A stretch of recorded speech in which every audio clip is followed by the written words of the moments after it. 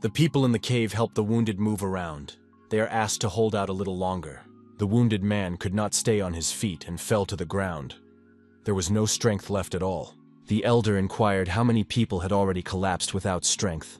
The man replied that hillmen didn't have much mana. The companion said regretfully that in that case the wounded man might die. The wounded man replied that all would be well, for they had the hope of the Empire. There is hope as long as the warrior Vern is with them. Warrior Vern said, "If he can hear the voice from here, then the man is really all right. We should try to hold out a little longer." The companions began to worry. The punishment squad initially consisted of 74 men, but now there are only 43 left. The warrior thought he had not lost 31 men.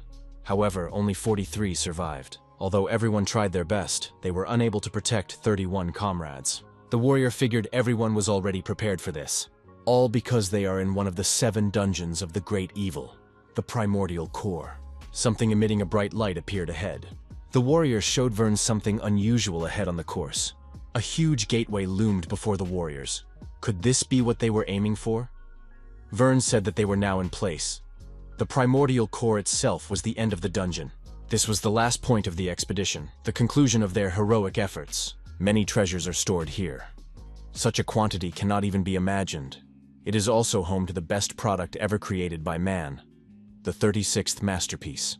Here sits the master of the dungeon itself. Vern realized that he would have to fight the dungeon master and grabbed his sword. Vern shouted for everyone to fall into formation. Tankers and swordsmen move forward. Mages must illuminate the room. Priority is line of sight. The mage noticed that the vibrations had stopped. The other mage said they would try to light better. We must not let our guard down. A glowing evil appeared in front of the warriors. Many cried out in fright that they must retreat. They could not win. Now we can summarize. The undead stated that he was sleeping here when the humans invaded. He overcame his fatigue and fought the humans. I had to fight 2 opponents, people and fatigue. The creature urged Fedric to calm down. The undead wondered, could he really do it?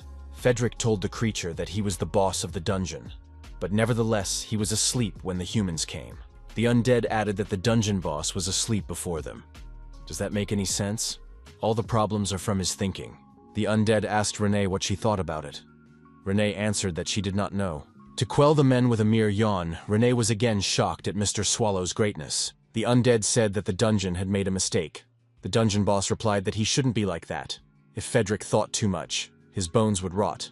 The 7 dungeons that humans had previously branded as impossible to conquer was one of the 7 dungeons of Great Evil, the Primordial Core. Most dungeon raids end with humans winning.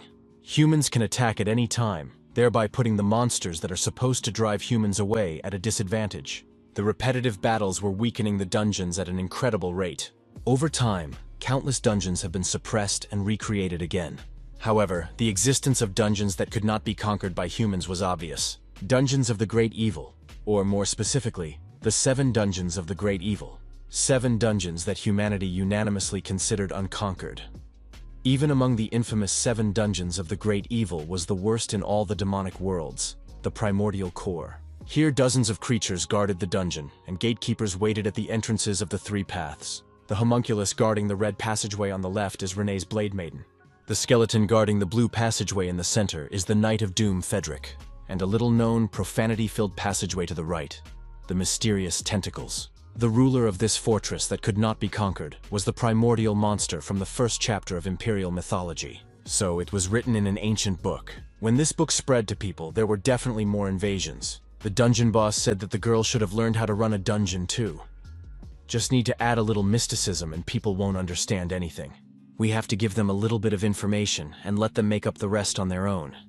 People will say they know all about this dungeon. When they see such books half filled with fantasy, they fly like moths to the flame. The dungeon boss said that even so, he didn't expect them to pile in here in such large numbers. How many people were there in all? 74? However, Mr. 116 Black Tentacles had melted most of their equipment, rendering it useless during the battle. What remained more or less intact looked quite expensive.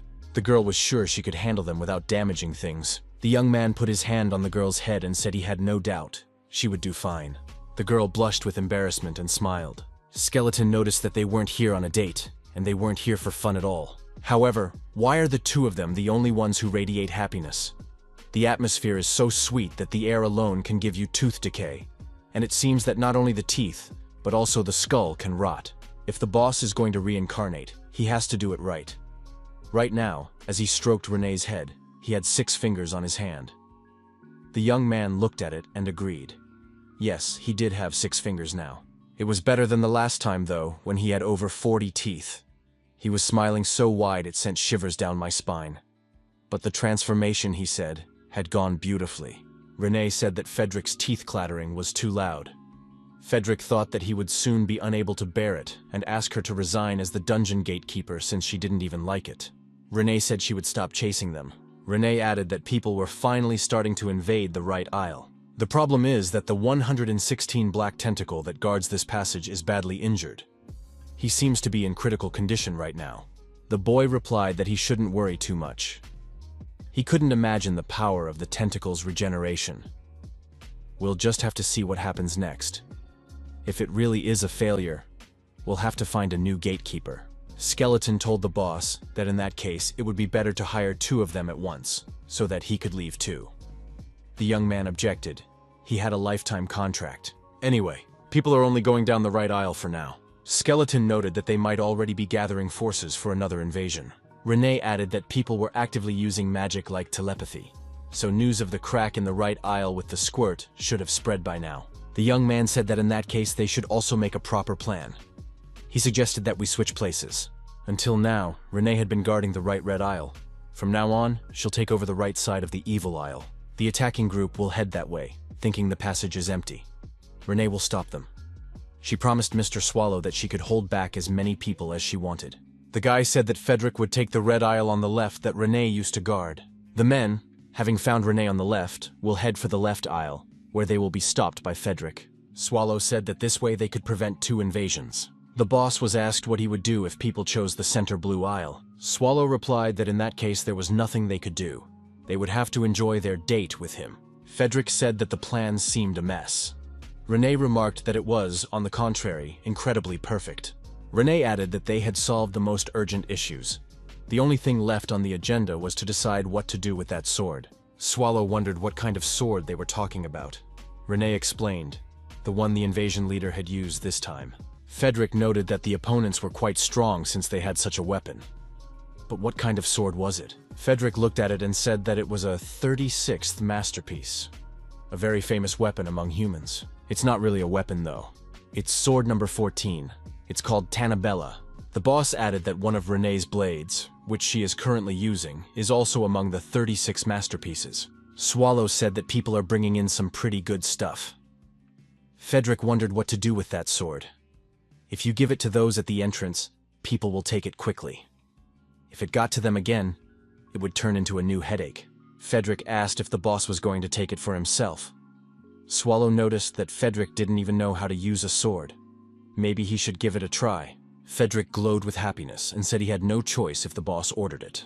This was the primordial core, home to the terrifying Maiden of the Blade, to the Knight of Doom who breathed destructive energy, and for the giant, ancient monster. Swallow said that now that he had given up the sword, Frederick should tear up the resignation letter hidden in his ribs. Renee thought only of Swallow. Frederick was the only sane person in the dungeon and a master of arguing with the boss. Swallow was an ancient monster, the epitome of laziness. After studying the accounting papers, Renee asked her boss what to do with the remaining income. Frederick said it was enough for him. Swallow suggested doing the usual. Use what they can when they're done, and leave the rest as bait for the next guy. Renee agreed and said that this time too, it would be better to leave it to her. Frederick thought that she'd shut it down again.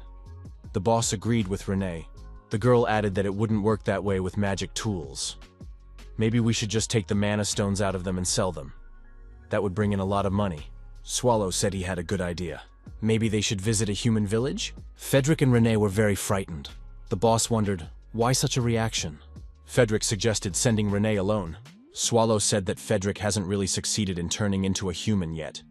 He has a tail visible all the time. Swallow warned, if the 2 of them did go together, be sure to bring something tasty. The girl, while on the forest path, said the weather was nice today. Renee promised Mr. Swallow to return soon. The appraiser at the shop looked at the gems and said he couldn't buy them from the girl. The old man checked his supplies and explained everything to the girl. They were B-rang stones. To buy such a thing, commoners would have to work for 10 years. Only royal mages or high-level mages from the Magic Tower could afford such stones. The old man added that jewelers from the capital related to the royal family, or the wing from the Mage Tower, would be able to acquire them. The girl asked how far it was to the capital and if she should visit the tower. Renee didn't want to go there, but for Mr. Swallow's sake she was ready. The girl said goodbye to the old man, the appraiser wishing her a safe journey. The old man called out to the girl and said she had forgotten one stone. The girl looked back and replied that it was a tip. A thank you for the information she had received. The appraiser muttered that this was a very strange child. Wing of the Magic Tower. Renee reached the entrance to the tower. The girl was asked if she was here to sell mana stones. If so, she should meet with the guildmaster. The young man offered to escort Renee to the guildmaster's office and told her to follow him. Renee noted that the building was built in such a way that the head's office was at the very top. The Mage Tower was like a dungeon. The woman thanked the girl for the journey. She introduced herself. Graumitz Aimer, head of the Wing of the Magic Tower Guild. The wing head inquired as to who she was dealing with. Renee sensed that this woman had a large amount of mana. She introduced herself as well. Graumitz Aimer said that she had been informed of the child's arrival, and she had no intention of calling for her. But the guards reported that the girl had many magical stones. She must have heard about the glory of the wing. The head hoped that the girl had brought high-quality stones. She wasn't interested in others. Renee poured the stones out on the table and invited Mrs. Graumitz to see for herself. The woman aghast. All the stones were A-rang, some of the highest quality. How could a child have such stones? Who is she? Graumitz Aimer inquired where Renee got them. She glanced at her silver hair and remembered that in one of the imperial families, such hair was hereditary. Could this be the runaway princess? There was no other way to explain the child's possession of so many stones. Such a noble child didn't seem to understand how the world worked. Graumitz admitted she had been rude. She hadn't expected such a good product. Wing wants to buy all the stones. She offered 50 ounces of gold for an ordinary stone and 80 for especially high-quality ones. Renee remembered the old appraiser's words. Commoners make 10 ounces a year. She said that if the head of the wing continued to joke, she might as well die. Graumitz realized the girl knew a lot more than she seemed to. The woman admitted that the guild didn't have the money for all the stones, even if they collected all of them. Renee offered to sell only the ones they could pay for. The head of wing said they had 2,000 ounces in gold coins. Although not enough for everything, she offers a trade for equally valuable items. Renee asked if they were really worth it. She needed to be able to sell them easily. Graumitz assured her not to worry. The woman offered to go to another room to show the items. She added that normally such things are not shown to strangers, but Ms. Renee is an exception. The woman led Renee into the vault. Among other things was a crown encrusted with 4-carat diamonds, with a magic stone in the center. There was a ring of black pearls that would start weeping if poison was nearby. The pearls were obtained through alchemy. Graumitz wondered if Ms. Renee was not interested in alchemy. Sure, it's a nasty art, but it's effective. She then showed the Scarlet Stone of Love, which is supposed to help you find love. If you put mana into it in front of your loved one, the spirit contained in the stone will help achieve his heart. It doesn't matter how strong the mage next to you is. Graumitz assumed that this stone was Renee's favorite. The girl confirmed that she wanted it. The head said that the stone was hard to give away. It could even be used to steal the Emperor's heart. But Renee was determined and said she was ready to propose. She offered to return all the money and add her weapons in exchange for the stone. The young man asked the guildmaster how she could sell the stone. Graumitz wondered, what's the matter? The boy noticed that the stone has tremendous power. To give it away so easily would be to put the girl in danger. The winghead said that the noble lady herself wanted this stone. She added that there was no need to worry. As soon as the girl activated the stone, she would die. And her lover after her. There would be no proof. Though who her lover is unknown. One of the 7 great dungeons, the king's castle. The woman with scissors and comb in hand said the tips were dead, of course. Renee replied that she was grateful every time she suddenly stopped by. The woman remarked that neighbors should help each other. The boss of the royal castle, one of the great dungeons, Elizabeth Bathory, said that seeing a beauty like Renee makes her happy. If a person is beautiful, it doesn't matter how she winks, they'll still be beautiful. At times like this, she even envies the fact that the girl is a homunculus. Elizabeth Bathory said that Renee's old age would touch her anyway. Renee replied that Elizabeth looked young too, but her skin was much paler. The boss of the royal castle noticed that she uses a lot of blood for this. Renee can't even imagine. Renee wondered what Ms. Bathory thought of her now. Elizabeth replied that Renee was the most beautiful woman she had ever seen. Ms. Bathory assured Renee that no one would dare reject her now. The head of the royal castle wondered who Renee was dressing up for now. Did the girl decide to confess to someone?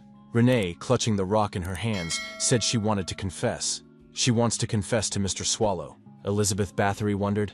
Renee is joking, right? It comes so naturally to her because she's a homunculus. Renee said she wasn't kidding. She's gonna confess to Mr. Swallow. Elizabeth Bathory wondered. What did Renee think of him? Isn't he a scoundrel whose powers cannot even be measured? Renee agreed that he had a lot of strength, so he seemed reliable. Ms. Bathory acknowledged, based on that, he might be the most trustworthy in the world. However, he is very lazy, which is the complete opposite. Renee agreed. He's big and lazy, eats like a pig, sleeps wherever and whenever he wants. He's not resourceful, but he has a great appetite. Elizabeth Bathory remarks that Renee already knows everything. But still loves him? Renee confirmed that she loved her. Bathory hoped that everything would be fine and that Swallow would be worthy of her. And if he rejected her, Renee could always come to her. Renee clutched the magic stone in her hands and was sure that she would definitely succeed. The capital of the Empire of Riaz. Dungeon Sweep Team. Headquarters. The man decided to announce that the warrior Vern Hishutaltz, who was leading the squad, had died. One of the people present said that there was no such thing. Didn't they say that they would easily pass the dungeon? No body has been found. How can you make such assumptions? There's no way Sir Verna lost to a monster. The head thought that they were all wrong. The primordial core might not be such a big or dangerous dungeon, but once you enter it, everyone dies. We haven't heard from this unit in 2 days. It's quite possible that Vern really did die. His battle sword remains somewhere deep in the dungeon. It must be recognized. A member of the audience asked what would happen to their family sword. As soon as they entered the dungeon, the connection was cut off. Without re-entry, it was impossible to retrieve Tannibel's 14th masterpiece. Someone remarked that in that case they would have to organize a new camping trip. A colleague stated that it was impossible, for even Vern had failed. To avoid casualties, one must give up trying. The opponent objected. They can't just give up. Sir Verna fought with the boss. Perhaps the latter is wounded. While these conversations are going on, the warriors are probably licking their wounds and rearranging their traps. It is necessary to gather all forces and enter at the same time. They had already lost one of the 36 masterpieces, and the warrior the royal family held so dear. If the second campaign fails, they will all be finished. However, if they don't go, they will be destroyed by the royal family itself. But what if Sir Verna couldn't even scratch the boss? If there wasn't much damage done? The head stated that this was not possible. However, the man who appeared asked why they thought that. He is curious. He thinks they can do it. A disputant asked what the Royal Academy of Magic was doing here. Third Eye of the Royal Academy of Magic asked, don't they know whose orders he's listening to? Everyone understood. It was a direct intervention of the royal family. The Third Eye said, since he was here, everyone must pay for their sins. Everyone present was guilty not only for the death of the great warrior, but also for leaving the treasures that the Emperor cherished in the mouth of the monster. Third Eye asked, if everyone here dies, who will control the Empire's forces? He added that His Majesty had received a proposal, a way to save them all. The young man added, they will enter the dungeon again. The man wondered how they could win if even Sir Verna couldn't. The Third Eye, Nifrim said. We should send him. Everyone present was surprised. Did the representative of the royal family really say Nifrim? The speaker wondered. Is the Third Eye referring to that creation with a bunch of malfunctions? The young man remarked that this was not a failure, but a clear success. The speaker stated that if that was the case, they were in trouble. How does the Third Eye think why Sir Verna and his troop didn't make it out alive? Third Eye suggested that they were either weak or stupid. Or maybe Sir Vern and his troop had encountered something they couldn't overcome. However, Nifrim will be able to prevail. The humans will definitely win this time. The young man jumped to his feet and said that everything looked ominous. It was as if a great misfortune was coming upon them. What is this premonition? Could it be just a cold? In this situation, the guy didn't even know when people would barge in again. If he continued to delay patrolling, Frederick would reprimand him. However, he would definitely sell his ribs for a bag of bones. Swallow said he didn't want to be yanked. However, this time, the people came from somewhere on the side of the passageway with the grim reach. Should we go there? Guardian of the Primordial Core, 16 black tentacles. The young man felt sorry for him, but there was nothing he could do but wait. Next was the manager of the 5th room, Anthropopago. As long as Anthropopago has a main body and nutrients, it regenerates on its own. Fortunately, the main body was still alive. It would recover on its own, without interference. Swallow thought the problem was in the first of the 4 destroyed rooms. This is something that needs to be discussed with Frederick. There was an eerie feeling that he was going to be told off again. Swallow yawned and thought he would decide about the rest later. It was better to rest now, Swallow thought. He may have only checked out the passage of the square in the 5th room, but he'd done quite a bit. Swallow expressed the hope that Frederick would understand him. It was decided to end the patrol at this point. However, Mr. Swallow sensed the people. As long as they were here, they might not think they could leave. A decision must be made as to what to do next. But it was Renee. She recognized Mr. Swallow. She apologized. She thought it was just another pathetic person intruding. Swallow realized it was Renee in front of him. The girl apologized again. Swallow said it was no big deal. He just bounced around a bit, and enough about that. Swallow looked the girl over and asked, "Did the native dress up?" Renee said she was very happy if Mr. Swallow noticed that. Swallow assumed that something special had happened if Renee had taken off her maid's uniform. She hadn't decided to quit before Frederick, had she? Renee asked if Mr. Swallow could spare her some time. She really had something special going on. Swallow was agreeable to everything except a resignation letter. Renee invited Mr. Swallow to her secret place. Renee offered to sit down and said she'd bring tea. Swallow kept repeating, as long as it wasn't a resignation letter. The girl stated that originally only she knew about this place, but now Mr. Swallow knows about it as well. Swallow tasted the tea and kept mentally repeating, as long as it wasn't a resignation letter. The girl said it had been 80 years since Mr. Swallow had received her. Does he remember that? Swallow remembered this. 80 years ago, when dungeon sweeping became popular, over 1,000 dungeons had fallen. The number of people who had reached the primordial core had also exceeded 1,000. Those were the times when Renee's status skyrocketed and she got her nickname. Swallow recognized that Renee had been through a lot. He wondered if her right eye had gotten better. Swallow was relieved that there would be no resignation. Renee was happy that Mr. Swallow remembered Renee's eye. The young man said that he had never forgotten that. Renee remarked that she was happy that she had been able to protect Mr. Swallow. Swallow wondered, what did "was happy" mean? Aren't those the words of a breakup? Swallow was getting frustrated again, as long as it wasn't a resignation letter. Renee said that she has liked Mr. Swallow for as long as 80 years. She had waited a long time for this moment. Swallow hadn't expected such an admission. However, the boss thanked the girl for those words. Swallow said their lives are constantly threatened by something. They never know when they might be hurt or killed. But does that mean everyone has to live alone? Renee said she understood. She would get Mr. Swallow in trouble with her confession. She added that she couldn't keep it to herself anymore. The thought of Mr. Swallow turning her down and leaving was too frightening. Renee took out the gem that she had purchased from the head of the guild wing. She confessed that she had always dreamed of being loved by Mr. Swallow and was willing to pay any price. Renee ran up to him and said that she would even resort to despicable measures. The young man replied by asking her to calm down. The girl showed the stone and confidently said that with its help, her wish would come true. "You just have to put in the magical power," she added. Swallow wondered, what had she just done to him? Was Renee really trying to destroy him? The girl shrieked and dropped the stone. That one shattered, shattering into small shards. Renee stared in bewilderment at what was happening. A living being emerged from the shards that fell to the ground. Frederick said that Boss was the best. He got rid of people. But, where did his conscience go? Does the boss even hear him? He just kicked Renee out. Frederick admitted that he was shocked. He can't contain his jaw. The boss's actions don't distinguish between enemies and friends. The dungeon master asked Frederick how to fix what had happened. The skeleton wondered, why was he asking him? He admitted it wasn't entirely the boss's fault. But he also asked why he was hiding his eyes. After all, everything that had happened to him was entirely the boss's fault. The dungeon lord didn't recall anything bad he had done to Frederick. Meanwhile, Frederick ran as hard as he could to stop the angry boss standing in front of the frightened Renee. The skeleton was screaming, begging him to calm down. Frederick asked what Renee had done wrong. She was trying to reassemble the splintered stone. He told her to pack up. It's time to leave all this behind and save yourself. But Skeleton realized, in her condition, words wouldn't get through. Renee just stood in the way. The skeleton hit her, and the girl flew far back. Frederick apologized. It was all he could think of.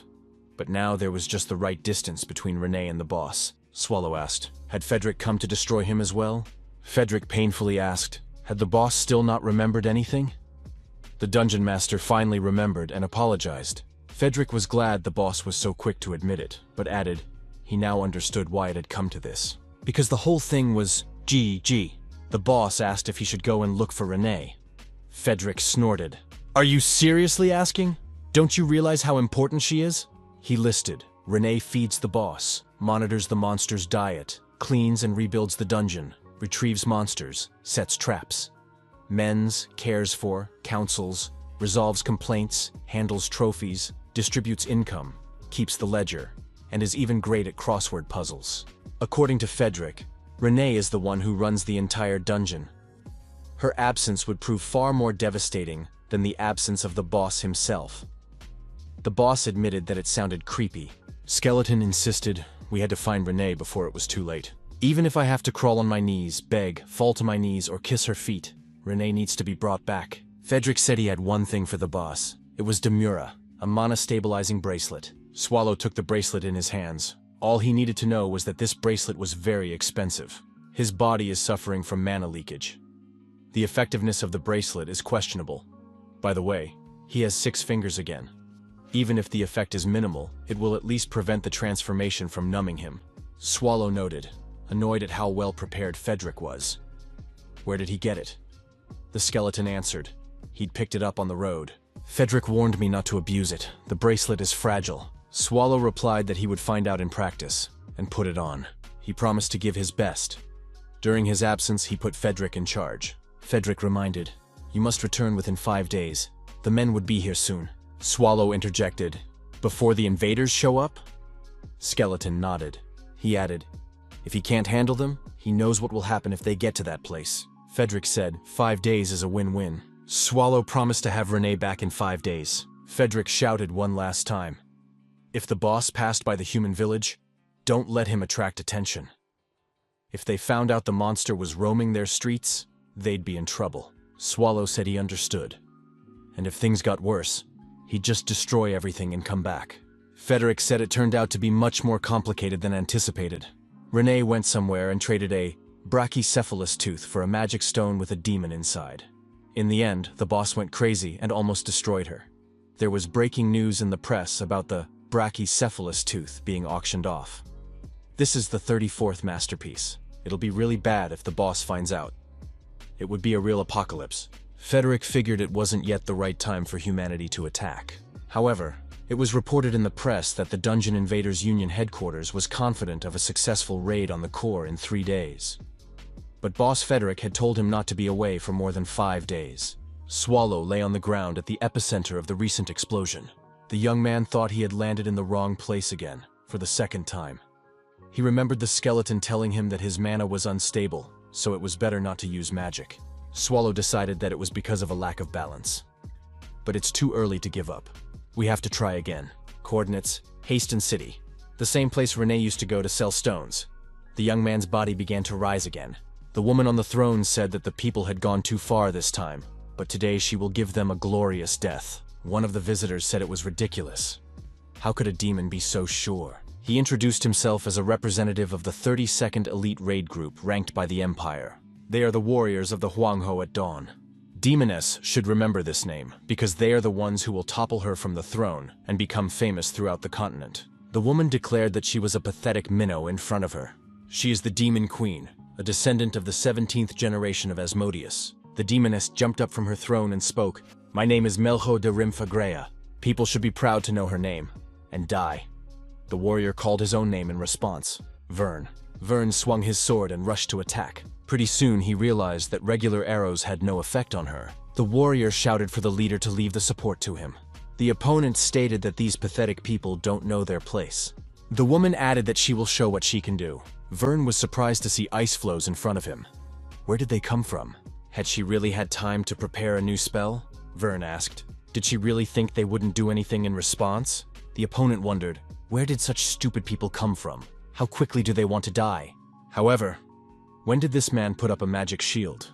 The demoness thought she had already dealt with the mage, hadn't she? How can these assholes even fight back? After another attack, everything was covered in smoke. How critical was the defeat? When the smoke cleared, the warrior asked if the leader could get up. Vern replied that it was all right. Vern wondered who it was. He hadn't heard that another group had joined them. The woman was also surprised. Did support really come to the people? If they had the strength to destroy the castle, things were bad. "Who's that?" The outline of a man appeared from the dissipating smoke. Mr. Swallow came out of the smoke and asked if anyone knew where Huston was.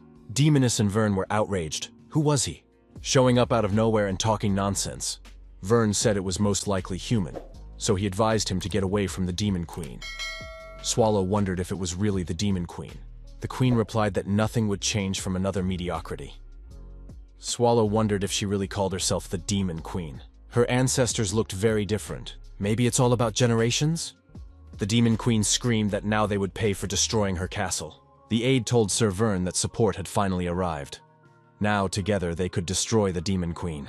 Swallow told everyone to stop. You can't do that. However, the passions did not subside, and the rivals continued to fight fiercely. The Demon Queen promised lowly humans pain. She was promised the same in return. Swallow thought he'd had enough of this. He had to find Renee as soon as possible. He realized that the parties would not be able to reach an agreement. Swallow also thought that if he was late, Frederick would be angry. And that made him even angrier. Vern and his team wondered, why didn't this man do anything? Was he afraid? The Dungeon Lord got angry and shouted for everyone to be quiet immediately. After that, everyone not only became silent, but also became very frightened. Swallow calmed down a bit. The Demon Queen wondered, what was it? This guy is extremely strong. Even in terms of mana reserve, he surpasses her. The woman said she has a lot of questions and wants to learn as much as she can about him. The Demon Queen asked who he was. What was this huge something? What was his name even? And what was his secret? The woman said she was ready to introduce herself. Her name is Melho de Rimph Agria. Swallow thought he was pretty grossed out by her. However, in order to get the information he needed, the guy was willing to give his name, but he stopped in time. Swallow thought that if he revealed himself so quickly, rumors would start. And Frederick said to be careful. There was no point in revealing his real name. The young man said his name was Svald Ronai. He is 32 years old and a bachelor. It didn't sound very convincing, but Swallow couldn't think of anything better. The Demon Queen repeated the name. Melju asked if he could just call him Svald. Swallow replied that he didn't care. Melju thanked Svald for his help, even though he'd broken half a castle in the process. Swallow was surprised. Really? Melju remarked that if it hadn't been for Swald, she would definitely have gotten hurt. Swallow said he wasn't going to help. Melju stated that she now owed him a debt of gratitude and asked what she could do for him. The young man inquired as to how to reach Haston. Swallow thought this woman would help him. Renee would have to wait a little longer. However, Melju asked, what else is Haston? The problem wasn't that she didn't know the road. She didn't know what Haston was at all. Swallow thought, is he really so far away that they don't even know about Haston here? The young man asked where, in that case, the nearest town was. Meljo replied that the closest is Riaza. Swallow wondered if this was the capital of the empire. Riaz? The journey from Riaz to Haston by horseback takes 2 months. Meljo asked if there was something troubling Svald. The young man replied that he was too far away. Melju realized that this guy didn't need to go to the capital at all. In that case, he could use the teleportation center. Swallow wondered, what kind of center was this? Melju wondered too. Had Swald never heard of it? It is an invention created by humans using magic and alchemy. This magical device is said to forcibly create spatial displacement magic. Swallow inquired as to the location of this teleportation center. Meljo replied that it is located in Riaz. Meljo and Swald made it to the center of Riaz, which the woman told them about. Swallow thought he wouldn't find Renee here, but it wasn't certain that she had gone to Haston, so they'd have to find out first. Melju wondered if he was interested in the girl with the silver hair. Melju said not to worry, she'll help with the search. Swallow wondered, would Melju just leave his castle unattended? Melju said she was pleased that Svald was worried about her, but he could take it easy. Melju reminded that she is the Demon Queen, the supreme being born to rule. It doesn't matter where she is. That place becomes a haven for monsters, and they are her army. Swallow asked, so Melju could summon his warriors at any time? The woman confirmed. Melju added that she has never tried it yet. Melju remarked, if her father could do it, then she could do it too. The Demon Queen said that the castle her father built has been destroyed. There's no point in going back there. Although the location was unfortunate, people were always trying to attack it. It's hard when the capital of the human empire is right in front of the castle. Melju added that she didn't want to talk about sad things anymore. They need to gather intelligence. Swallow still didn't know what he should do. The young men went on together. Swallow thought he now had extra ballast. Upon reaching the tavern, Melju ordered a beer. Our hero didn't like it. Swallow said they had a lot more to do. What are they doing here? Melju emptied her beer mug in a volley and said it was refreshing. Melju assumed that Svald didn't know how human cities worked. After all, a bar is a place where information accumulates. You just have to look around and listen. All the talk here is a source of information. Melju, smiling, said the only thing left to do was to filter out these conversations. Swallow looked around. The young man turned his attention to the bulletin board. What is this? Melju came closer and said in surprise that they were available here as well. This is the whole spectrum of information she was talking about. Swallow wondered. Was this really what she was talking about? These were lists of teams that are participating in the raid. This was done so that multiple groups would not go through the same dungeon. Swallow wondered if that made sense. Never before had more than one group invaded at the same time. Melju explained that otherwise there were problems with the distribution of the rewards. If several groups joined together, the chances of passing the dungeon would increase many times over. However, they were bogged down in greed. Swallow remarked that they would have been better off that way. Melju wondered, what do you mean them? Is Svald also a dungeon monster? Okay, she's the mistress of the castle. But how can Svald, the dungeon monster, walk around so freely in the street? Svald said it's hard for him to explain. She might just forget. Melju said that Svald had many secrets, but she wouldn't pester him with any more questions. After all, he certainly has his reasons. Swallow saw information on the bulletin board about his house. However, the group's list was empty for now, which means there's still time. Melju told Swald not to be greedy and to look in the debt section. Swallow showed a piece of paper. Melju was surprised. This was one of the 7 dungeons of the Great Evil, the core of antiquity. Swallow wondered if Melju knew about it. The girl confirmed. 7 dungeons of immense evil. The core of antiquity is the greatest of dungeons, the power of which even humans have recognized. Melju said that this is the goal of all monsters. Among the 7 dungeons, it is the strongest. Lord of all things, ruler of the core of antiquity, God's guardian, punishing the intimidated, an ancient monster standing at the pinnacle of all things. Melju said the name loudly, Swallow. Swallow thought he was just a host, not a ruler. He suffers from the evil inhabitants. Melju added that the core of antiquity is her favorite dungeon. The Demon Queen said she wanted to get stronger. Maybe if she improved her abilities, she could see Swallow. The young man thought that Melju was looking at him right now. Melju added that being the most powerful is very wonderful. She wants to be the same no matter what. Melju noticed that her father was strong too. He was a worthy demon king, not like her. There were simply people stronger than him. One of these was Verna, a fairly young hero. Svald wondered. So he's the hero who defeated the demon king? He wouldn't want to mess with him. Melju said she didn't want to spend her life at the head of a dungeon like her father. She just wants the monsters attracted by her power to create their own dungeon. The Demon Queen said she had to become stronger.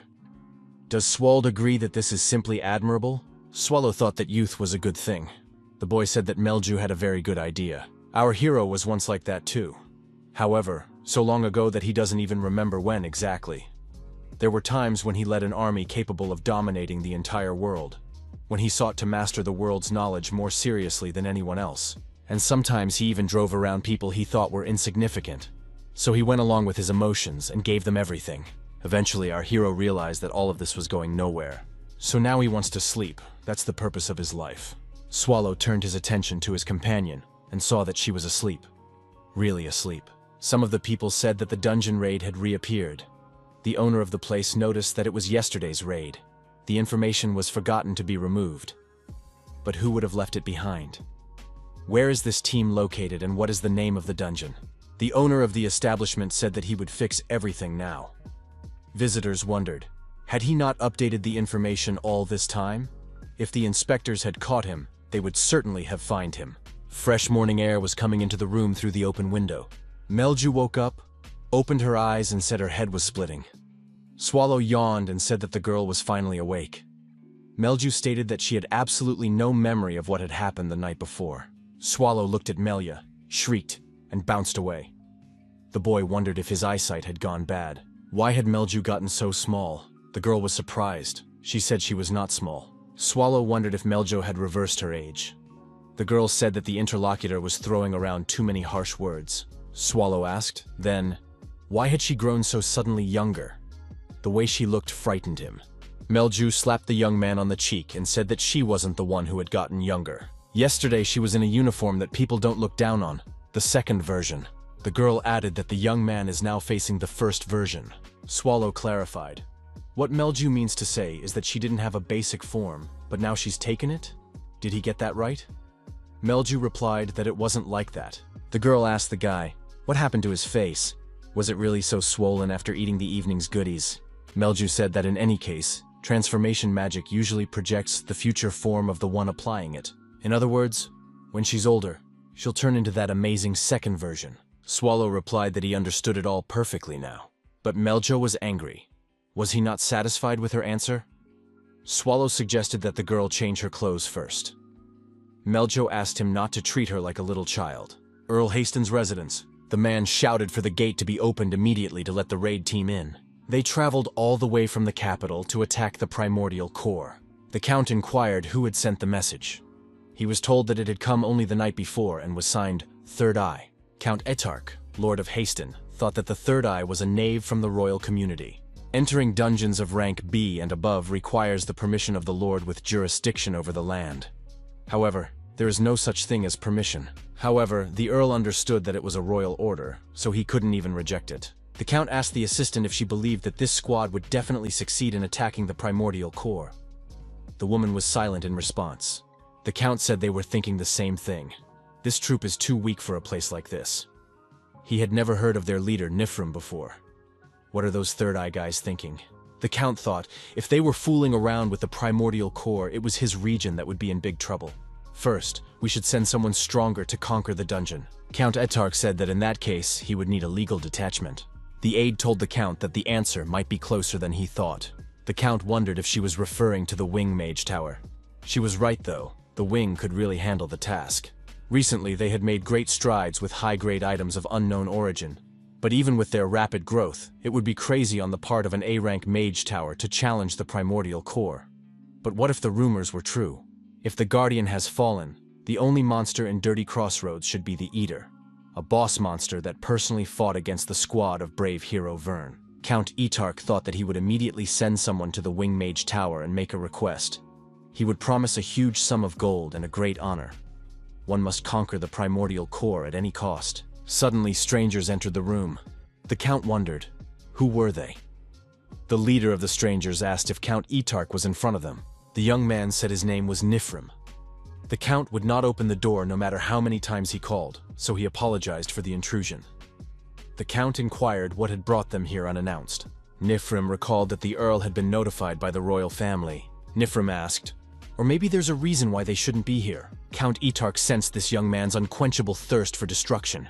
How could a young man have such power? Nifrim's companion wondered. What were the host's facial expressions? Aren't they guests? The Count could smile and bring him something sweet. For example, candy, tea, and chocolate. Count Etark asked his assistant to bring it all in. The master of the cabinet asked what brought these people here. Nifrim stated that they were here to destroy the core of primordiality. The Count said it had only been a day since he received the letter. These people have proven to be very fast. When are they going to raid?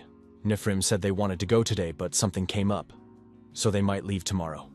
Is that satisfactory to the Count? Etark wondered if they were rushing things. The task is important, so he is sure they had better recover their strength and only then go. He guarantees lodging and hospitality. People can use everything at their pleasure. Nifrim said that the Count didn't have to give them so many honors. They would stop at the Wing Mage Tower and leave at once. The Count inquired if they knew anyone from Wing. Nifrim replied that they knew each other, but not for such a friendly reason. Nifrim smiled and added, to destroy them all. Etark wondered, what did his interlocutor mean? Nifrim stated that the defenses in this house were too weak. It was extremely easy to eavesdrop with magic. The warrior added that he had heard everything on the way here. So, the Count is going to hire magicians? Nifrim said they traveled all the way for the dungeon raid, so he can't just give it away. They'll have to get rid of anyone who gets in the way. Nifrim asked his master, wasn't he in a winning position? In the end, whoever turns out to be stronger will deal with the core of the primordial universe. Nifrim pulled himself together, apologized, and said he had said too much. He wouldn't be hiring anyone else so he could raid whenever he wanted. Nifrim said he was awfully pleased with the Count's favor. Fedric did his duty and was ready to disperse the attackers. Skeleton said it was almost time for them to arrive. Swallow wasn't going to return yet. He was spending time with Melju. Melju told her companion that he should be here. Swallow told the guard that he wanted to go to the teleportation center. The guard added that the young man approached the exit, not the entrance. The center is outside the royal palace, so you have to keep moving forward. You will have to pass 3 more fortress walls. Swallow asked how long it would take. The guard replied that it would take about a week on foot. Swallow and Melju were terribly upset. You could see it on their faces. Our hero thought it was too long. He immediately thought of Frederick. The young man thought that he wouldn't be able to find Renée, and even Frederick would run away at this rate. Melju asked what Swallow thought about magic and flight. Swallow replied that they couldn't. If they use mana for a long time, they will be caught by people. If you use mana, anything can happen. A stranger came up and said that these travelers were in trouble. The stranger said he overheard the conversation by accident. Are they going to the teleporter? Swallow asked the stranger who he was. The man replied that he was the divine rider, Belber. Belber added that he had a homunculus created through alchemy. Belber said it was Zephyr, a 4th-generation homunculus that had been gotten rid of. He's the product of an imperial plan to create artificial humans. Belber said he was strong, obeyed commands well, and could fly. But he could not fulfill his original purpose of bringing about the fall of church and state. Melju asked, "Did people stop researching homunculi then?" Belber replied, "Not at all. There's no way the Empire would abandon such a force. Rumor has it that somewhere they've started mass-producing homunculi on an industrial scale." Swallow wondered, "Aren't they usually grown in large cylinders?" Belber stated that this knowledge is very outdated. This method of cultivation was used for the first generation of homunculi 150 years ago. Swallow thought it had been so long since Renée had been born. Melju said the carriage inside looks good and it seems Belber isn't lying. How long will it take them to get to the portal? The man replied, 3 hours in the air and 1 now at the checkpoint. Even though they would fly, they would still need to be checked at the castle gates. Swallow asked how much Belber wanted for it. The man replied that it would cost 8 ounces of gold coins. The young men were indignant. That was 800 ounces of silver. A room in the pub cost 8 silver ounces. Melju apologized and said she didn't have that much money. Swallow said he didn't either. Something jingled in Swallow's pocket. Frederick said that the crooked boss would be grateful to him one day.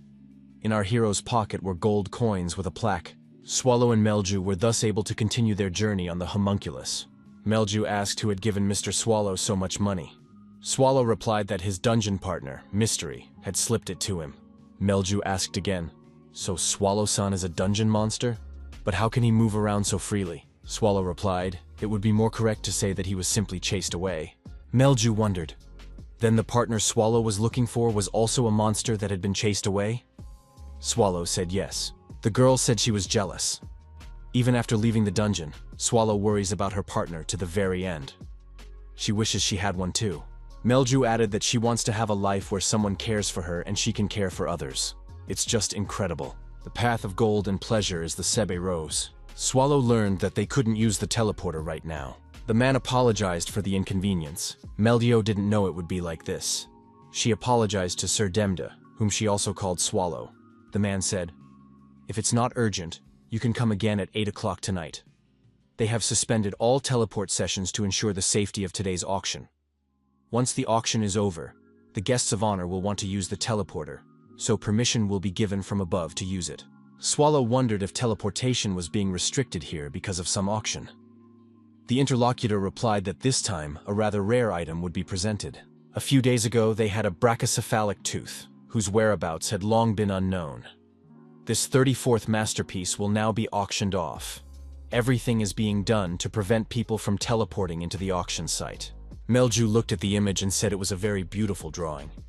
Swallow thought it reminded him of something. Swallow remembered that this brachycephalic tooth was Renée's. Our hero said it was a thing his partner used. Swallow added that he was absolutely sure of it. "Isn't that the thing that whistles when drawn, turns into a big sword, and destroys everyone?" Swallow remembered that Renée wore shapeless clothes with no pockets in which to hide a weapon. This item is the only one of its kind in the world. Swallow thought it was definitely Renée's weapon. But why was it in human hands? After all, we're talking about Renée, who even bosses from other great dungeons can't just touch. Normal humans would never be able to fight her.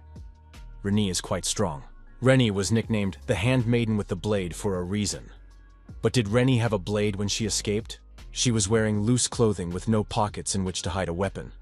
And she had thrown one of her blades at Swallow when she mistook him for an enemy. How many weapons did she still have left? Had Rennie ever fought humans with less than 5 blades? Fedric is strong even without his sword. The sword just helps him. Rennie, however, is not like that. What will be left of the maid with a blade when she doesn't have a blade? Swallow was beginning to get angry. Could Rennie really have been killed by simple, pathetic people? Swallow dreaded to think what would happen if Rennie could have died at the hands of humans. The man screamed in fear to keep the monster from coming any closer to him. Swallow thought it would be best if every last human was wiped out. Meljo urged Sir Demde to pull himself together and calm down. Melju couldn't understand what was going on. She asked him for an answer. Swallow said he would ask just once. Does the 36th masterpiece, the brachycephalic tooth, really only exist in one copy in the world? Melju was even confused by such a question. The girl replied that, as far as she knew, it existed in a single copy. Meljo asked fearfully what could have suddenly happened to Sir Demde. Swallow replied that it was an item of his partner's that he was looking for. It must be returned. Swallow told the girl that she didn't have to help him. Even though they hadn't been together long, he was grateful to her. Our hero stated that he knew a way to get into Haston, so he would handle it from here. Swallow said it would be best for Melju anyway if she got out of here as soon as possible. Melju didn't want to leave and objected to Sir Demde. The partner he's looking for is a dungeon monster, a girl with silver hair, a strong personality capable of using the brachycephalic tooth as a weapon. So it's made with a blade, Miss Rennie? Melju said, judging by Sir Demde's reaction, she was right. Swallow replied sharply for her to stop provoking him. She wanted to know too much. Meljo said that she didn't need to say anything. Even if Sir Demde spoke to her in an intimidating tone, she was not intimidated. Melju said she had already realized who was standing in front of her. Miss Rennie is a guardian of the great core of the Primordium, a supreme being. If so, the identity of the one who might call Miss Rennie her partner. The great devouring host, master of the core of creation. Melju laughed and said it was all her guess as to who Sir Demde's boss was. She added that she realized it from the look on his face. But no need to be upset. It's just that her deduction is superior. Meljo knew what dangerous thoughts were swarming in the young man's mind. So she said she would help him. No objections. Swallow wondered, how could a demon king be guided by such simple logic? Melju replied that logical monsters don't become demon kings. Words spoken by a demon king become logical. Swallow thought demon kings were pretty intense personalities.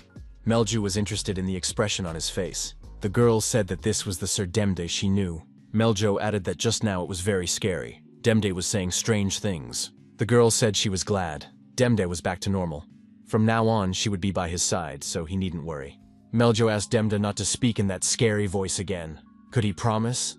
Auction day. All interested guests should already be in their seats. However, the guard at the main entrance was bored. No one had come in yet. The guard turned around and saw people saying hello to him. The woman stated that she had come to participate in an auction and asked where she could enter. She was followed by a young man. The guard replied that the entrance was right there, but he needed to know the guests' names first.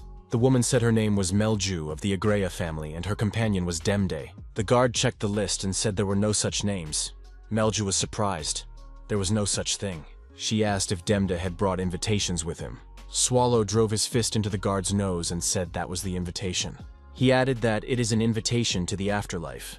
Swallow asked his companion if there was anything she could do to change her appearance. Meljo wondered if Demde was afraid she might not be able to resist her beautiful face. The young men decided to hurry so as not to be late for the start of the auction. Chaktitsa Castle. Rennie lay in bed and thought that she would never be able to return to the core of primordiality again. Flashback 80 years ago. The forest of Graphenia. The whole place is in flames. Who would have thought humans would do something like this? But the forest will still recover quickly and be happy. Isn't that right? The owner of the forest of Graphenia, the named witch, the fairy of the land of Graphenia, was told that the debt had been repaid. Graphenia was using this forest in the main region as a base, so one had to make a good impression on her. Swallow thought that all the people who had started the fire were already dead. In that case, perhaps Graphenia's rage would subside a little. Swallow wondered what he should do with her now. Doesn't look like she's involved in the arson. The more he looked at her, the more he realized how fascinating she was. They're called homunculi? A non-human life form created by the hands of humans. Swallow wondered if she should be destroyed too.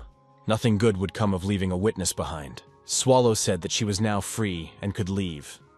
For some reason, the dungeon master decided to act on a whim. But that doesn't mean he's going to help her get out of here. If she gets trapped, she'll be mauled by wild animals. Swallow added that either way, the choice is now Rello's. Swallow said her owner was looking for a servant named Rello, but since he didn't see any others, he assumed it was her name. The mercy he had shown her up to this point was over. Rello was the name of the servant who reported to the patriarch of the family, and the name of the one who became the best maid. The Rello of this generation was a middle-aged maid, and this homunculus could not be called, and was never called Rello, because objects don't have names. However, that was the reason she became Rello. The girl saw real light for the first time, and she had hope. Chodic Hammock. Rennie was told that the conquest army sent by the Empire was headed for the core of the Primordium. Rennie replied, even if Lady Bathory tells her, she still can't go back to the core. Bathory noticed that she didn't tell Rennie to come back. She valued her happiness, but her freedom and choice valued her even more. Lady Bathory wondered if Rennie should do anything about it. If they're talking about that couple, they've probably scoured the entire continent looking for Rennie. When they find out what happened, and how the girl was tricked by humans, something is bound to happen. What would Fedric do, let alone the Eater? If Rennie plans to hide, she needs to stop going out in public, permanently. Bathory said Rennie doesn't have to worry. Fedric will know and take care of everything. The primordial core must be ready, for the attackers will be arriving soon. Bathory added, if Rennie wants to put an end to all of this, now is the time. Rennie said that right now she just wanted to go for a walk. Bathory noticed that the girl's right eye was getting worse. Does she really not want the two of them to go for a walk? Rennie said she was fine, and thanked Lady Bathory for her concern. The girl asked where her blades were now. Swallow held his interlocutor by the throat, pressing him against the wall, and said he would ask the question one more time. He was interested in everything that was known about the brachycephalic tooth. The man replied with difficulty that they were handed to him by the Hasten Wing Mage Tower. But he knows nothing more and asks you to believe him. Swallow thought that Hasten was involved after all, specifically the Wing Mage Tower. Swallow thanked him for being told the truth and promised the man the gift of life. The man was frightened, for he was just a guard. What had he done wrong? He had just been nearly destroyed. Swallow said the man really didn't do anything wrong. However, he was unlucky enough to get caught in the path. Swallow asked the guard, what do people call it when they enter their territory? The guard asked if it was a demon in front of him.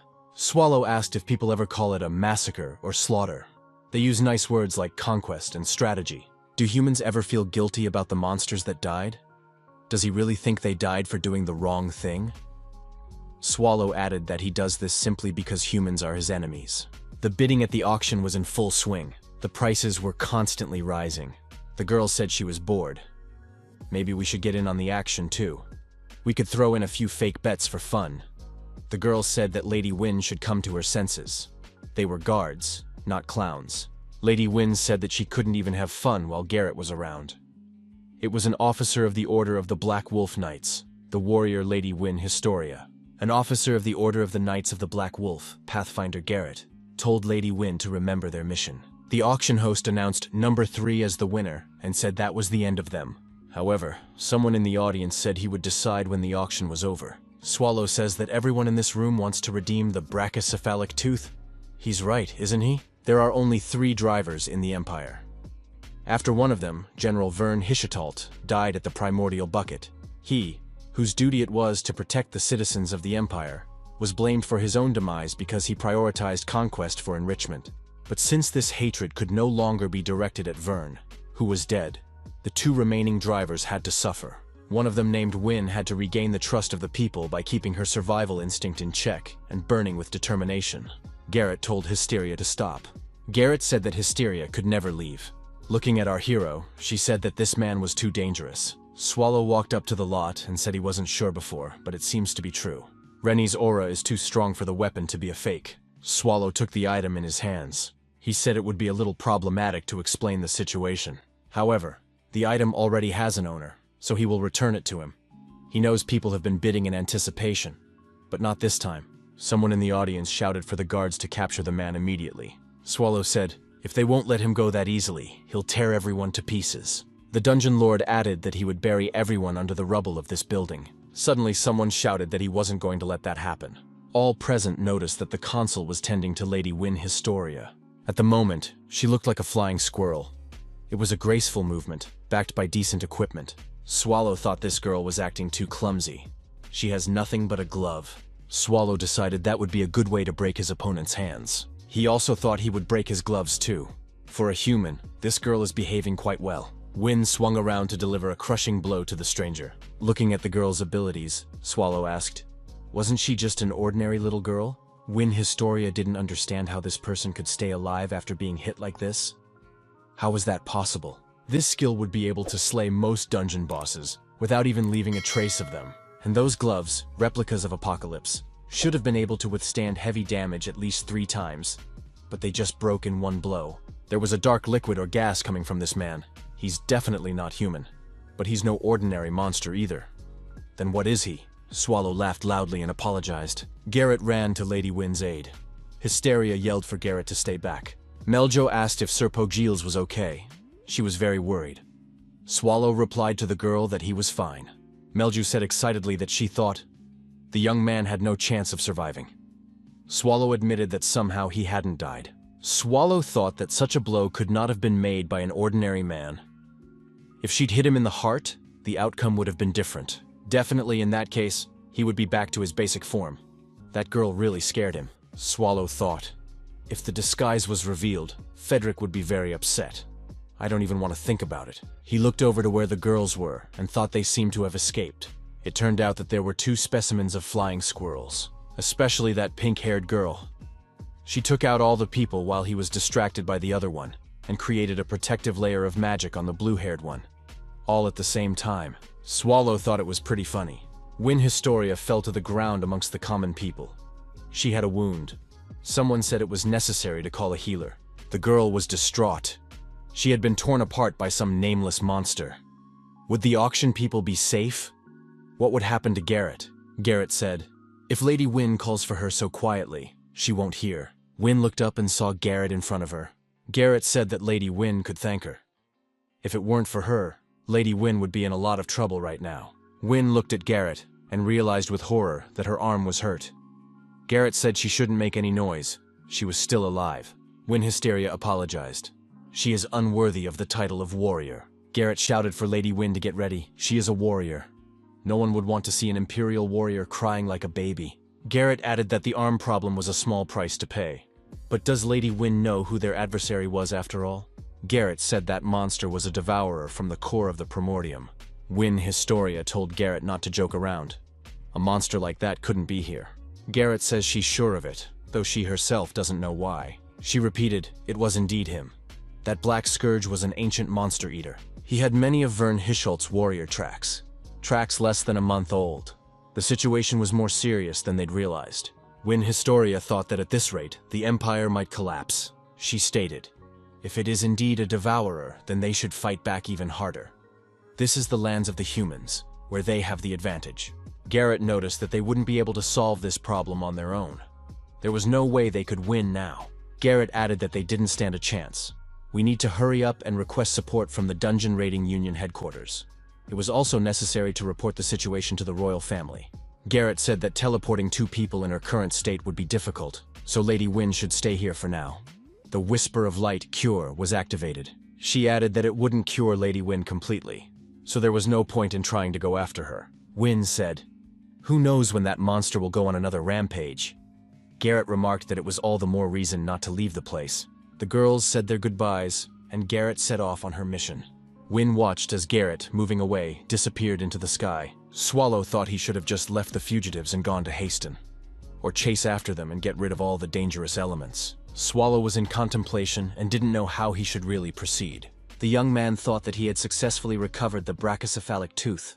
Therefore, here his business is over, for he has a goal to keep in mind. Swallow figured he needed to find at least Renee's body anyway. He told Melju that it was time for them to go. Melju said she was fine and ready to continue her journey. Swallow asked his companion what was wrong. It was easy to see from her face that something had happened. Melju said that the young man was really strong. She thought she had realized this back in the Demon King's fortress, but the more she got to know him, the more she was amazed by his abilities. The guy said Lady Rennie is his co-worker, but he looks much stronger than her. Meljo asked, who is Sir Pogil, really? Swallow brought his fist down on Melju's head and said she was a dumbass. Why is she so sad about this? The young man replied that he was simply Sir Pogil. Once it's over, he'll tell the girl the whole truth, he promises. Swallow said that now they have to get out of here. Melju has to show him the power of the Demon King. Melju activated her second form and said she would do as Sir Pogil wished. Reconstruction. Lightning struck the protective dome over the city. There was a massive explosion and everything was engulfed in flames. People in the vicinity did not understand what had happened. What was that explosion? Win Historia thought that an auction had just taken place in that place. People were screaming that ruthless monsters were doing this right in the center of the capital. Where are the authorities looking? Win remembered Garrett telling her not to follow her. We should put her on standby. A little girl came up to Win Historia and said her daddy was staying there. Win said not to let people worry. She's a warrior and will take care of everything. She can't lose to such a monster. When the smoke cleared, ruins could be seen all around. Swallow climbed out from under the rubble and called out to Melia. He asked what the magic she had just used was called. Melju replied that it was reconstruction, advanced magic that shook the earth. Melju laughed and said it was perfect. Swallow wondered if the girl had no other magic to use in this situation. Melju recalled that Sir Pogils was being cool when he told her to get ready, so she used the most reliable magic she knows. If Sir Pogils was going to complain, he'd better tell her in detail what he wanted to see. Swallow believed the girl knew what she was doing. Swallow thought, things were only getting more confusing now. The guy asked if Melju remembered the path to the teleporter. The girl confirmed it. Swallow said to go there first in that case and protect him. People would definitely be gathering there. Melju should also prepare a teleporter to travel to Haston, so he can go there right away. Melju said she did not know what area the village of Haston was in. Swallow asked her companion if she even knew the coordinates of the Pervozdania core. Melju stated that of course she knew that. She had said countless times that among all the dungeons, she liked the core of Pervozdania the best. Swallow said that Haston was the closest village to it. Melju admitted that she had only seen the core of primordiality in books. Swallow said he understood now. Melju stated that she would take care of the device and protect it. Swallow replied to the girl that he would catch up with her soon. Swallow saw the people and wondered if they were already here. I wonder how many of them had gathered. The man replied that they belonged to the Langyori family, one of the 9 pillars of the empire. This is the Langyori Blue Crane Development Squad. The man said he was the captain of this unit. Who's in front of him? Swallow thought, how could they not be lazy about bragging? He just didn't understand people. Our hero was already thinking about it. It seemed to him that there were a surprisingly large number of people near the auction. Perhaps they were the personal army of someone present? Swallow interjected. Did these people really want to know who he was? But what reason would he have to answer them? Swallow replied that he was their enemy. Outwardly, our hero began to undergo changes. At the same time, in the core of the first building, Nifrim was told that people who enter that place never return. If he died there, his soul would be enslaved and would wander the underworld. The companion suggested that Nifrim just go back, because he was definitely scared. Nifrim told Sylvia to stop fooling around. Sylvia said she just wanted to have fun. Nifrim is very boring. Sylvia inquired, isn't this place strange? In the first room they passed through, there were monster bodies lying everywhere. This room, on the other hand, is completely clean, Sylvia added, as if someone had cleaned the place up on purpose. Nifrim asked the warrior what he thought about it. Hishitalt's squad wouldn't have cleaned up along the way. Could it be some monsters with high intelligence? But hadn't the dungeon been cleaned up right up to the 5th room and the boss room? Then there shouldn't have been any monsters left to clean up. However, why do monsters need to remove bodies at all? Nifrim shouted for his opponents to finish with their pathetic tricks. Don't look down on them. A voice came out of the darkness. How loud this man was. His bones even vibrated. In any case, no one was fooling them. He just doesn't like seeing bodies everywhere, so he cleaned the place up. He did it in anticipation of guests and will be sad if he gets scolded. Nifrim shouted for Sylvia to organize the lighting immediately. The lighting, as if on command, was activated. Frederick said it got really bright. These guys worked so hard to get here even though no one invited them. Anyway, he welcomes them. Nifrim saw the skeleton in front of him and asked, is he the Knight of Doom, Frederick? Frederick said he even prepared a grand greeting, but it all turned out to be in vain. These guys were not the easiest audience. He suggested they put their weapons away first and calm down a bit. Miss Sorceress could put down her staff, the martial artist her fists. Nifrim swung at the skeleton and told him to stop talking nonsense. Frederick noticed that people had no manners at all. They didn't even let him catch his breath. Fedric activated Ice Soul and confronted Nifrim. Fedric had always had to go through this, but it was hard to go through it alone, even if he knew he would win in the end. The skeleton thought that this time things are not developing as he expected. As a human, his opponent is strong. Nifrim activated various skills: Strong Summer, Reading the Banners, Feathers of Light, Silent Step, Boiling Blood, and Ashes of Bones of the famous warrior. Fedric thought that the source of his opponent's power was amplifying magic, but that was absurd. The duration of the amplification was not that long. Skeleton decided he only had to last 1 minute. The activity of the man's attacks did not abate. The skeleton thought it was too much. Nifrim asked, "But who can beat who here?" Fedric didn't think he could be felled so easily by primitive magic. Sylvia asked, "Is it really over? Even the protector of the primordial core isn't that strong?" Fedric decided that he needed to get rid of the green-haired sorceress first. Skeleton stopped his opponent's sword at his forehead. He thought he'd really played his hand to the fullest this time. The skeleton apologized and said he hadn't intended to mock the man at first. But over the past few years, he's gotten too bored. Even if it's just a game, he wants to feel the danger. Fedric thanked the men for making him laugh. Nifrim came to his senses, sitting in the back of the cave. What had just happened? The skeleton noticed that the man had finally come back to his senses. While the man was out, he allowed himself to fix the situation. Fedric said the man himself could look at it. Until now, all the people who met the Death Knight Fedric on their way have not been able to return home alive. If the man knows his name, he must have known that fact. Or does he know nothing but his name? Fedric added that green-haired sorceress was a little difficult to deal with. Nifrim called out to Sylvia. Skeleton said she used holy magic on the square. His bones still itched. Fedric reported that sorceress shouted Nifrim's name until she deflated. Nifrim saw Sylvia lying motionless. Her body was bloody. Fedric noticed that the girl was calling desperately for Nifrim. He noted that the man was rather heartless, showing no emotion. The skeleton said it was time for the survivor to answer questions. As stupid as Piamor was, he wouldn't send only 30 people. Besides, their level was below average. Nifrim must confess. What is he hiding? A candid confession mitigates the punishment. Fedric said that since he was a very friendly skeleton, he would provide a choice. If the person will answer questions, have him raise his right hand. If he refuses, raise his left. Nifrim raised his right hand. The skeleton said it was a rather wise decision. If the man answered all the questions, it would grant him the most painless death.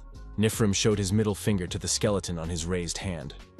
Fedric recognized that it was the first time he'd been held like that. Fedric swung his sword and said he respected the man's choice. He would pray that his demise would be long and painful. After taking care of business, the skeleton thought, when could he be done with all this cleaning? Nifrim's body was pierced by the sword. He leaned over Sylvia. Nifrim lifted his head and opened his eyes. The skeleton was gone, he said. Nifrim looked at the girl and said her name, Sylvia. He apologized and said he had to live. Fedric thought his bones even shook at the sound. Of course, they would never come without a plan. Does it really get stronger and regenerate when it eats bodies? What happens if this thing eats without limit? I wonder what the source of this skill is. Alchemy or magic? Need to check immediately. After all, there are a huge number of bodies around. Fedric thought, what was his boss doing now? And where is he even? Fedric hoped his boss wasn't doing strange things in strange places right now. Swallow's image appeared in the flames. What the hell is going on? Swallow wondered, did they come here to die too? The girl claimed to be the warrior Win Historia. Swallow noticed that he didn't ask her name. She couldn't beat him anyway. Win thought she needed to stop her opponent anyway. Win threw a powerful punch with her glove. Swallow easily blocked the blow with his palm. Swallow said allowing him to be hit was a one-time action. Why shouldn't she try to escape again? If she could do it, of course. Win Historia realized that she couldn't win, but she had at least bought some time. If she was a warrior, she should do her duty. Swallow grabbed the exhausted girl's arm and lifted her off the ground. The girl reiterated that she was a warrior, Win Historia, and could not fall for nothing. The girl shouted that she would not allow the likes of this opponent near the citizens of the Empire and swung her fist again. However, this blow had no effect. The warrior could not resist such power. Swallow let the girl go, and said that at least she had met a fitting demise. He would remember the name, Win Historia. But he doesn't know for how long. Swallow added that to honor her persistence, he would finish her off painlessly. Our hero looked at his opponents in surprise and asked why they were approaching one after another instead of attacking at the same time. The warriors said that they had taken drastic measures to save Lady Win, so they asked to forgive their rude behavior. Swallow wondered, would anyone forgive them after they had hit the victim on the head? The warrior said that, though late, he would introduce himself. Swallow wondered if he was being ignored. The warrior said he was a member of the knightly order of the Black Wolves of Edelbray, the R. Edelbray Gar Livistum. He beholds the almighty Lord Eater. Swallow wondered if he had just been named Mr. Eater. But how did this warrior know that? Edelbray replied that one of his subordinates possessed the skill by which Mr. Eater was recognized. Swallow thought that his interlocutor had a smile with a hidden meaning. Our hero stated that he was not in the best of moods at the moment. The dungeon lord stated that these guys are running out of his time, so it's not worth wasting it. They can attack if they want to fight. Edelbray stated that there was a misunderstanding between them. He has no desire to oppose Mr. Eater. They simply came here in hopes of reaching an agreement. Swallow wondered if someone wanted to make a deal with him. And what was he being offered? People need to assess the situation more clearly. Such nonsense could bring a man to a violent end. Edelbray thought it was a lottery, the prize being the safety of the Empire. The warrior said the owner of the brachycephalic tooth is still alive. Most likely Mr. Eater was not here because of the brachycephalic tooth. Edelbray added that he could help with what was needed. Swallow asked, what if he said he didn't need anything? If he came here for a brachycephalic tooth out of boredom, is he actually here to exterminate people? Swallow asked. In that case, how would this person deal with the consequences? Edelbray asked. In any case, isn't it better to try before imminent doom? Swallow asked, does a person really want to avoid death? Our hero stated that in that case we should find the owner of that tooth right now. Edelbray turned to Garrett and said that she had to meet that man at least once. Garrett asked to look at the item to get the location of the host. She wants to examine the brachycephalic tooth. Swallow said that if the girl threw something funny out, it wouldn't be with one hand this time. Garrett said there's one man with a lot of marks on him from that gun. That man is heading west right now. Swallow thought that meant toward Haston. He said that this information would be enough. Swallow realized that Renée was still alive. Mr. Eater said he owed them and these two men would be remembered. Edelbray stated that he was honored to serve Lord Eater. Swallow told everyone to disperse, and he headed off in the right direction. Meljo said Sir Pogil was a little late. Melju offered a glance around. She kept her promise and defended teleport with dignity. The woman said that if that was enough, she had repaid the debt. Swallow acknowledged that it was enough. Melju had really done well, and he was grateful to her. Our hero decided to see how to properly use teleport. You need to enter Haston's coordinates and infuse some mana. However, something didn't go according to plan. There was destruction all around. Swallow wondered what was going on. Was this contraption unable to withstand his mana? He was so calm, for his form was stable. Swallow thought, if he used Demura's mana containment effect on the transfer magic, would he be able to move without a problem? In that case, he would need to unleash his true form, but if he did, it would be like self-promotion for the world. Swallow figured he'd already done enough damage. It would be hard to end it all. Mr. Eater mentally apologized to Frederick and placed the bracelet on his arm. Swallow took his natural form. He was interested in Haston's coordinates and the Wing Mage Tower. At the entrance, the duty officer welcomed in the Wing Mage Tower. As a procedure, there was something he needed to know. The girl replied that she was human and asked if she could use transference magic here. The man replied that there was a barrier on this entire tower, so the girl would not be able to enter without going through the proper procedures. The girl drew her weapon and said that in that case, this man would not be able to escape. She thought about it when she first came here. The human mage tower resembled a dungeon. It was as if the mage towers were dungeons created by the hands of humans. The girl advanced further, leaving behind destroyed bodies and a sea of blood. These are very weak monsters, she thought. She realized that she had destroyed all the people she'd encountered on the first floor, and now only the top of the tower remained. The woman said that she had been preparing and thinking about what kind of enemy they would have to fight, but was not the noble lady who had come before her. The woman added that the girl didn't seem to be human. The girl inquired where the brachycephalic tooth was. The woman asked, doesn't he belong to her now? She has no reason to say where he is. Besides, she's curious about something. How did she survive? The girl pulled out her attack weapon again, 3 sharp blades at once. The woman asked, was the girl really going to fight against the leader of the Mage Tower Guild with an ordinary blade? She activated a magic shield. What is she going to do with a weapon that doesn't even have a rudimentary amplifier? Elizabeth Bathory was even frightened. How did the girl break through her barrier with just one blow? Just how strong is this monster? However, the tower was built on a mana source. It could win if it used all the mana that flowed here. The girl wanted an answer.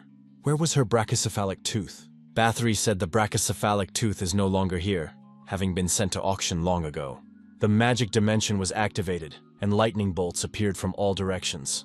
Bathory stated that if the opponent was serious, she would fight at full strength from the start, and activated the Longinia Spear skill. Elizabeth Bathory set up a layered defense and wondered why a girl wouldn't try to break that too. There was an explosion and a bright flash on one of the upper floors of the tower. Bathory asked her rival why she was acting like a human and then tearing herself to such an end. The girl was seriously injured. Elizabeth Bathory thought that this magic wouldn't stand up to most dungeon bosses. However, the girl attacked the sorceress and suffered serious injuries to her hands. The girl said, "Stop making noise. The woman has only lost both her hands." Bathory replied that she didn't want to die, she had to live. The girl felled her rival and stepped on her. Bathory begged to be spared. The girl thought that was the end of it. She would be rid of Lady Bathory's traces. But what is Renée to do now? What does she have left? The girl decided that she was very tired. What would happen if she fell asleep now? A young man ran up to Lady Bathory and told her to hold on. It was Chaim. Bathory ordered Chaim to hurry up and destroy that girl. Chaim asked the leader to calm down. She had lost too much blood. The young man showed the crystal and asked if the leader recognized the object. Bathory wondered, what was it? She couldn't figure it out. Chaim said it was a stone of advanced magic that would help her get out of here. However, he doesn't have enough mana to activate it alone. The leader must pour her mana into it. Rennie thought it was the same as Scarlet's love stone last time. How could she forget that unpleasant aura? Bathory gave thanks. Now she could live. The next moment, however, the woman felt sick and screamed again. Chaim said a mare had made too many enemies. Why else would Rennie come here for revenge? Chaim added that even her Gramit's family asked him to get rid of her when he had the chance. Chaim asked, "Doesn't Mrs. Rennie agree?" Chaim bowed and said he was very grateful, for Mrs. Rennie had done his work. The young man added that if he just left it at that, Rennie might attack him as well. So he needs time to get out of here, Rennie thought. Her right eye can't see anything else. This was not an opponent she could defeat with a tired body and mediocre weapons. The girl thought that now Rennie would pay for her sins, and one could get rid of her tracks forever. But still, Rennie remembered her boss. She said that this guy dares to use that hand to hide Mr. Eater's scent. Rennie screamed that if this creature was going to die, she was going to destroy it now. Renee wondered if Mr. Eater would be sad for her if he knew she was dead. The explosion at the top of the tower caused destruction. Mr. Eater saw it. Swallow asked Renee if she was okay. The girl thought that the first time she'd been rescued, it had looked much the same. When both her soul and body were at their limit and she could find no point in living on, the Lord Eater appeared in front of her. Renee was very surprised to find herself in Swallow's arms. The young man lowered Renee to the ground. The girl wondered why the Lord Eater was here. Swallow said for Renee to just wait for a while. Renee looked at Swallow and wondered if she was hallucinating. The dungeon lord headed towards the monster. Swallow said that this beast would now realize who it dared to touch. It must know its place. After landing a few crushing blows, our hero grabbed the monster by the head. Swallow was disgusted and said it was a real abomination. The young man slammed the monster to the ground with all his might, blue blood flying in different directions. However, the monster continued to revive, changing shape and making strange noises. Swallow realized that the source of the monster was in the mana of the Tower of the Gods. Mr. Eater said it was much simpler in that case. He was ready to devour this monster. Swallow spat and said the monster turned out to taste vile. After a while, the young men sat with their backs against each other. Swallow said that he wanted to say a lot of things to Renee when they met, but now his mind was blank. He should have written it all down beforehand. The young man remembered and said that he had met a green-haired man on his way here. He destroyed him, but he hoped there would be no problems because of that. Swallow apologized to Renee for what happened a few days ago. The girl said that Lord Eater had no reason to apologize to her. Renee is not worthy of looking at him. Swallow said that the core of primordiality needs a protector. The young man added that Renee needed him. The girl asked, "Isn't Mr. Eater mad at Renee?" Swallow replied that he wasn't angry. Renee asked, "Didn't Mr. Eater hate her?" Swallow replied that he didn't hate her. Swallow handed the girl a brachycephalic tooth and told her she had lost it. Renee cried. The girl said she was scared, thinking that Mr. Eater hated her and had abandoned her. The young man said he wouldn't quit and he wasn't going to hate. Swallow held out his hand to the girl and offered to go back together. Frederick asked, "Was it a homunculus?" The dungeon lord said he saw it when he was solving the case of the arson of Graphenia. The Lord said it was fate, so he brought her along. Frederick wondered, was all the research on homunculi contained in this tiny body? The core of the primordial universe is a place where dark energy gushes forth, which is why it is called the world of the lost. The Lord said that judging by the way she was doing great in the strongest boss's room, she must have a strong mind and body. Skeleton asked, what is the boss going to do with this girl? The Lord wanted to let the girl stay here to live. She must be very talented, so she could be taught to fight. And if she can't, just let her live comfortably. She has experience as a maid, maybe she could cook. Frederick wondered, did the boss really mean it? But who would train her? The Lord told the skeleton not to play hard to get. He has nothing to do anyway, so he dies of boredom. Frederick recognized that. Skeleton thought that if she was a homunculus, her physical attributes must be magnificent, and deep down she must subconsciously hate humans. Frederick asked the boss, what is this child's name? The dungeon lord couldn't remember the name, though he had heard it the first time they met. The girl said something. The skeleton was surprised. Could she really speak? The girl said, real low. Skeleton inquired if that was the full name, Rello, or if there was more to it. The Lord asked why Frederick would want that. Skeleton suggested the boss give the girl a new name since he was now her boss. The Overlord thought about naming her Renee. Frederick said that's not a bad thing. Then she'll be called Rennie Rello. Frederick added that first, Rennie must learn to smile. Frederick wondered if the boss was smiling. What had he done in Haston, if even in the dungeon he could feel the earthquake? Were those two really having a drunken dance in the middle of the village? The dungeon lord replied that there were force majeure in the lives of monsters. Pointing to the red-haired girl, the skeleton asked, what is that? Swallow replied that it was a long story. Skeleton wondered, had the boss really kidnapped a child? Swallow replied that he didn't deal with such things. Then where had Ms. Renee gone? And why had the boss brought the baby here? The dungeon lord replied to the skeleton that he had met Rennie in the human village. Frederick realized that the boss was meeting with Renee. Was she okay? Swallow replied that Renee looked tired. The boss assumed that he wasn't letting Renee have a normal life. Frederick said, if the boss rejected her, that was the way to say it. No moves in circles. The dungeon lord cried loudly. The lord suggested that the skeleton put on a maid's costume and keep an eye on the dungeon. Frederick noticed that he always had a dismissal petition ready. Frederick wondered what the boss was going to do now. The boss replied that he would wait. He didn't know when Renee would be back again. Skeleton thought it was best to leave the boss alone when he was in this mood. He'd be depressed, but he'd get better in time. Frederick told the boss that she was here, the one the boss was waiting for. Renee wondered if Mr. Eater had eaten yet. If not, she should make him dinner. Frederick looked at Renee's eye and the boss's absent eye. Had the Overlord completely lost his mind if he had given her this? Or had he done it deliberately? Was it sincere? Swallow said Renee's right eye was very badly damaged. If she could see properly, she would have been able to notice. Swallow expressed hope that the girl's feelings hadn't changed. The boss told Renee to watch carefully now. He covered his eye just as the girl did. Swallow asked that next time Renee bring him a real love stone. Renee got an eyeful from her boss and cheerfully said that she was really close to Mr. Eater now. In the cave, drops of water ran down the long stalactite and fell down. Droplets fell on the girl's head and she woke up. She didn't understand what this place was and what had happened. The girl looked around and saw a skeleton beside her. She was naturally frightened. The girl thought that she was dead and the god of destruction was in front of her, and in general, she was in hell. The skeleton said that it was not hell. The skeleton explained that it was the core of the primordium. The girl was even more surprised. Melju assumed that in that case it was not the god of doom, but Sir Frederick. The skeleton noticed that the girl was a quick thinker. Frederick pondered. How long would the boss stay asleep? We'd have to wake him up. The skeleton walked over to the boss and pushed him with his foot, telling him it was time to get up. The dungeon master was angry. Why had Frederick woken him up? After all, he was sleeping so well. The dungeon master saw that the girl was already awake. Melju realized that before her was the ruler of the core of the primordium and the supreme commander of the demons, the protector of the god who punishes those who have been consumed by fear, the ancient beast, Sir Eater. The girl fell to her knees. The girl stated that her name was Melju de Lymph Agrea, the 17th daughter of Asmodeus. The boss looked at the girl carefully, as if he remembered something. The Overlord stated that he remembered everything, for the girl was very bright. Melju wondered, how could Lord Eater remember her name? Melju assumed that Mr. Pogilas had told Mr. Eater everything. Meljo inquired where Sir Pogilas was now. She recalled how he gave his final verdict to the people in the capital and took the brachycephalic tooth. The dungeon lord said he was here. Melju wondered what Sir Eater had just said.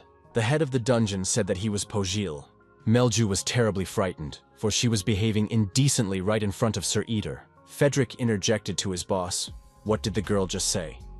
He meant the part where she said, he gave his final verdict to the people in the capital. Is there something the boss wants to tell him? Frederick told the girl to follow him. There was a cave ahead. Forest of Graphenia, borders of Hastings territory. The girl remembered. She had been warned not to go so deep into the forest. But as expected, nothing happened. There were many good medicinal herbs deep in the forest. There was a man lying in the grass not far away, badly wounded. Should we find out how he was feeling? The girl told the injured man to hang on. She definitely had medicinal herbs. There was an herb that should help. The wounded man swallowed all the medicine offered. The man turned around and said he had to hurry. Dungeons are considered a war zone. To survive on the battlefields, you must follow the rules. Lady Melju is the demon queen, so she must not interfere. One of the rules is to have no conflict. Renee reminded him that silence was the foundation of the basics in Mr. Eater's room.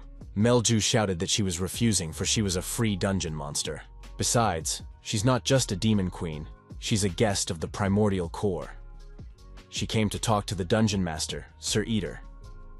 Renee said that it was time for Sir Eater to go to bed. Melju stated that was exactly why she was needed.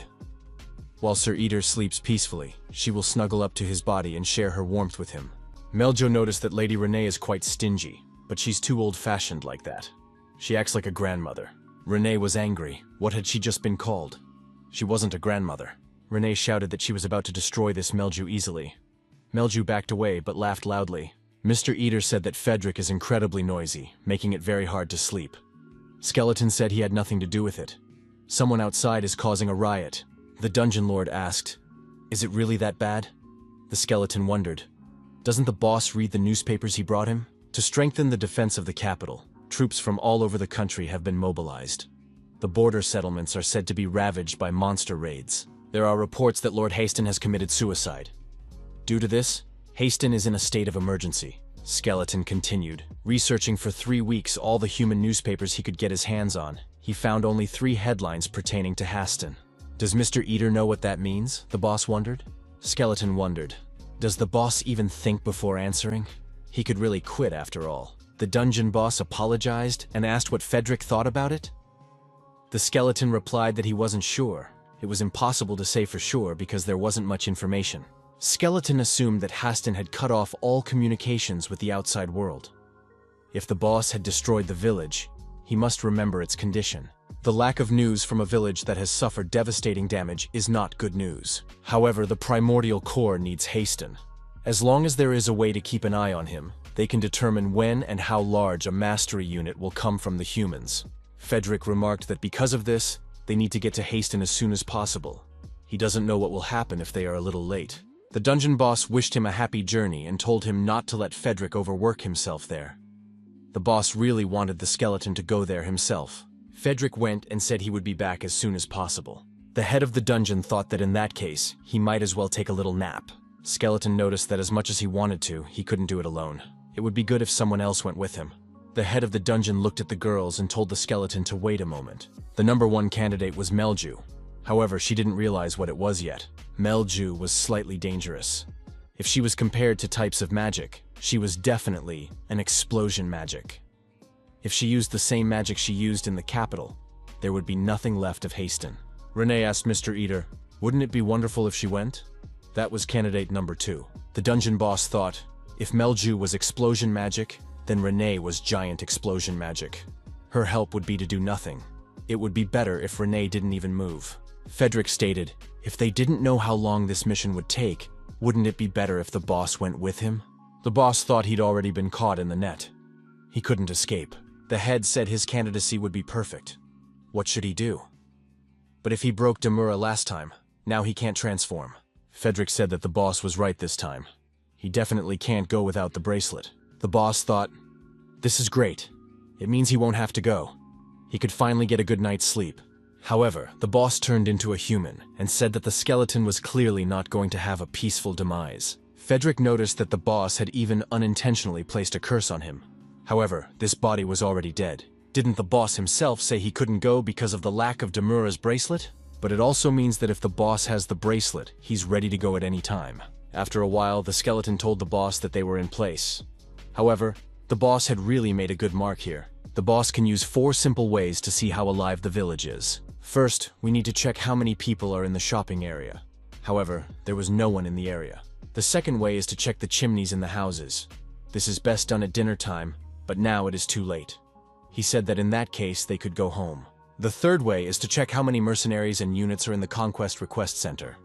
But this option won't work for Haston, so you can skip it. The last way is to go into hotels or bars. Swallow wondered, what is Frederick doing? The skeleton must be following him. The boy went into an inn and asked the owner to give him a place to rest. The place the young man had gotten was in a state of neglect. Frederick thought that was too bad. Also, this place was completely dysfunctional as a village. There were destroyed bodies all around. A monster appeared in the distance. He said they were all working hard. Haston of the past is the heart of the enemy. The capital of the empire, Riaze, is located there. Humanity is in its weakest form because of the Black Catastrophe. The monster said that now was the best time to destroy the empire. Frederick thought it was really bad. Even the hotel is empty. A man appeared on the doorstep and said that he was the owner of this hotel. For what reason did these 2 men come here? Frederick said he was a knight belonging to Patarian's Black Dogs unit of Nathrange. Frederick added that they wouldn't mind a light meal and a place to spend the night. The owner of the place apologized for the surroundings. The man stated that he would not be able to provide food for the night. They're not the only ones in trouble. Everywhere you go in this village, there are problems with food. The knight inquired. Was the reason behind the Black Catastrophe?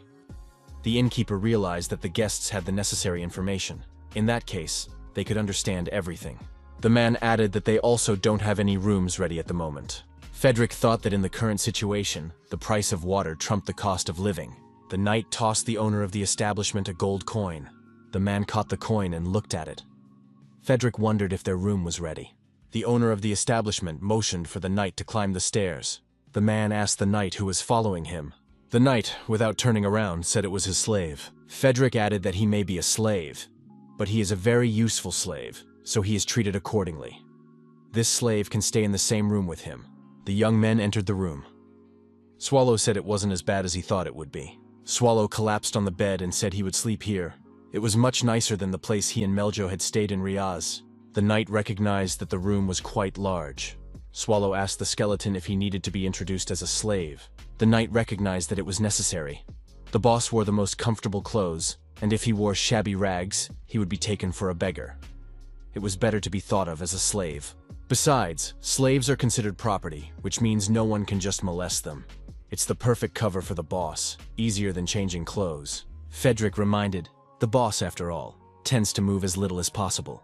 Swallow thought that in his next life, he would surely be reborn as stone. Frederick suggested that in that case he should just obey him. He added that he needed to go out for a while. The boss advised not to work too hard on the first day. Skeleton assured that the boss needn't worry. He knew places that were easier to navigate even in the dark. After arriving at the Black Catastrophe Central Square, the Imperial family reacted furiously to the monster attack. They needed a target to blame for the failed trek to the primordial core. Skeleton looked down at the city from above and thought that the boss had really bombed the place. Before the Imperials could react, Lord Haston, Count Etarch, was already dead. But who was running the city now? It was obvious that the Imperial family would turn their anger on the deceased's relatives if they missed their chance. But could Earl Etarch's blood inherit the title? The skeleton wondered if he should take a look at the new lord. In front of him was the castle of the ruler of Haston. The guards were much stronger than he expected. He figured he could destroy or temporarily disable the guards, but there would be a ruckus as dawn broke. It would be wiser to wait. On his way here, a spot caught his attention. People might not have noticed him, but there was a strong smell of dead people. Swallow thought it was good to rest in a cool dungeon, but sometimes it was good to get out for a change. There was a loud knock on the door. The young man sighed. He would not be allowed to lie down. The owner asked if the knight was inside. Swallow opened the door and said that the master had gone out for a night walk. Then he suggested that they go downstairs. He had prepared some food. As an innkeeper, it was unacceptable for him to see hungry guests. The knight had paid generously, and he wanted to repay him in some way. The host introduced himself as Novan Hitakar. Swallow identified himself as Pogilas. Novan explained that there was hardly any food left in the city. A disaster had come here. People who saw it with their own eyes were fainting. Because of that, Lord took his own life. After that, communications with Haston were cut off. The whole area was littered with bodies that had died of starvation. Novan didn't know why the two had come here, but they'd better get out of town as soon as possible. He added, Pogil probably knows how cornered people behave. A girl with scarlet hair appeared on the windowsill. She thought that these two were staying at the inn despite the village's plight. So they were strangers. And if they got the most expensive room, they're rich. We've got to get everything of value, but there's nothing but stinky rags in the room. Are these people really rich? Maybe there are more valuable things wrapped up in these rags. There was nothing in the camp chest either. It was empty. The girl frowned. Do they really carry everything with them? The room was thoroughly searched for valuables. Finally, something did catch her attention. The knight returned to the room and informed the boss that he was already here. He took a walk to the lord's castle. And what was the boss doing? Swallow pointed with his hand. You could see everything. Frederick took off his helmet and admitted that he wanted at least a glimpse of the new lord. But the guards were more powerful than he'd hoped. The raid had failed. He wondered if the boss had found anything. Swallow grinned. Was the skeleton really counting on that? He explained that Haston was cut off from the rest of the world, and the innkeeper didn't know much. Frederick sighed heavily and mockingly asked, What is it this time? Skeleton replied, simply amazed that the boss had done anything at all. Skeleton said they would go deeper into the search tomorrow. Swallow waved his hand. Frederick could handle it himself. Skeleton noted that it would be better if the windows were left open. He'd only left one open, and now both were open. So someone must have gotten in. Swallow replied that he hadn't touched the windows. Frederick couldn't believe it. Did the wind open the sash by itself? Or was it the ghosts? Swallow shrugged. He didn't know anything. Someone else had opened it. A thief or a ghost, whatever. The boss said his outerwear, which Renee had sewn, had disappeared. Frederick had also discovered the loss. His jacket was missing from the drawer. Swallow asked the skeleton what else had been stolen. The one replied, My rib. Meanwhile, the thief was moving away from the inn, looping through the night streets. She hoped it would be all right now. Suddenly, someone shouted her name. Rosaline! A voice rang out. The girl stopped and turned around. A man came out of the darkness and asked where Rosalind was going in the middle of the night. He reminded her that he had warned her not to go out so late. Rosalind countered that she wasn't wandering around without a purpose. She was doing it for others. The man was indignant. Is wasting energy and starving herself a help? Rosalina replied that it was not like that, and she was ready to explain everything. The man next to her asked Tot not to push her. A thief isn't supposed to be afraid of the dark. You don't have to tell her off. But the mistake was leaving without telling anyone. The streets are not safe enough as it is. Before acting on your own whim, you should think about how much trouble it would cause others. The captain reminded her that this place was not her old, warm and cozy home. Rosalind said she would take that into consideration. Then the captain asked what she was doing after all. The girl threw the bones on the ground and offered to take a look. The boss asked in surprise, had she stolen them? Rosalina admitted that she had wanted to make a contribution. The captain asked where she got them from. Rosalind explained that from the most expensive room of the hotel on the main street. They were deep in a drawer and perfectly clean. She thought it was a valuable artifact. The commander said they were human bones. Rosalind was frightened. She didn't know. The boss wondered if she had robbed the cemetery. She hastily countered that it wasn't like that. The man remarked, if this was a cemetery, she wouldn't be showing off the find with pride. The captain speculated that it might be someone's creepy fetish. Perhaps the bones were used for magic. A colleague wondered, are there really people who collect human bones? The captain nodded. There are perverts who use the limbs of disemboweled slaves as jewelry. It could be the bone of a man or someone who had once been a man. And if it was stolen from a necromancer, it's even more dangerous. It was strange, too, that the clothes Rosalind had brought looked like rags, though they were sewn of first-class fabric. Suddenly the captain heard a strange sound and wondered, had Rosalind not checked her pockets? One of them contained gold coins. Rosalind wondered how many there were. The captain was frightened. This was no time for joy. And then a voice came from the darkness. It was not easy to find the two men. The voice said that this time they had come to the right place. The captain realized what he should have guessed. The rich men were staying in a luxury hotel in the middle of a dying city. The voice suggested that his prized possession was here. The captain guessed it was a rib bone, and from their clothing, they were not commoners. The knight said hello to the silly thieves, and declared that he had come to get his own back. Frederick said he was looking forward to this meeting. Looks like everything's intact. Swallow noted that he himself was intact as well. The skeleton reminded him that the cape had been a gift from Renee. Frederick thought, if he broke Renee's heart again, there was no telling how it would turn out. It was better to leave things as they were for now. The gang captain told everyone to stand down. One of the bandits asked in bewilderment how they had been found. It's strange. The object must have been calling out to its owner. Swallow yawned. He was bored. He should hurry up and get his things and go back to resting. Frederick held back. If the boss was tired, let him rest. The knight turned to the leader of the alley. Wasn't he still going to return the thing amicably? The bandit asked, was there any guarantee that they would be released? The knight agreed. Good point. The captain sensed a catch. Even if Rosalind had left footprints, they were found too quickly. Almost impossible, unless they're not human. Or monsters?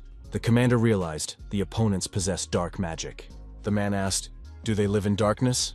The knight grinned. It was indeed dark in the cave. The captain thought they were mages. So the rib bone is very important? The knight confirmed. It's part of his body. The bandit wondered, so she was really a body part? The knight suggested to stop pulling and give it all back. The bandit tossed the bones in the air. The captain shouted, Rosalind, Tot, take away those who can't fight! Frederick rushed to the bones. He shouted, those are my ribs. The skeleton caught them. At that moment, the bandit crept up and hit Swallow on the head with a rock. The stone crumbled, and there was no harm done. Swallow snorted. That was a rock? The enemy tried to stab with his knife, but it broke. Swallow grabbed it and lifted it into the air. Do they even have weapons? He turned to the knight. What do we do with him? Knight advised the boss not to make a spectacle of himself and just knock everyone out. Swallow wondered if Frederick had decided to spare them. He replied, no, we just have to give them a good thrashing. Renee asked Melju if she was worried about Mr. Eater. Melju replied confidently that he was fine, although she admitted it had been half a day since he'd left. Renee was still worried. Had something happened to the gentleman? She wasn't sure it was right to just sit and rest while he was probably starving somewhere. Meljo noticed that Lady Renee was thinking too much. Is there any reason why such a wonderful person would skip dinner? Renee recognized that she was worrying too much. Mr. Eater and Frederick are only in a human village. What kind of trouble could they get into? The robbers were neutralized. Frederick said it was harder than he expected. Swallow found his cape. The knight thought that these robbers had even managed to confuse him for a moment. He had hoped they would have a map with them, but it looked like they were out of luck. We should get this over with as soon as possible. The boss lay down to rest and suggested the skeleton do the same. It's pretty cozy in here. Rosalina came out from around the corner and admitted that she was the one who had stolen. The girl apologized. She added that the others had nothing to do with it. She alone must answer for her actions. One of the bandits told the girl to get off her knees. Did she really think they were just going to let them go? They didn't even think that. Swallow said that the bandits had finally figured it out, and suggested that Frederick take care of it. The leader of the thieves put his knife forward and warned, do not approach or he would destroy his opponent. Rosalina pulled out some sort of object and held it up to her face. The knight saw this and immediately rushed towards the girl, ignoring the armed man. Frederick asked Rosalina where she got the item. It was a phoenix-shaped piece of jewelry that resembled an inverted cross. The mana it emitted was observation magic. Frederick was confused. Why set up surveillance on a slum dweller? The skeleton reported to the boss that someone was watching the people of Haston. As soon as the young lady started praying, the cross showed signs of observation magic. So the rosary would activate under special conditions. Frederick continued. If you find out at which ones, you can figure out what the person who gave her the item was up to. Swallow thought, Haston is definitely not famous for magic. First a magic stone, now an object with magic embedded in it. Skeleton said he would try to get people to cooperate, and the boss could help too. Swallow asked how exactly Frederick was going to do that. Frederick replied, a wonderful idea ripening in his skull. The knight apologized to the brigands for everything that had happened and explained that it had nothing to do with their theft. It's all about the imperial order to eliminate anyone with whom there is disagreement. The knight added that they were from an organization reporting directly to the government. Roano Shadow Knights of the Mist. Frederick emphasized that they had no bad intentions. Let the brigands not be afraid. They, in turn, asked why Sir Knight had come to their village. The knight replied, he wants to help Hasten. The reason he's violating imperial orders is to save these lives. He also needs the information these people have. He added that he must assess the situation in the village as soon as possible to send help and supplies. Then the knight asked, are these people ready to rebuild Hasten with him? He needs their support. The people decided that since the imperial knight had come to the rescue, it meant that His Majesty had not abandoned them. They agreed to help the knight, finally a chance to end his miserable existence. Frederick informed the boss that he had managed to convince the people. It's always easy with them. The lower classes appreciate the opportunities offered. Swallow asked, so they're coming back? Frederick said no, it's just beginning. There's too much weirdness here. Swallow appreciated the skeleton's efforts, but admitted that it had only added to his problems. It had become even more tedious. He understood what they meant when they said, enemies within. Frederick wondered what the boss was muttering to himself. The knight said that the lord shouldn't just lie on the road. In such a situation, the boss needs to act. Swallow noticed that Frederick was acting strange today. Couldn't he figure it out on his own? Frederick said he'd keep an eye on the head of the men. He seems the most suspicious. And let the boss try to get close to the villagers. Swallow wondered, was Frederick really asking him, to get close to people? Skeleton stated that there was no choice. Between a knight in armor and a beggar-looking boss, people would rather choose the latter. Swallow wondered if the skeleton had really called him a beggar boss. Frederick clarified that it was only a reasonable assumption. The boss has to make sure he's gotten close enough to the people by the time he gets back. He should try to become his own, to do what they do. First, people spend most of the day sleeping. When they are awake, they get irritated and work too hard. They have no motivation in the morning. The boss said then he was left to behave as usual. Frederick replied that it wasn't that simple. They had yet to learn more about the religion associated with the rosary. Skeleton remarked that the sooner it was over, the sooner they would return home. Knight advised the boss to remain calm, even if people act rude. People began to question Sir Knight. Is he really from Mist of Roano? If he is an imperial knight, does that mean he came from the capital? The questions kept coming. Is it true that Riaz is a place where milk and honey are sold on every corner? Why is one knight in armor and the other not? Is it a disguise? The questions kept coming. Swallow thought, why are these people so clingy? There's not even room to breathe. If he had a choice, he'd just swallow them all. Swallow remembered the skeleton telling him to be friendly. Our hero tried to be friendly with people and bond as much as possible. A child approached our hero and asked if he had ever met Sir Vern or Lady Wynne. Swallow replied that he didn't even know who they were, though the names sounded somewhat familiar. The leader of the robbers dispersed the people to their homes. Rosalina apologized again for stealing. Swallow replied that everything was already fine. The important thing was that things were found. The man said his name was Tot, and he would take over for the chapter during his absence. He has orders from the chapter to do all the errands of these men. The man asked, did these people say they came here to save Hasten? If they wanted to know the state of the village, it would be better to see everything with their own eyes. Tot added that if they didn't mind, he would show them out right now. Swallow was frustrated. Why had this man decided to show everything now? And on the other hand, if he stayed here, he would continue to be pestered with useless questions. Swallow said he didn't mind going right away. Tot suggested looking around the sleeping area first. Swallow wondered where all the people had gone. The attendant said that everything would become clear after they opened that door. Outside the door, there were people lying on the floor, dead from starvation. Here, it is impossible to steal food even from the neighbors, as they simply do not have it either. Those who are alive do not know when they will die of hunger. Our hero was interested in something from the beginning. Usually, when a village finds itself in this position, the anger of the people is directed at the Lord of the Lands, and the angry citizens rise up, raising pitchforks and torches. The Black Calamity brought the village close to starvation. But why do the people of Hasten starve without trying to revolt? Tot said it has been more than a month since the Black Scourge struck these lands. Tot asked why the village was so quiet. Why weren't people trying to protest against the Lord? Isn't Sir Knight curious about this? Renee and Meljo continued to sit at the round table, drinking tea and having a leisurely conversation. Melju said that she wanted to go with Mr. Eater. Just sitting in the dungeon was boring. Renee told Melju not to think so. Mr. Eater has assigned them to guard this lair. What could be more important? Renee added that they had the full confidence of Mr. Eater. She realized that the boss trusted her, not Melju. Melju said she should have guessed it herself. Renee said Melju has to stay focused as they don't know when people might come here. Renee added that there was no need to worry. She constantly checks the dungeon for enemies. Now, it was time for another check. The middle rank magic of the Eyes of the Observer was activated. It became clear that someone had invaded the dungeon, and most likely the invader was alone. Renee told Melju to get ready. It's coming. The girls took up fighting positions. The one who approached them asked why they were so tense. The girls were surprised. Elizabeth Bathory, mistress of Castle Shate, asked how Renee was doing. Renee apologized and said that was all there was. If Mrs. Bathory had announced her visit in advance, she would definitely have prepared something. Elizabeth Bathory said there was no need to worry. She had come uninvited after all. Renee brought a mug with a drink. Bathory remarked that if Renee still wanted to give her something to drink, she could do it with her own blood. Renee replied that that was impossible. Bathory asked who the new girl was. Melju asked, did the woman really want to know something about her? Melju noticed that she was the one who ruled over all monsters, the Demon Queen, the 17th successor of Asmodeus, Melju de Lymph Agria. Renee remembered that she had forgotten to introduce them.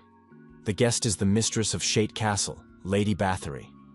Bathory said, now I see why this girl's aura is so interesting. Melju asked Renee if she would be able to see all the dungeon bosses if she lived here. Renee said that Melju says some very funny things. Living here at their expense, she really has no conscience. Bathory wondered, if Melju is living off them, then is she not yet part of the primordial core? Elizabeth Bathory inquired as to the whereabouts of Fedric and that retarded fellow now. Renee replied that they had just stepped out, just for a moment. Elizabeth Bathory wondered, were they really absent at a time like this? But what had happened? Bathory said that the villages near Shate Castle had been completely destroyed. All the people must have died, because there's just a sea of blood. But no bodies were found at all. Perhaps it wasn't people who did this. The bloody light on the ground went in one direction, as if creating some kind of path. At the end of that path was Haston. What could it mean? Melju said, if all the bodies disappeared, maybe it was the undead. Bathory agreed with that. Few people could do something like that. The undead are mostly without intelligence, but there is an intelligent one belonging to a higher species with a special title, Elder. An army of dead people moving together means that someone has to command them.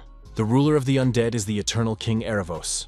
Bathory said he is the most obvious candidate. Bathory stated that she had no conclusive evidence, but that retarded guy needed to be notified. Are there any monsters here that can transmit messages? Renee replied that the dungeon was empty at the moment. Bathory said that they must have some way to communicate. Renee replied that there was no such way, but she had faith in Mr. Eater's decisions. In any case, Fedric will think of something. Melju says it's time for her to step in. She thinks she can help. The Black Calamity was the beginning of it all. Soon after it struck Haston, someone set fire to the fields. Due to the rapid spread of the fire, the crops were reduced to ashes. That's when the bad rumors started to spread.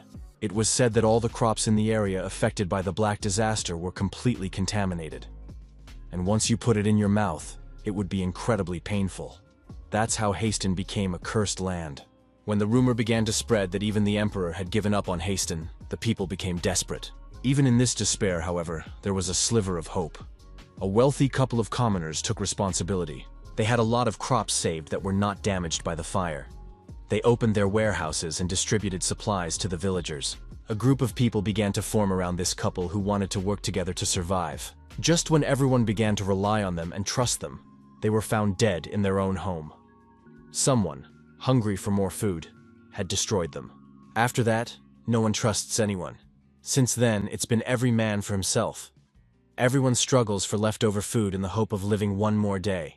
Those living in the dark alleys managed to survive thanks to rumors of poisoned crops. The young man asked, so this harvest can be eaten despite the gossip? Tot replied that for the time being it was. Swallow thought that there was no way a crop he hadn't even touched could have become poisoned.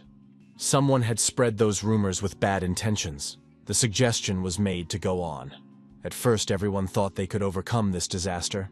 Now everyone sees the result of that self-confidence. Insects began to gather in the streets because of the bodies left there. They had to dig holes and put them there. The boy wondered, don't they burn them? Tot replied that those who have lost their loved ones still can't let them go. In fact, no one wants to take on such a troublesome job. Swallow asked. Couldn't they do it themselves? Tot said the dead couple had a daughter. What he's trying to say is that Rosalind's parents are also somewhere among these bodies. Swallow saw the soldiers and asked, "Do they always stand guard there?" Tot replied that they were on guard there in shifts. They don't protect, they just control. Swallow thought that the soldiers watching the gate in such a situation must be following the Lord's orders. The young man decided that this Lord was very suspicious. In such a situation, there is no better way than to meet him in person. They will not be able to understand his hidden intentions through conventional methods. The knight said that's why he stole the harpy egg. The harpies will come after him. He'll get rid of them and get an official welcome from the Lord. Frederick said it's a brilliant plan, it's just brilliant. That was the plan, but no one expected so many of them. The girl saw her brother hanging from the ceiling. My brother said that Lala must survive. Lala must remember. She must live. The girl jumped up in bed. It had been a terrible dream. The maid asked, "Was my lady having that nightmare again?" The girl replied that it was nothing. It was Lala Sinuiera Etark. She was the Lord of Haston. The girl said she wouldn't sleep again. She'd better go get some fresh air. It's been a few weeks since she took over. She still remembers the day her brother died. The relatives have run off with the family funds, and Huston is still not recovered. In this situation, she has only one way to survive. Lala decided that she must restore Haston. The girl told her interlocutor that she had been promised salvation. She was promised that they could protect her and her land. The interlocutor confirmed this. Lala suggested looking out the window. "Is that salvation?" The man replied that he had not broken his promise. Soon he would sort out all the problems that the people of Haston were facing, so there was no need to worry about it. Lala Etark thought that this man never reveals the details of his plans, but at the moment she had no choice but to trust him. The man said that everything was going according to plan now, so my lady could just go on with her cozy life. The man stated that all problems would soon disappear. Lala said she would believe him and wait. A maid appeared and said she had something to report regarding Haston's safety. The guards reported that the village had been attacked by a pack of harpies, but a knight who suddenly appeared was able to repel their attack with a single powerful blow. Lala Etark asked who he was and what order he belonged to. The maid said that the guard at the northern gate had asked these questions, but had received only silence in response. Lala asked where the knight was now. The maid replied that she had taken him to the guest room. The visitor cautioned Lala to reconsider her decision, for it could not be ruled out that the knight was an assassin in disguise. Lala Etark stated that even if he was suspicious, his actions were for the good of the village. As Lord of Haston, she should reward him for his bravery. The traveling knight greeted Lord Haston. The knight told him that he was badly exhausted after the long journey to reach these lands. Lala Etark thanked the knight on behalf of all the villagers for his courage in keeping Haston unharmed. Frederick thought Lady Lala didn't look like the stereotypical lord. For her age, she might be the younger sister. Lala asked the knight about his lineage, but he didn't answer. She clarified his name, but the knight again refused to give a name, hoping for understanding. Lala assumed he would refuse to remove his helmet if he asked her to. The knight explained that his face was disfigured by battle scars. The skin on his right side was missing altogether, which didn't look good. The woman suggested getting to the point. She may not have a lot of resources, but she would like to reward him and asked what he needed. The knight said he would be glad of food, for right now in Haston, food was the most important thing. From her answer, he would be able to understand the current situation of the castle. The Lady Lord ordered that the knight's request be granted immediately. Frederick was surprised. Lala answered without a second thought, which meant that the castle's food supply was fine. But then why did the people leave their village to starve to death? An energy similar to that of the undead emanated from the knight. He emitted a familiar aura. The knight asked the lady for permission to ask a question. He added that something has been bothering him for some time now. The knight then turned to the hooded stranger and asked who he was. After telling the boss, the young man asked if the lady just sat there and did nothing. Frederick replied that she let him go when he asked out of curiosity. Swallow wondered why Frederick had left the man alone when he sensed the familiar aura. Frederick explained that his boss didn't want him to start a battle right there, and the energy could have come from the necromancer. Necromancers can also cause such feelings. People who use black magic emit energy similar to the undead. Frederick said they came to Huston to clean up the mess, not to create new problems. Does the boss really want him to quit? Swallow apologized. Frederick asked if the boss had learned anything. Swallow replied that the villagers thought all the food was contaminated, and that many were starving to death because they refused to eat it. Swallow has noticed that getting close to the thief Rosalina is very difficult. She's always running away. Frederick joked that it would be nice to have mind control magic. Maybe he should have taken Melja with him. Swallow parried that the skeleton was saying that by taking someone who originally didn't want to go with him. Frederick said they had no other choice. He had food now, given by Lady Etark, and they must try to win Rosalind's trust. Swallow offered Rosalind food, but the girl was very frightened when she saw him. The young man asked her why she was frightened. Swallow held out a cookie and said he wanted to share. The girl rejoiced. "Is this the cloud the priest usually gives?" Swallow asked. "Which priest are we talking about?" Rosalind assumed that the knight believed in him too. Rosalina said she did not expect to meet a fellow believer here, and is very happy about it. There are no believers around her. The girl thinks everyone around her is a fool. All it takes is unwavering faith and one will be saved. Swallow agreed with that. Rosalina led Swallow to a cave in the woods and said that they were already in place. But every time she came here, she got creepy. The young people began to descend into the dungeon. Rosalind warned them that it was dark and to watch their step. At the back of the cave was a temple. The man said that the calamity that had befallen Haston was a test sent to men for their wrongdoings. In addition, he was an omnipotent being who could help and alleviate suffering. Believers who have won his trust must be willing to become elect. The people listened to the priest with open mouths. Rosalind motioned for her companion to sit down. The priest reminded us that we must not forget the divine message that was given to them.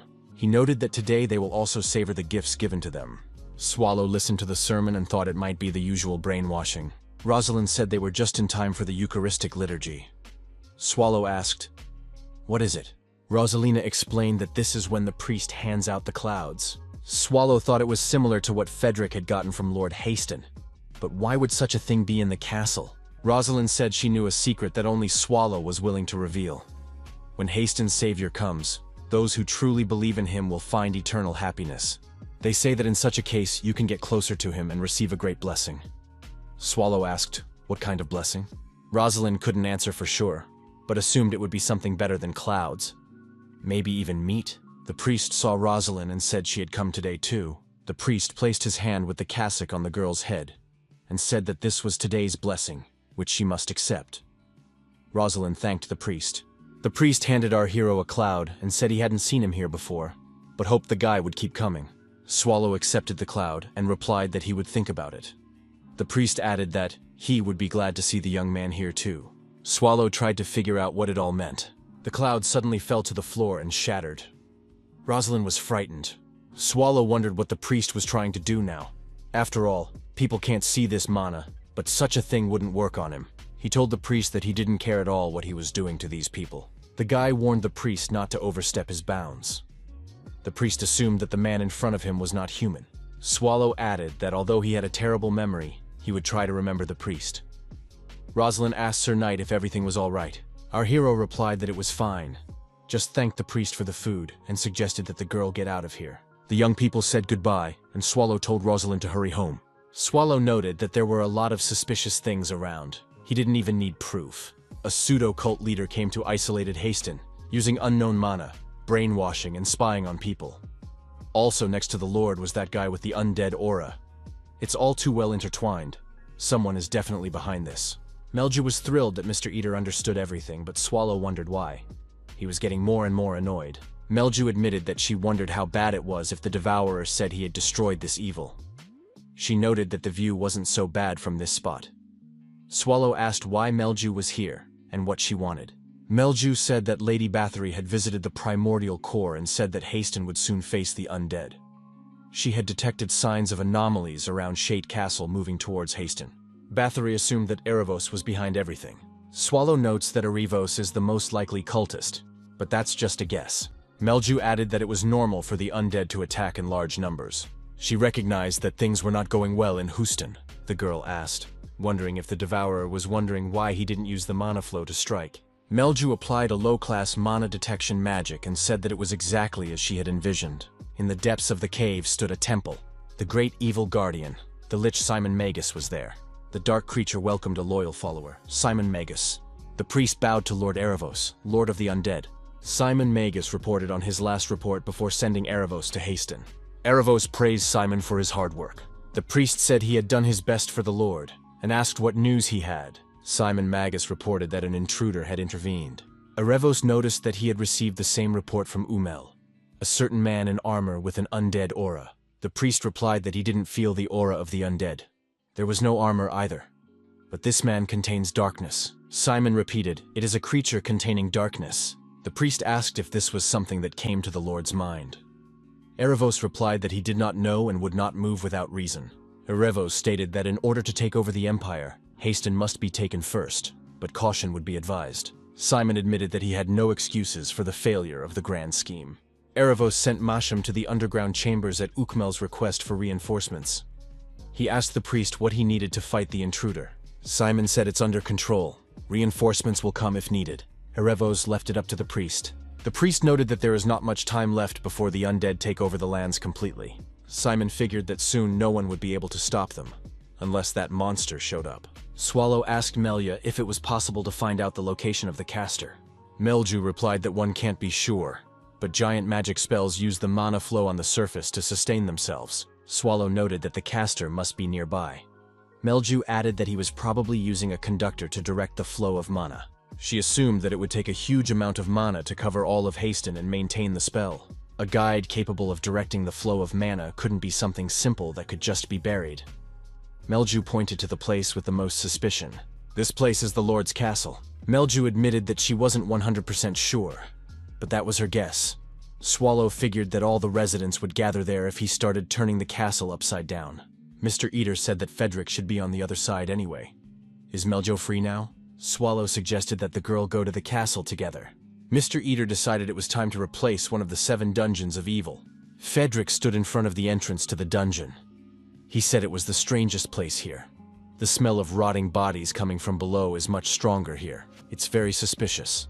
On top of that, this dungeon is useless in times like these. There was a sound coming from the most secret place. Fedric saw the monster. No wonder there was such an unpleasant odor. Fedric thought he hadn't seen a cleaver like that in a long time. The knight apologized for distracting this creature from its work. But who is the master of this place? The monster turned around and tried to hit Fedric with his cleaver. The skeleton ducked and said it was a decent strike. But there was no way he was going to get hit by such a slow attack. Is that really the entirety of the power? That's a disappointing thing to say. The fact that this monster is so openly doing such a thing in the castle dungeon means that that guy and Lord Haston are in cahoots. Fedric thought that now he wouldn't have to act secretly. Now that he was sure of it, he could act more openly. The monster was destroyed by skeleton. After certain actions, Fedric said he was even amazed. I mean, even the Dalahan showed up here. What are they all up to? Fedric openly addressed the Dalahan. By whose orders is he guarding this place? The skeleton saw a sword in his opponent's hands. It was the sword of evil. Dalahan attacked our knight without speaking. Fedric thought his opponent was corroding his opponent's weapons, making the fight more difficult. The skeleton added that this opponent is quite strong. Fedric suggested that they calm down and discuss things amicably. After all, they had a lot in common. The knight has noticed that his opponent refuses to engage in peaceful dialogue. However, it is necessary to somehow find out why he is here. Fedric said that the appropriate lord should definitely have answers to his questions. The lowest level magic was activated. Slip panel. Fedric decided his sword was weak and activated the enhancement. Skeleton said, "If the opponent doesn't like to talk, then it's not worth dragging it out. We should end it in a flash." Fedric snatched the sword from his opponent and said he would borrow it. His opponent doesn't know how to use it properly anyway. The skeleton said that this sword was really strong, and the opponent was split in two. Fedric said that it was an excellent axe. Lala Etark jumped up in bed and thought she was very cold. The knight next to her inquired, "My lady, did you sleep well?" Etark asked, "How dare the knight intrude here in the middle of the night?" The knight replied that he had urgent business with her. "Her name is Lala, isn't it?" The knight thrust his sword forward and said that he was giving Ms. Lala exactly 5 minutes. The man who was with her earlier must be summoned. 5 minutes later, Fedric apologized for inviting them so late, but he had accidentally found something during his night walk. The knight placed a certain object on the table and asked if they knew what it was. It was a Dalahan's helmet. Fedric asked why Lala Etark was in cahoots with the undead. The woman was indignant. "What are we talking about? What undead?" Fedric said in a very annoyed tone. "Are they really going to keep messing with him like this? Does she really not know who she's dealing with?" He's not surprised, since she's not even aware of what's going on in her lands. The hooded man said to Mrs. Etark not to listen to this knight. The guards must be called. Frederick said he personally destroyed the Dallahan in the basement prison. It's a dungeon that's underneath the mansion. There are a lot of destroyed bodies there now. The knight told Ms. Etark that the person standing next to her is also undead. Mrs. Etark said she didn't believe those words. Can she really believe what some stranger tells her? Lala Etark said the man promised her he would save Haston. Accusing him of being undead, the knight threatens Haston's safety. Frederick asked, "Does Lala Etark mean to say that she knows who is threatening Haston's safety?" The hooded stranger motioned for the knight and Mrs. Etark to calm down. The skeleton knight said it was the helmet of a Dallahan.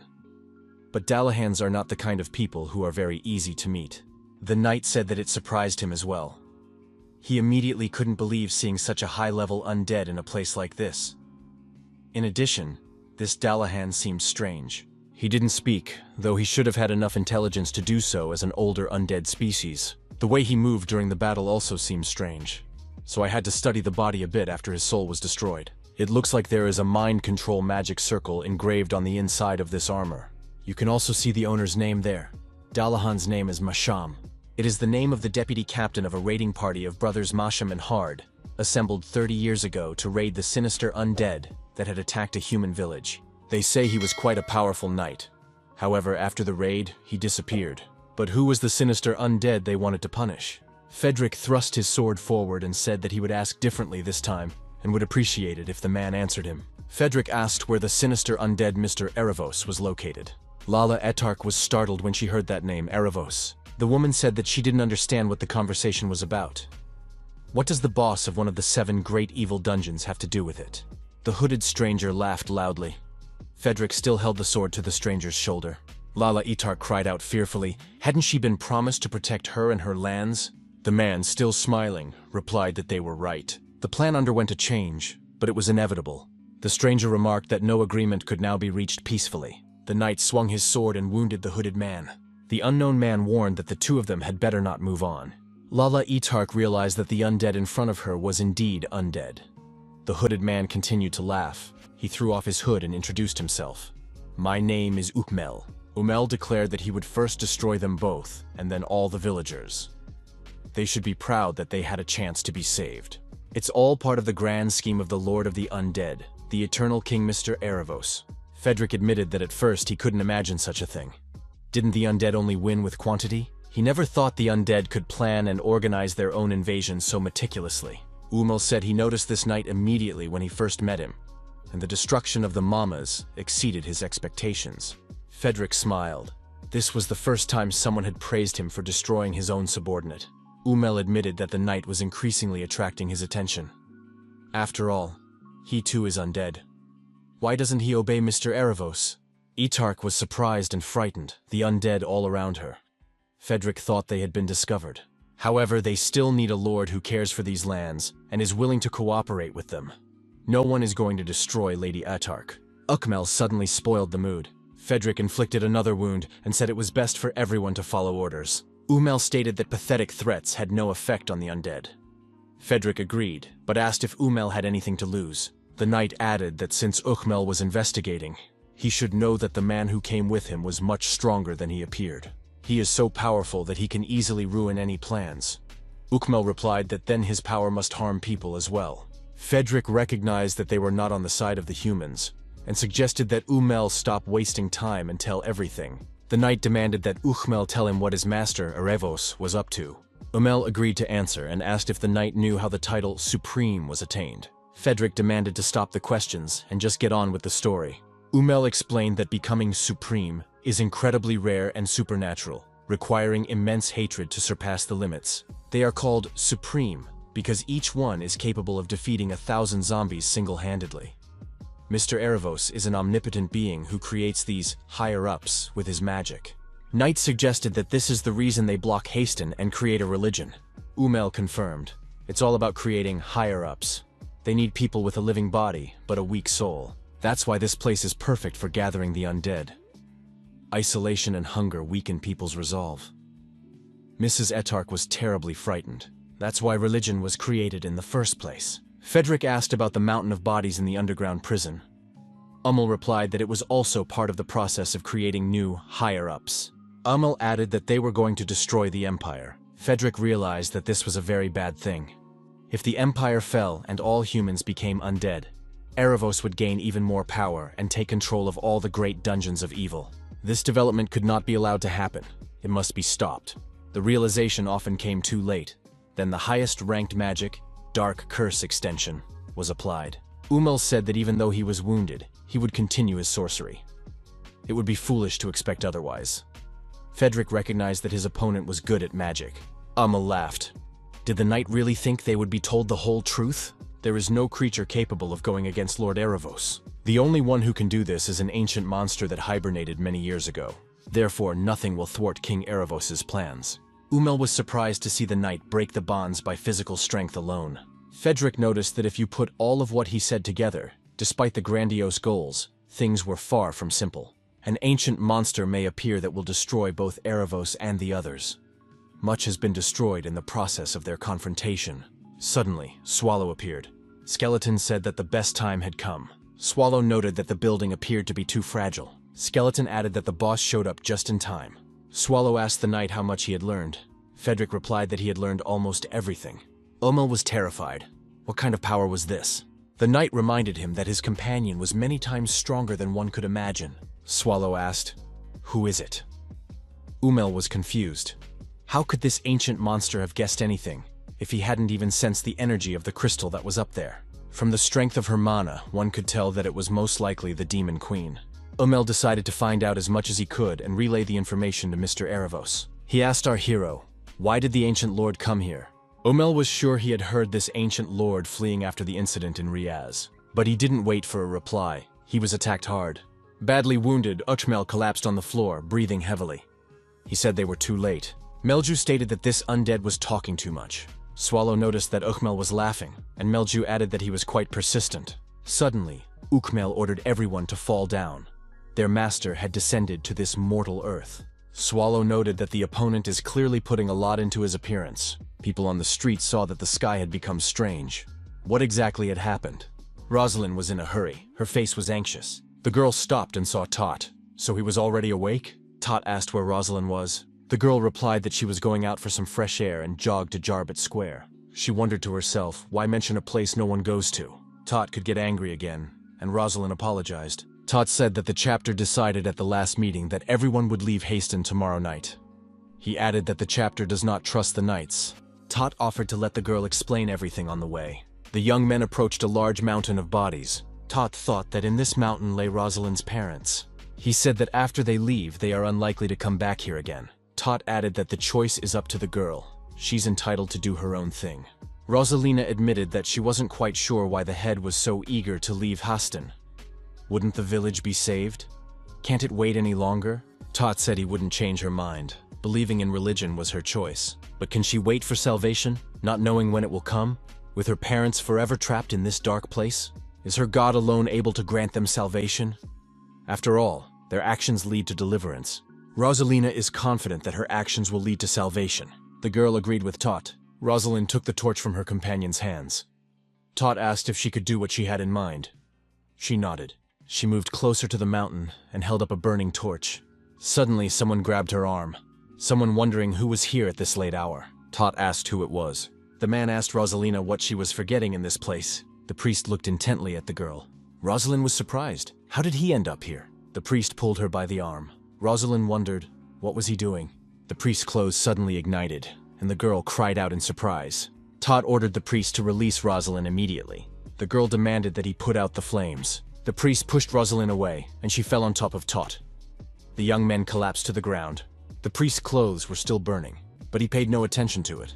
He turned around and walked away. The priest opened his mouth and began to release dark energy, which was an undead ability. Tot realized that the undead were in front of them. Rosalind was even more frightened. A creature appeared from the mountain of bodies, ordering the men to be silent in his presence. Tot and Rosalind didn't realize what was happening. The bodies in the mountain stirred and began to speak. Rosalind and Tot jumped to their feet and got ready to run. The undead from the mountain rushed after them with an eerie scream. Tot and Rosalind ran into the house and tried to barricade the door. The girl said she couldn't run any further. Tot, holding the door from the inside, replied that they had little choice. It was safer here than outside. but there was a risk of the undead breaking through. They should go up to the second floor. The girl admitted that her legs were not obeying her. Tot suggested, "Get on my back, we have to hurry." Rosalind smiled gratefully. He must be very tired. They went up to the second floor, and the undead were already surrounding the outside of the house. Tot wondered if the two of them could survive if no one else did. There was a terrible odor in the second floor of the house. The young men went into an isolated room. Rosalina asked, "Are we safe?" Tot replied that they were in danger. "It's also very dangerous here, and if the girl wants to survive, you can't relax." Tot noticed a knife tied to a stick. It was an undead weapon. He decided to take possession of this weapon. Rosalind inquired what he was going to do. Tot drew his weapon and walked toward the girl, terror reflected in her eyes. He swung the knife, and the girl, frightened, closed her eyes. Tot leaned over and removed the cross hanging on a chain from her neck. "Every time I saw it, I got uneasy," he said. "From now on, start believing in something more believable," Tot added.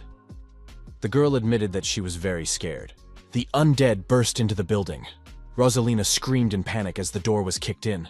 What are they going to do now? Tot said they needed to find something that would work as a weapon. Rosalind asked in consternation where he was going to go. Tot remained silent, only smiling at her. He thought he couldn't find Rosalind because of the smell in this room, walked out and shut the door firmly. The girl asked not to leave her.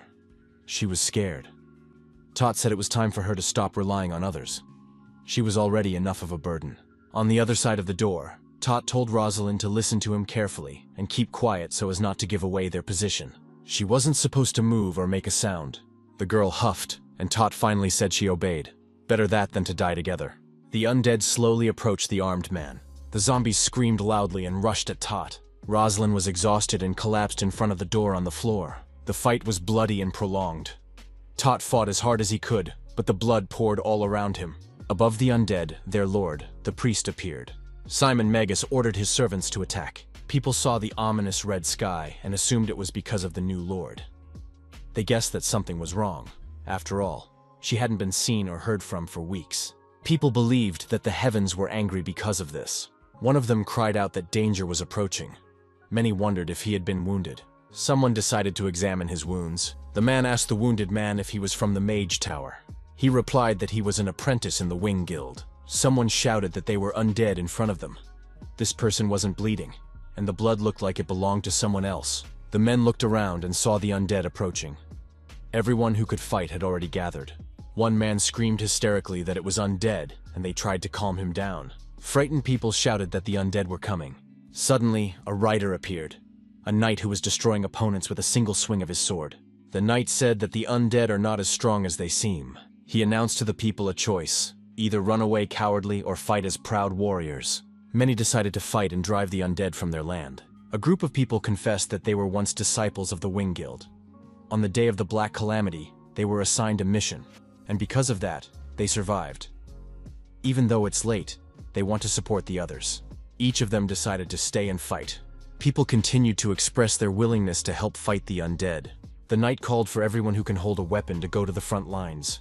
The rest of us are to take up the perimeter defenses. They will defend Haston to the last brick. The knight said that the undead were approaching, and everyone needed to take up battle positions.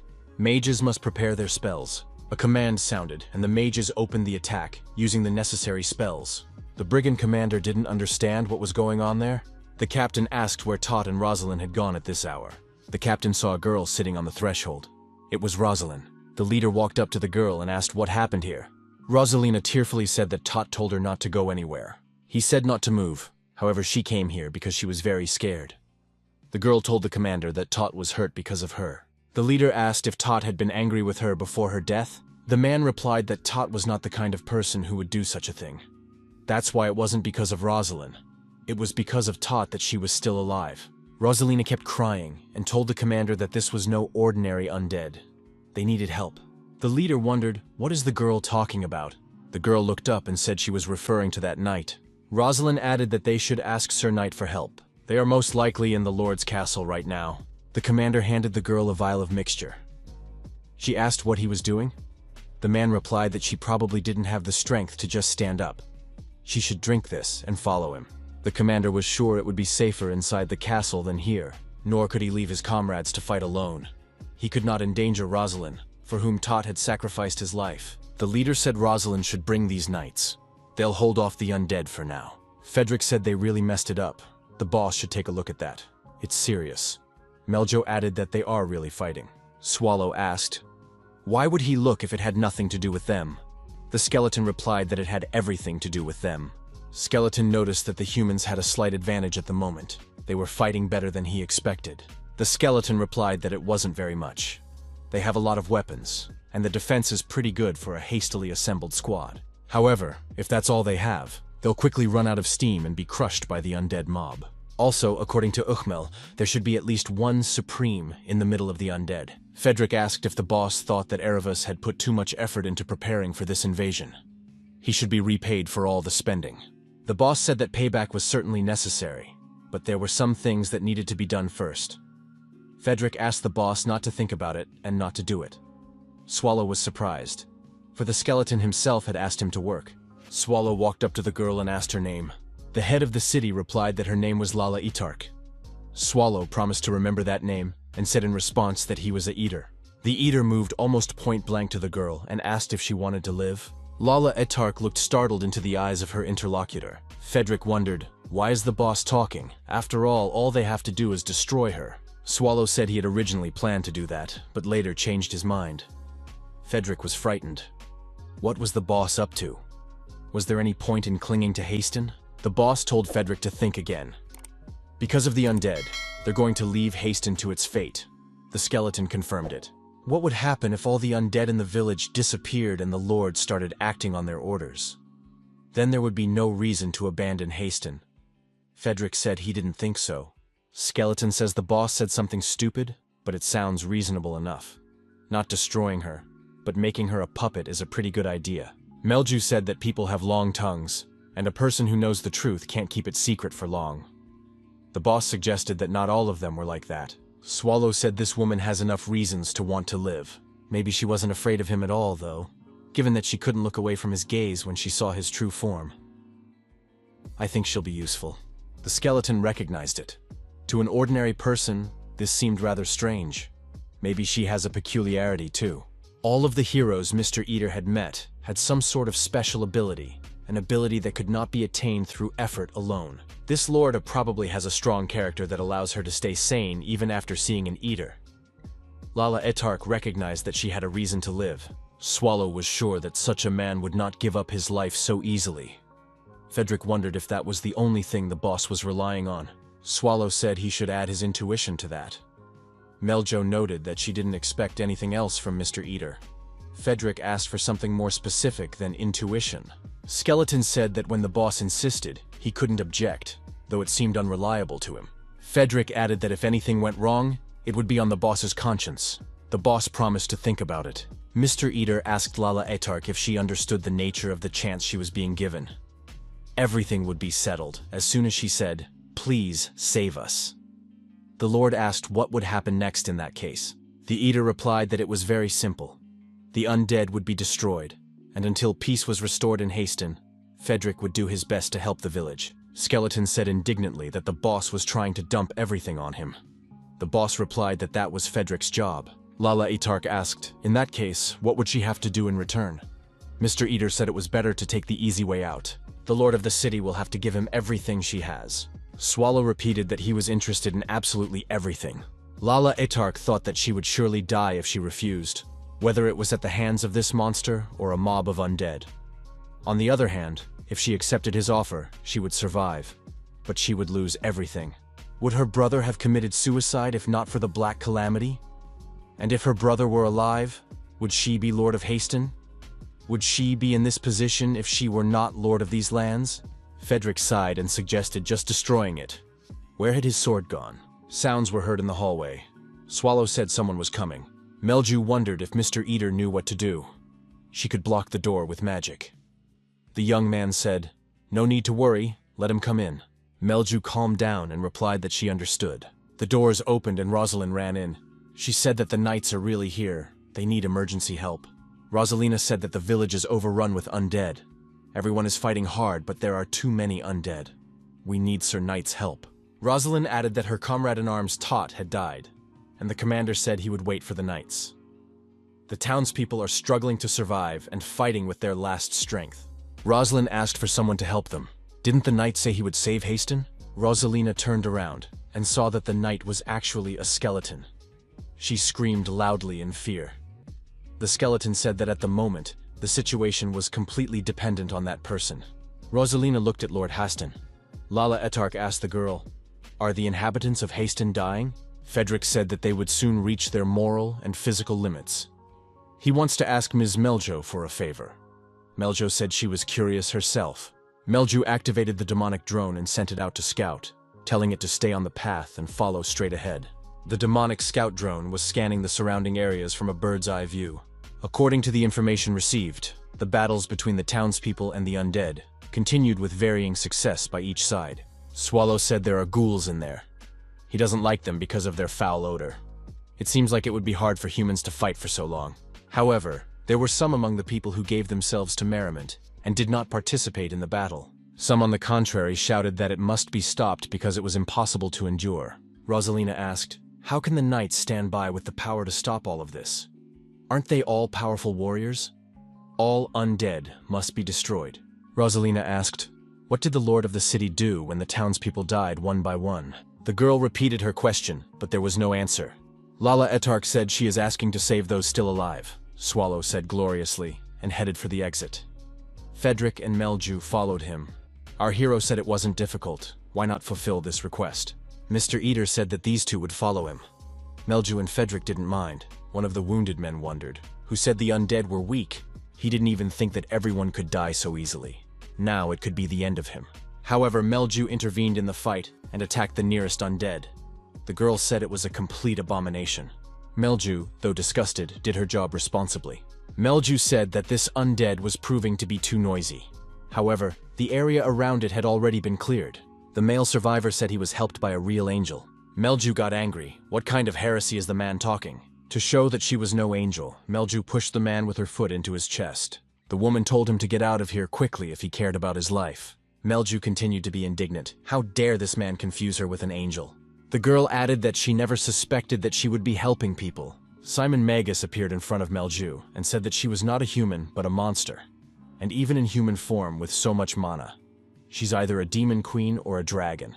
The priest wondered, "Why is this woman on the side of the people?" Melju replied, "What she wants to do is what she does. An undead like him has no right to interrogate the queen." Simon Magus said that in that case he would know the truth when he stripped her flesh. She's too confident in her abilities. The priest asked, "Why doesn't this woman give up her humanity and become undead? She could definitely become a powerful species." Melju noticed that the undead in front of her was now the most talkative undead she had ever met. Simon Magus has stated that he is one of those who serve the great Lord of the Lost. Did some demon queen really think that he, Simon Magus, would lose to her?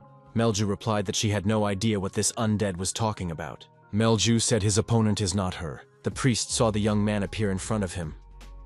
Swallow said he had found the bastard after all.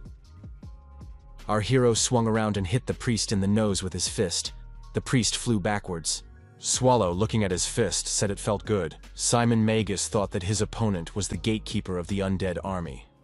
He is even the gatekeeper of one of the 7 dungeons of the vast evil. Swallow told the priest to get up. He couldn't die after something like that. Melju thought that this guy had thrown his opponent off with a single blow, and even seemed to be holding back. Melju assumed that Mr. Swallow held a grudge against the fellow. Did he really know him? Swallow replied that a few hours ago this guy had tried to brainwash him by injecting his mana without permission.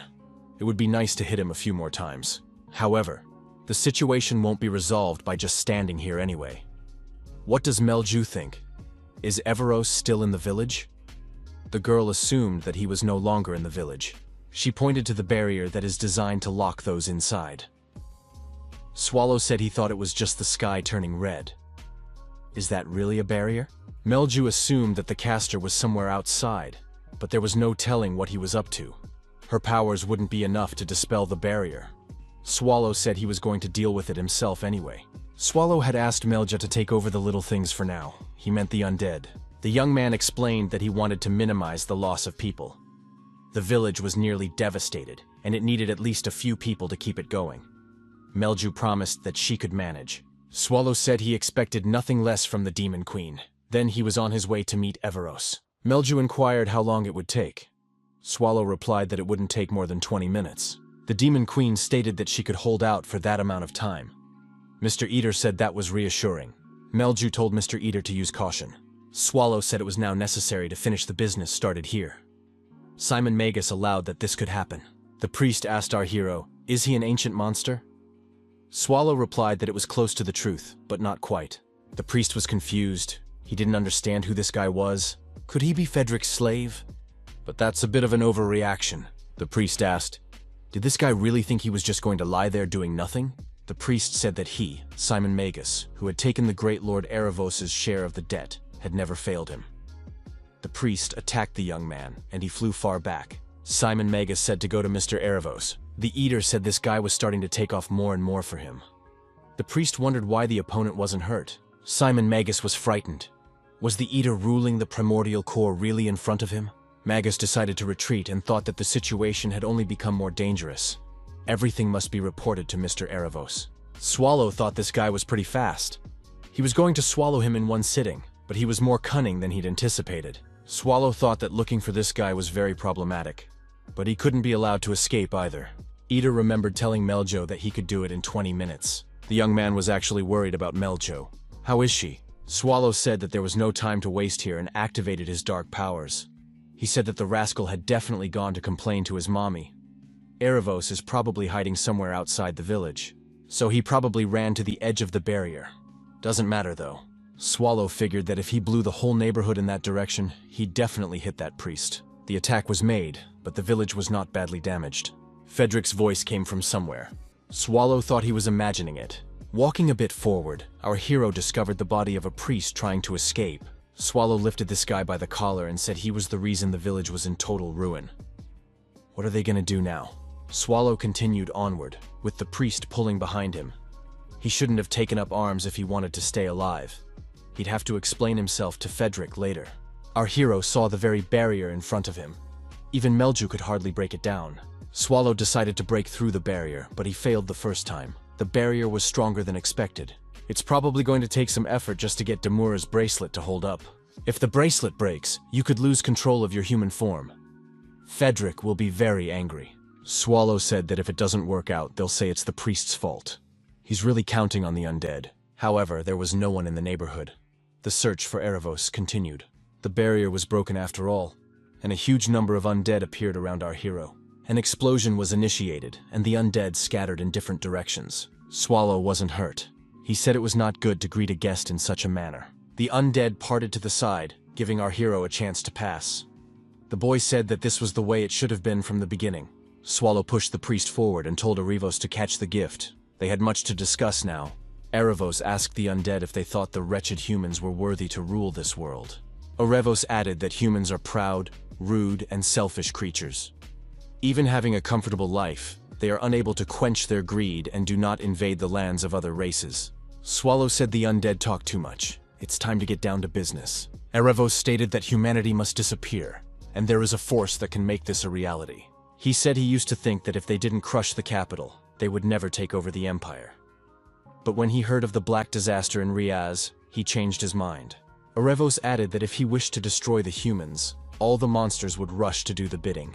Swallow asked why Erebos was so tedious, and suggested that he finally get to the point. Erebos said that if the Devourer had not stood by, hundreds of monsters would have lost their lives, and they would have had a chance to wipe out the human race. Swallow wondered, did Erebos really mean to say that all these losses were his fault? Erebos agreed and recognized the dark force in front of him as the cause of what was happening. Swallow said that he was going to destroy the humans, and Erebos should not get in his way.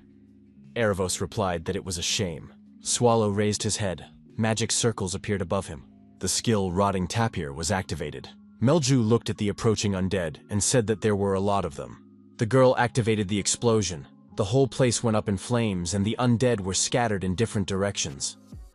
Melju added that she would have to keep burning them. There was no other choice. Melju thought that the barrier covering the city was close to divine class spells, just as expected of Mr. Eater. She remembered the Devourer saying he would deal with Erebos one-on-one, but it hadn't been 3 minutes since then when he'd left. The squad leader asked the sorceress if everyone else was safe. Melju replied that if Erebos was talking about humans, they were burning in that fire right now. The commander asked if Melju was the companion of the knights, one of them large and in armor, the other looking like a vagrant. Meljo wondered, how could she be their companion? She is only a servant and will never compare to them. The commander thought that judging by the way she was fawning over the knights, they were in on it. He thanked Rosalind for getting there in time. The commander decided that Tot's sacrifice had not been in vain. Haston would be saved. The commander told the sorceress that he would soon turn undead. He asked her for a favor. The commander thought she was human, but it didn't matter now. The man asked if there were any weapons nearby to give them to him. Melju stuck a spear into the ground in front of the wounded man. Another monster with a very strange body appeared. A power worthy of the title of ancient monster. Is it an ancient slime that has had the skin of the undead stretched over it? Fangs of evil divine class magic was activated. Mr. Eater lost his human form. The monster recognized that this was the strongest spell in its arsenal. Even an ancient beast would find it difficult to resist it. It decided that there was finally an opportunity to destroy the ancient monster and turn the entire continent into undead. Erevos said he would become the supreme creature, the true ruler of the lost. The end of the ancient monster's 1,000-year wanderings is a doom it must accept with honor. However, it was Erevos' attack that hurt. He admitted that he couldn't take it anymore. The Eater wondered, could Erevos no longer tolerate it? The attack damaged the nearest tree, which surprised the dungeon lord. The Eater asked his opponent if this was really his strongest spell and if there wasn't something stronger. Erevos thought that the ancient monster had allowed itself to be attacked on purpose to assess the danger of divine magic. He decided that there was no chance of victory, and it was better to retreat. The undead lord realized he had rushed and now needed to increase his distance and run. The Eater urged Erevos to stop fussing, for he was being spoken to. If Erevos has something stronger, now is the time to use it. He asked if that meant that Erevos really didn't have anything stronger. The Eater wondered why everyone fell for the trick in such the same way. Erevos decided to use magic and avenge his enslavement, but his opponent proved to be tough. The Eater took human form again and said that this opponent was very nasty, but since it's gotten bigger, it needs to be taken seriously. Mr. Eater thought it was time to destroy one of the 7 dungeons of evil. Frederick asked what his boss was up to. Frederick said his boss is a walking disaster. He's so stubborn. The lord of the city didn't understand what was going on there. Frederick said that it was the boss that was causing him new problems, i.e. destroying the undead army. Lala Etark asked, was he really saving Haston now? After all, was that what the knight was trying to say? Frederick replied that everything would work out somehow. A woman shouldn't have to worry about anything. This formality unnerved his bones. No more undead were seen in the village, as expected from the Demon Queen Melju. The Demon Queen said that it had been a long time since she had spent every last drop of mana. Frederick thought that Melju had helped him a lot. Melju inquired, what about Mr. Swallow? Skeleton said that compared to him, Melju had done a tremendous job. Melju asked, is he back yet? Frederick replied that from the sounds of it, the boss was still fighting. Melju admitted that the Eater has incredible power. Skeleton added, when you think of the collateral damage, it all looks fantastic. Everywhere the boss goes, something always happens. Frederick added that there is a lot of work coming down on him in the future. Frederick wondered why the boss was dragging it out when he could just crush them. He didn't seem to appreciate being cleaned up all the time. The skeleton asked Rosalind how she was feeling. He added that they had decided to leave alive only the ruler, the mistress of these lands, the only one whose life they had promised to preserve. Frederick remarked that he should finally deal with Rosalind. The purge must begin. The skeleton said there was no point in letting her live. Lala Etark shouted for Frederick to stop. You can't touch that girl. She's her loyal subject. The skeleton laughed. It was a joke. There was really no reason to destroy Rosalina. Considering the deaths of all those bandits, alone she was unlikely to thwart their plans. Moreover, given her psychological state, it's safe to say she's not a threat. Besides, it is unknown how the destruction of this girl might affect Mrs. Etark. The skeleton turned to Lady Meljo. The Demon Queen replied that she was listening attentively. Frederick said it was necessary to put someone to sleep. Meljo said it wouldn't be hard to do. But who? Skeleton stated that he would like to talk about this in private. Meljo said goodbye to Rosalind and wished her sweet dreams. Frederick reminded Mrs. Etark that they had kept their end of the bargain. Now she must fulfill her promise. Lala Etark asked, what exactly should she do? Frederick reminded her that the woman must not divulge everything she had seen so far. She should already understand it. Frederick said he was about to tell a story, so Mrs. Etark should listen carefully. The story is about a brave lord who made many sacrifices to protect her subjects. One day the landlady, upon learning that the vile undead were encroaching on her land, made the decision to defend her territory. But with the undead gaining her trust, she lost all her able-bodied soldiers. Her only option was to ask for help.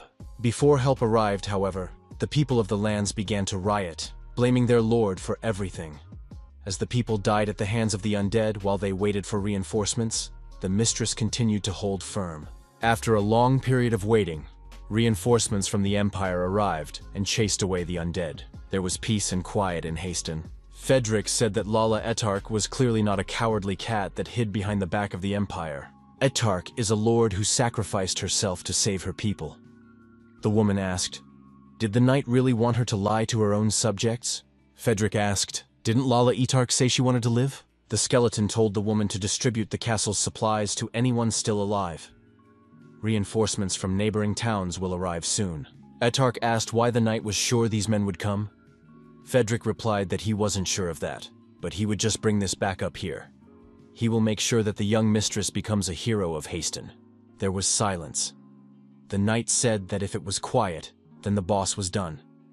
Fedric added that it was time for them to move out to the boss. He would appreciate it if Lady Melju would move them. The Demon Queen wasn't sure. After all, she had very little mana left. Lala Etark asked the knight why they were so eager to save Haston. After all, they are dungeon monsters, and it makes no sense for them to save human lives. Fedric asked, "Didn't the woman say she wanted to live? She should know her place and not sniff out anything." Swallow decided it was time to reduce the number of great dungeons of evil. The Eater added that Arevos would have avoided all of this if he had simply dwelt peacefully in his dungeon. Why do people like Arevos always cause trouble? Why can't we just leave him alone?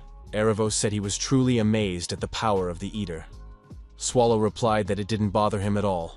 He wondered why Arevos had chosen Haston in particular. Swallow added that if Arevos hadn't attacked these lands, he wouldn't have had to do all this. Arevos said that Haston is the most strategic place to invade the Empire. Swallow said that's not what he was interested in. Swallow thought that this rogue attacked Haston even though he knew it was his empire. Arevos tried to use transformation magic, but it failed. But it didn't matter, he was dead anyway. Mr. Eater looked around and wondered what to do with all this now. Everything was upside down. Suddenly Fedric and Melju ran up. Skeleton said that he missed his boss a lot. "You missed him too, didn't you?" It was pouring rain in the city. Rosalind took shelter from the rain and thought there was nothing else left here. Is that salvation? She's all alone. The girl wondered, whose fault was it? Who had destroyed them all? Renee rejoiced at Mr. Swallow's return. Swallow said they were indeed back. Renee rushed over and said she had been waiting patiently for them. Renee added that she had cleaned up everywhere while she waited. The boss recognized that Renee had done a good job. Melju plopped down on the floor and said she was very tired. Fedric stated that he was also exhausted from fatigue. Renee noticed that Mr. Swallow was very tired. Renee suggested having dinner first, or perhaps the gentleman would like to take a bath first. The young man replied that he didn't mind having dinner in the bathroom. Fedric asked Mrs. Bathory what she had taught Renee while they were away. Elizabeth Bathory inquired how it went for them. Swallow said Bathory could leave. Fedric noted that everything had gone splendidly, except for the number of people killed by hunger and undead, and the fact that the boss had trashed almost the entire village. Elizabeth Bathory asked what Swallow was doing there. The young man replied that he was mopping up the undead. Bathory asked if Swallow was sure that the sweep had only affected the undead. Swallow replied that he'd cleaned it all up. In confirmation, he tossed Arevos' head on the table and said that he was now gone to bed and not to be disturbed. Bathory, pointing to her head, asked, "Isn't that just a shell?" The dungeon lord, while falling asleep, said that this rascal used magic at the end. Fedric said that in that case, the boss had done a foolish thing. It couldn't be called a sweep. Turns out Arevos is still alive, and besides, the ruler knows the truth. What was the boss doing in Haston anyway? The boss reminded him that Arevos had lost at least 70% of his life force. Fedric reminded that the conflict between the two evil dungeons was still not cancelled. Whatever the reason for this conflict, the boss now needed to be careful. For now, Arevos doesn't bother them as he won't be able to do anything for a while. But the boss has to start taking all of this seriously. Fedric reminded that he could take care of the consequences in Haston. But recruiting monsters in the dungeon was still the boss's job. Rosalind stood in front of the tree where the men were hung. There were people under the tree. One of them said that it was the third day they had been given food. But what was the point of one filling his belly if his wife and children were already dead? What did the ruler help them with? Did she really think it was all right if they were fed? The man said he doesn't want to live like this. He's ready to follow his own. The other man suggested that Rosalind at least get something to eat before leaving. Rosalind thought, why would she want to go anywhere? She, too, was in pain and wanted to run away. But why should they run away? What had they done wrong to be killed? Rosalina said that people should think, whose fault is this? Who destroyed these people? The girl said loudly that it wasn't fair. There is no point in directing your anger at those who are not at fault. There is no point in needless death. The girl added, if they were to die anyway, they should take revenge on whoever had brought them to this point. People asked what they should do in such a case. Rosalina replied that they already knew that. It was necessary to destroy all the undead. The man fell to his knees before His Majesty. The ruler called this man by name, Our Edelbrace Gall Riviston. His Majesty was surprised that the young man's voice didn't seem tired from his long speech. The ruler said that the fate of the raid center would depend on Riviston's words and actions. Therefore, he has high hopes for the young man. Riviston said that he would strengthen his resolve to justify His Majesty's confidence. The aircraft, aided by the homunculi, continued over the city. Inside the comfortable cabin, the young men were having a leisurely conversation. The girl asked the young man, so they were entrusted with full control of the raid center? The young man asked if Timur was really wanted. Now he is being chased, but since he was an aristocrat with a huge fortune, he must have helpers. Catching this man would not be easy. The young man remarked that it would be enough to show that he was wanted. The young man thought that it had already been a month since the Black Disaster hit Riaz. This has greatly affected the upper echelons of power in the Empire. Accusations have been sprinkled on everyone, and those who can't handle it find themselves eaten. Too much has changed. The aircraft landed on Palace Square. The girl said that the young man had a meeting scheduled in 2 hours. What would she do if he was late? The boy replied to wait until he arrived. The young man inquired, is she there? The girl replied that she must be inside. The guy swung the doors open and said he was coming in. A girl appeared in the room with her mouth full of food. She was holding sweet donuts. The young man inquired of the girl if she had rested well. Win Historia swallowed her food and smiled sweetly. The 3 travelers decided that if they felt a monster, they would run away. They should be careful. This is the core of the antiquity, and they are about to reach the first room. The men were counting on the information they had gotten to be reliable. Ahead was indeed the entrance to the first room. It appeared to be true. The information that no monsters had appeared here since Hishtald's raid 2 months ago was correct. The leader expressed confidence that there is a lot to pick up. They should keep it up, and then they will definitely get rich. However, there was nothing at all in this room or in the rooms that followed. One of the companions asked, what if everyone had known about this information for a long time? Maybe other groups had already raided the place and taken everything of value. The third traveler replied that this could not be the case. The leader was asked if this was really the core of antiquity. If they found nothing by going this deep, there was no point in going even deeper. Ahead is the 5th room, where ancient anthropophagus plants grow. It is a plant monster with numerous thorny leaves and stems. Its body is capable of turning into a hard mineral-like stone, hardened by a special treatment. Even as a material, it costs a lot of money. You can take it away and at least recoup all the costs. The traveler asked, what if there was nothing in the 5th room either? Or what if there are monsters in there?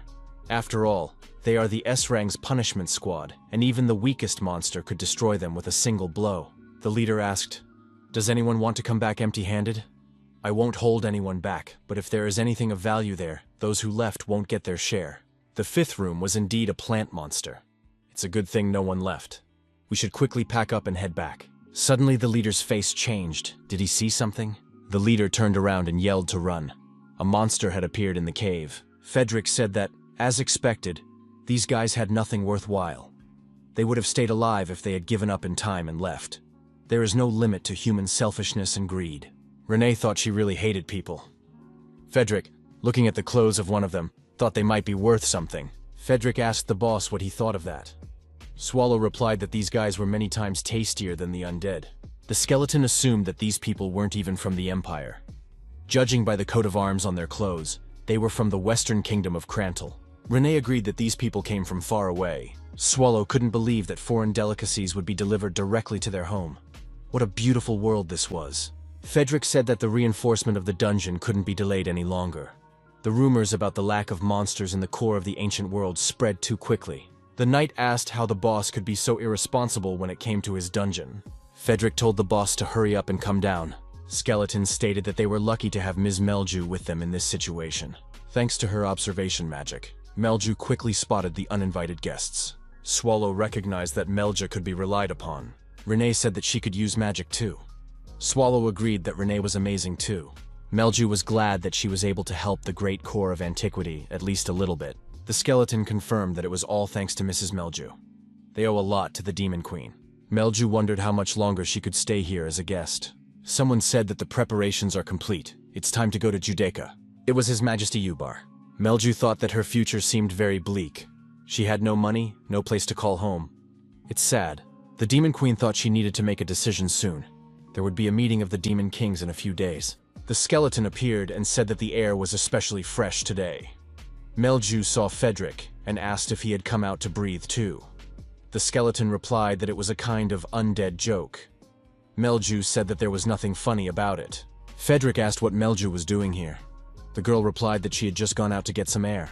The skeleton said he didn't need things like sleep, so he spent his free time honing his skills. Melju wondered, could Frederick really get any stronger? Frederick has noticed that if a swordsman's sword and hands stop practicing, they begin to rust. Skeleton thought it was the first time he was talking to a demon queen one-on-one. Frederick noted that Mr. Eater has almost recovered. Even Lady Renee is on the mend. Would Melju like to pay him a visit? Melju didn't know that Mr. Eater wasn't fully healed yet.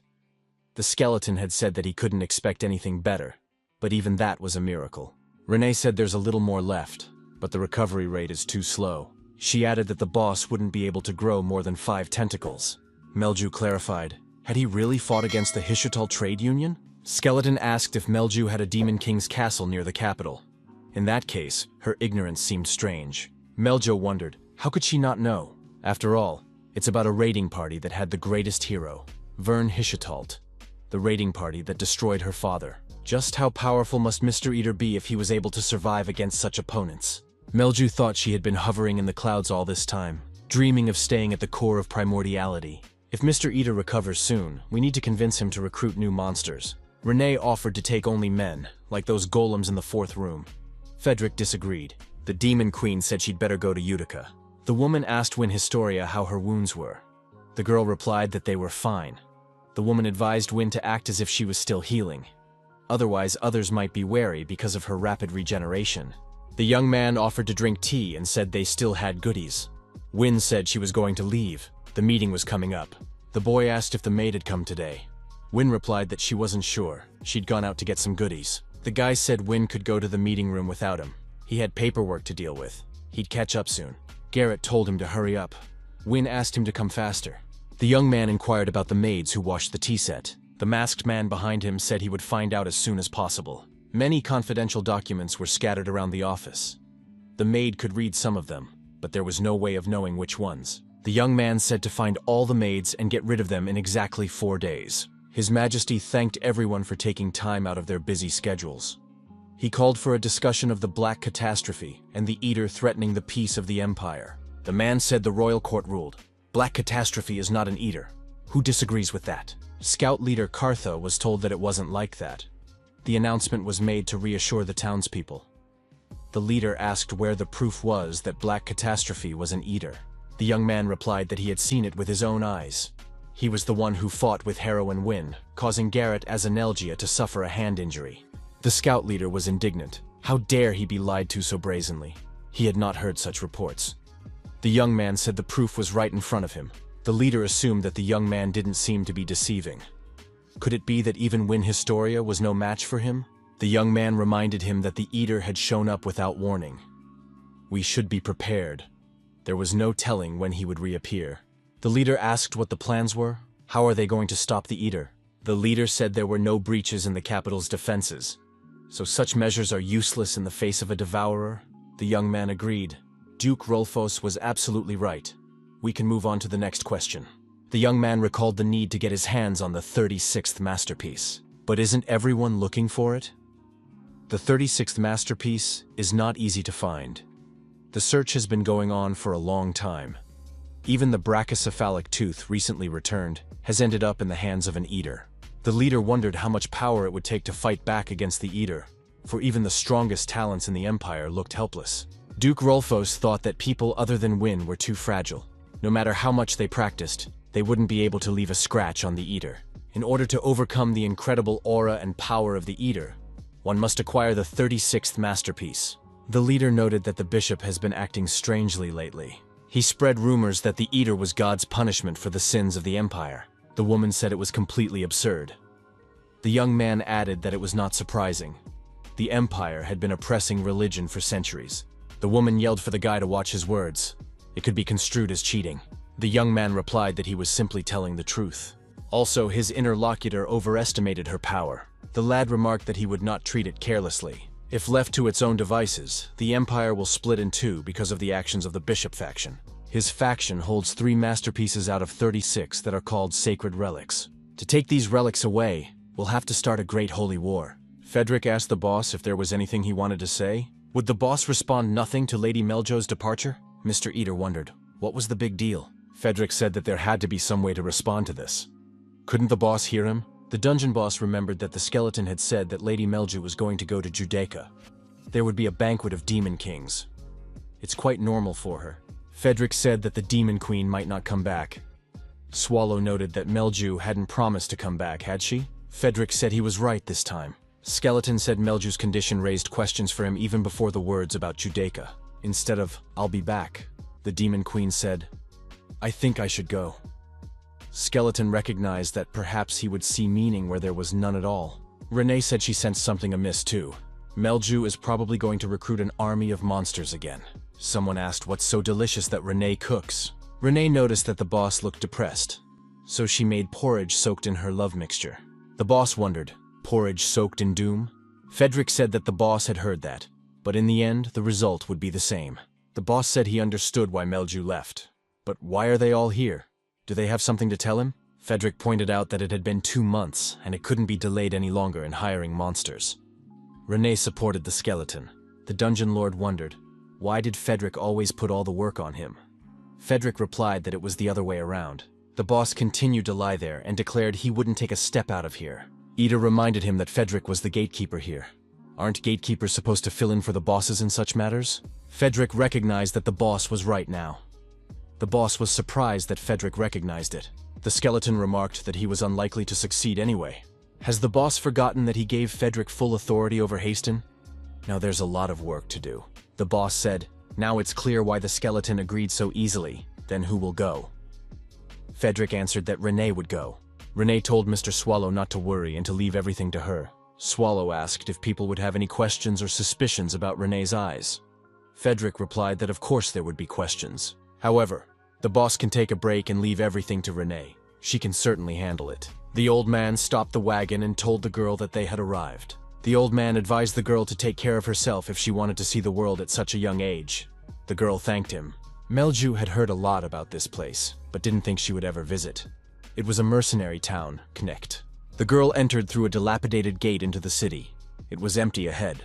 People appeared in the back of the city. The city lived up to its name. Everyone looked rather menacing. This city was located between the borders of the Union of Kingdoms and the Empire. Its affairs are not interfered with by either side. This is where 1 in 4 residents have made a career out of raiding. It was from here that the squads got the most information about the dungeons. However, there were no signposts or map of the city to be seen. It was the first time she had ever been in such an unfriendly place, Melju thought. We'll have to look at the stars to see which way Judaica is. A huge building towered in front of the girl, large like a demon king's castle. Melju felt a dense concentration of mana. There were about 10 people inside, all mages about the level of the 3 strongmen she had seen earlier in Riaz. It must be full of information and raid requests. Melju saw a guard stop a visitor at the entrance. The visitor showed a placard and was allowed in. Melju thought that one could not get in without such identification. Is a little effort just to get information? The doors to the inside opened, and Melju felt a strange energy. She moved to another location and saw the beasts behind the bars. Melju realized that there were monsters behind the bars, and furthermore, there were injured among them. All of these monsters were violently captured and caged. Suddenly a man appeared and asked what such a young and lovely miss was doing here. Melju saw a beast with a red collar tied to a cage behind the bars. The demon queen remembered how the Eater had complained that Fedric was always shifting all the work to him. The man asked what brought the young lady to this place. He introduced himself as Poon of the Albright Trade Guild and asked if the girl was looking for something in particular. Poon thought that the girl looked very young, but if she came here alone, then she wasn't an ordinary aristocrat. Poon decided it was better to have a good relationship with her. The girl introduced herself as Melju of the Agria clan and asked what this place was. Poon replied that it was a storehouse of trophies from dungeon raids. These trophies are mostly used to make equipment and jewelry, but now they are for sale. Melju thought that after rebuilding the castle, she would have to recruit a monster army anyway, so she might as well look around. Poon said the girl could walk around and see everything. Melju looked at the beast in front of her. It was a lycanthrope, a mighty monster she had as the sole warlord of her army. In the battles for the castle, he was always victorious. Melju thought that she just had to buy it. The girl asked how much the monster cost. Poon replied that it was an extremely dangerous creature. 4 members of B-Rang's squad had to give their lives to deliver him alive. Melju said she wanted to hear the price. Poon named a price, 250 ounces. Meljo thought it was too expensive. Meljo had some amount of money with her that she was willing to spend here. Melju received a small thank you for helping Mr. Swallow. Right now, the girl had 500 ounces received from Miss Renee. But she couldn't spend half of it on one monster without even starting to rebuild her castle. The girl said she would take a look at the others. Poon said not to shy away from Melju. Melju looked at the beast with the red collar and asked who it was. Poon replied that he didn't know much about the beast. It was found after a dungeon raid when they were catching monsters. His mother wasn't around him, and he didn't attack people. It seemed to be just a big dog. Melju reached into the cage to pet the beast. Poon had warned her that it was dangerous to do so. It was a monster, after all. However, Melju was not frightened and petted the animal. It did not show any aggression. The girl said not to worry. She would not prosecute him. Poon replied that he was more worried about the client. The beast and the girl looked into each other's eyes. The animal looked rather good-natured. Melju asked, "How much does Poon want for this monster?" The girl ended up buying the beast, though she wondered if it was too big. Apparently, because his fur blended in with the dark cage, he seemed much smaller. Only his face was clearly visible. Melju declared that she would now call him Dwantius. The animal barked happily. She had heard that night falls half an hour earlier in Connect than in other places. And indeed, it got dark quickly. Melju raised her eyes to the sky and said that it was very beautiful. It was the same as the sky in the core of antiquity. However, she decided that now was not the time for idle musings. She needed to get to Judek sooner rather than later. Melju told Dwantius to follow her. After a while, the travelers arrived at the right place. In front stood a horned beast. The girl said that she had arrived and this beast should show her the way. The horned beast greeted the demon queen. The monster said the girl should head to an abandoned monastery just over the hill. Most of the kings had already gathered there. Melju told Dwancio not to follow her. He should stay here and wait, as befits a soldier of her army. The beast understood nothing. She repeated again for Dwancius to stay and wait for her return. If people came, she had to hide quickly. The girl declared that she could not take Dwantius with her, for things were very strict there. She thought the name Dwancius sounded a bit insincere and needed to pick another good name. Melju decided that she would call him Svald from now on. The girl promised to return as soon as possible, and for Svald to stay here. She went on her way, thinking that she might not be able to see him again, and hoping he would forgive her for that. Swallow said he wouldn't forgive him. He'd always said and would always say that Fedric would die in agony. Fedric replied that the boss had been cursing him for 100 years, and asked if he was tired yet. Swallow hoped the skeleton would develop osteoporosis. Fedric wondered. This was something new. Fedric said that to keep the boss from thinking bad thoughts, he would be on vacation, you might say. Skeleton held out a bracelet to the boss. Swallow asked how many of them Fedric had. Skeleton replied that there were still plenty. Fedric said that this bracelet was very expensive. Did he really spend the entire budget of the dungeon? The skeleton said that the boss had gotten it all wrong. It was just a cheap trinket. Swallow asked if Fedric had lied to him. The skeleton replied that he had done it with good intentions, so that the boss would use the bracelet carefully. Renee appeared and asked if Mr. Swallow was waiting for her. The girl added that they could now depart. Renee felt like they were going on their honeymoon. The girl was very excited. For a few days, it's just her and Mr. Swallow. They'll eat all sorts of things together. The boss said they would go tomorrow and turned around. Fedric wondered where the boss was going. The skeleton said that jokes are inappropriate. It's time to pack up for the journey. We can't forget what they're going for. Fedric shouted afterward for the boss not to make trouble and to go back. Swallow asked Renee again where they were going. Renee replied that they were going to the mercenary town of Knecht, where there was a lot of news about monsters. Frederick thought that he had sent them together for nothing. Now he would definitely go crazy. However, as long as they thought with their heads, there would be no problem. Ahead along the route, ruined buildings were appearing. Melju thought she hadn't been here in a while, and stepped inside. There was a banquet of Judek's demon kings. The demons looked around and looked at the new guest. The girl took the glass of drink and felt the tension. When she came here earlier with her father, she was the center of attention. Right now, however, Melju felt like a stranger at this celebration. Someone accidentally grazed her from behind, and she doused herself with the contents of her glass. The girl looked around and asked if she couldn't be seen. Melju looked at the man and thought he wasn't a demon king. Some demented man dared to touch the queen? She was ready to behead him. However, the man only smirked and laughed. Everyone present looked at Melja and laughed. Is this really the demon queen? Melju thought. Do these scoundrels dare to despise her so openly? If she has no strength, does that mean she can't hold back in her mockery? Melju decided that she would bear it all and gather the greatest army possible. Someone came up behind her and put a hand on her shoulder. Melju thought, hadn't they done enough? Who else dares to touch her? Standing behind was a woman who asked, is it really Melju? Melju recognized. It was Marmolia. Marmolia hugged Melja and said that she was alive after all. She was very worried. Marmolia added that it's been years, but it's like yesterday they were learning and playing when they were kids. Melju thought that from her mannerisms, Marmolia was being too childish for the Demon Queen post. Marmolia wondered, since when did they need manners? The travelers entered the mercenary city of Knecht. The young men put the gold coins on the table and asked for a better room. The audience looked at our heroes and thought, do beggars have servants now? Or maybe it was a maid. The owner of the place said that he would show them the room. Swallow entered the room and immediately threw himself on the bed, saying that he could now rest in peace. The master said that the young men were welcome to settle down, and he was ready to help them at any time. Renee wondered if Mr. Swallow had decided to lie down a little early. The boy replied that they had traveled a lot without rest. Renee stated that there was an errand board nearby with dungeon raids. They just need to pick a few suitable monsters through the board. If the boss went with Renee, it would be over even faster. Mr. Swallow only needed to get up, but that was no longer feasible. Renee thought she should get on it soon, but the boss looks very tired. Renee decided that, whatever the case, such a chance only came once in a lifetime. Renee remembered how Frederick had suggested she have a good time in the boss's company. The girl asked, are we really talking about a date? Frederick replied that it wasn't about that. She would just need to tell her boss a few times that she was going to go look for monsters alone. Renee asked, and are they going to have a honeymoon? Frederick once again said that it's not about a date, although there would be a date too. Swallow lifted himself out of bed and said that apparently he wasn't going to get any rest now. Renee thought she was just following Frederick's advice, and here was Mr. Swallow volunteering to squeeze in of his own accord. This is clear proof that Renee is important to him. The girl thought that now the boss would definitely belong to her.